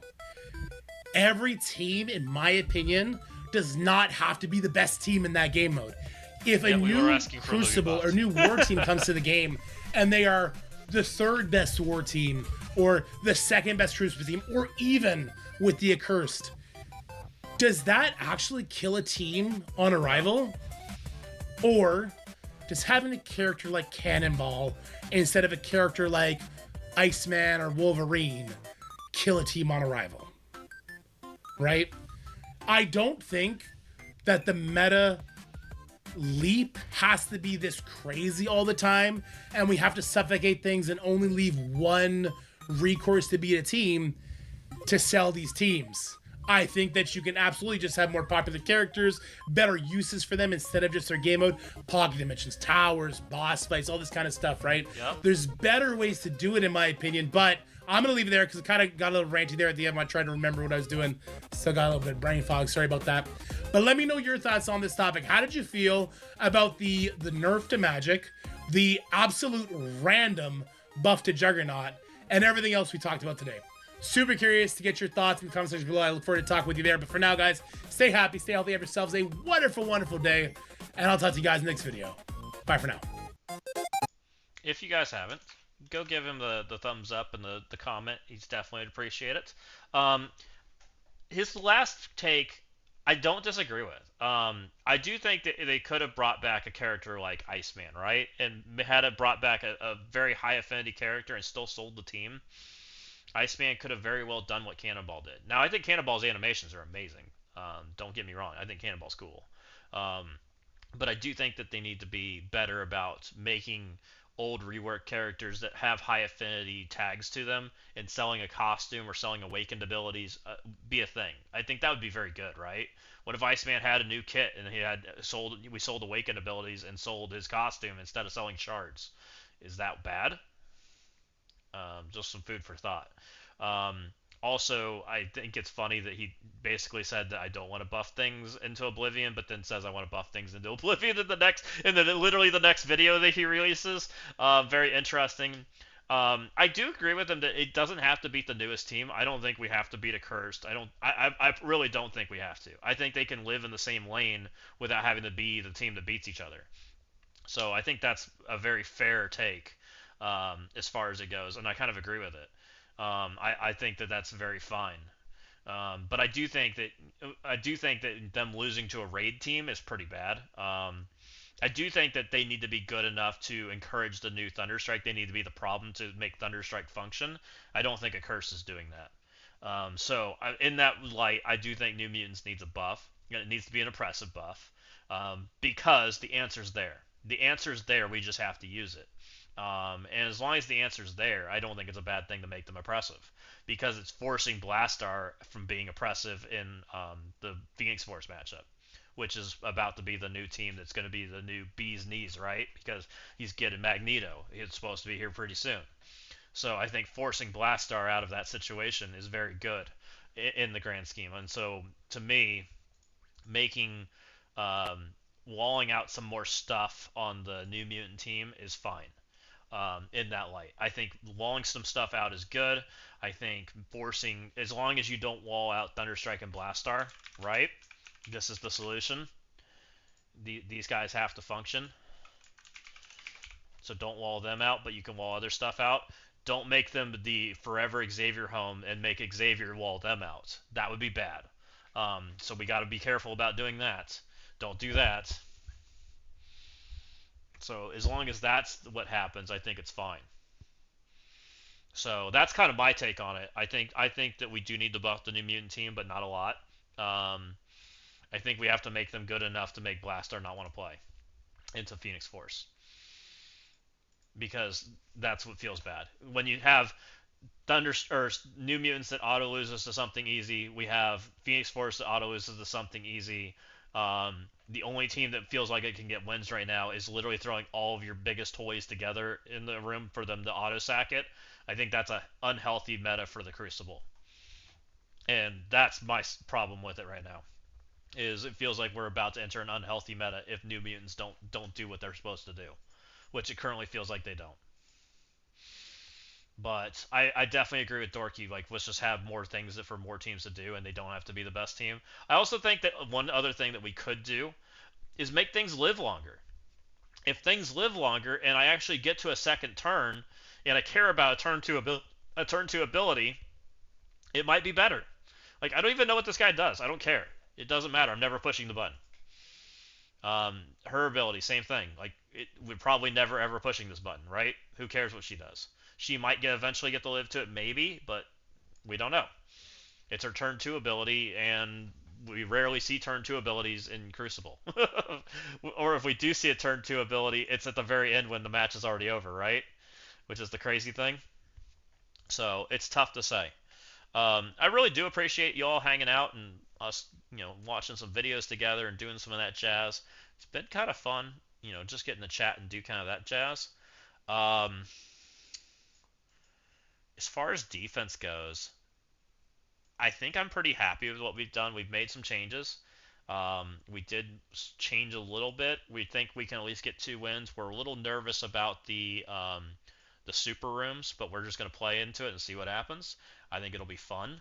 Um, Overall, still very excited for the New Mutant team. Still going to plan to get them. Still don't think anything changed there. Um, I still think Warlock's one of the cooler characters they've added to the game, and I don't know how they fix everything. Personally, to me, I think it's better for New Mutants to not beat a cursed, but wall out the other stuff than, but not be a forever home for Xavier. That's kind of the solution that I think's best for them. I think having Thunderstrike and Blastar be good against the cursed and New Mutants is a very good forever entrance for how to leave this team. So I hope my take's not too far out there for you guys. We'll have to wait and see. But I think we're gonna kind of call it for today. It's been fun. We hung out for a while. I want to get some dinner. Let's find a place for you guys to go hang out. We'll probably see you guys tomorrow for the first round of Crucible. If you guys haven't, hit that follow button. It looks like I had a bunch of follows while we were just kind of hanging out. Ginger Dara, Impending Agony, SJ Thyme. Thank you for the follows. Thank you guys. Looks like you guys all hit that follow button. If you guys haven't hit that follow button, please do. It'll let you know when we go live. We're going to be doing some Masters Crucible probably tomorrow, which will be fun. First round. So stay tuned for that. Let's go right off. Let's see who we got on.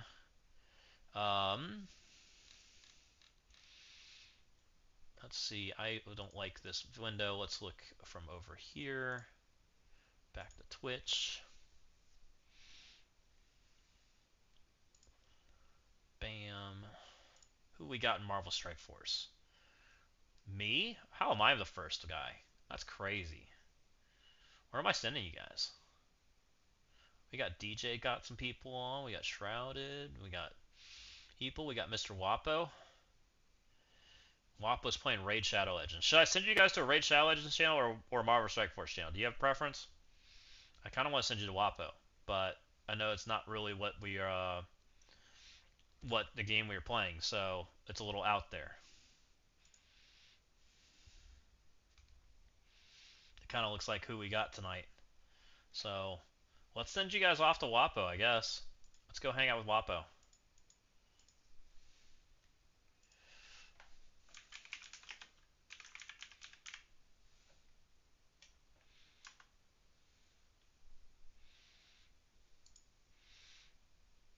Go tell them hi. If that's not what you guys are here for and you were here for drops, please go back to your Marvel Strike Force channels. But let's go tell Wapo hi, and maybe he will switch over to the Marvel Strike Force category and throw it in the corner if you guys would prefer that.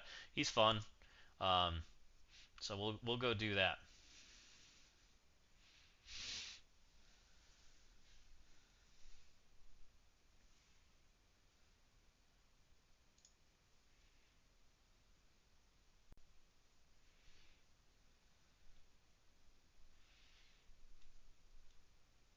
Did it raid out?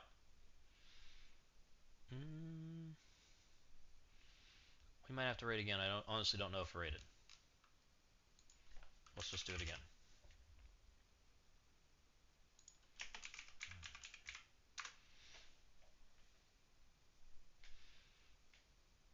Looks like it did.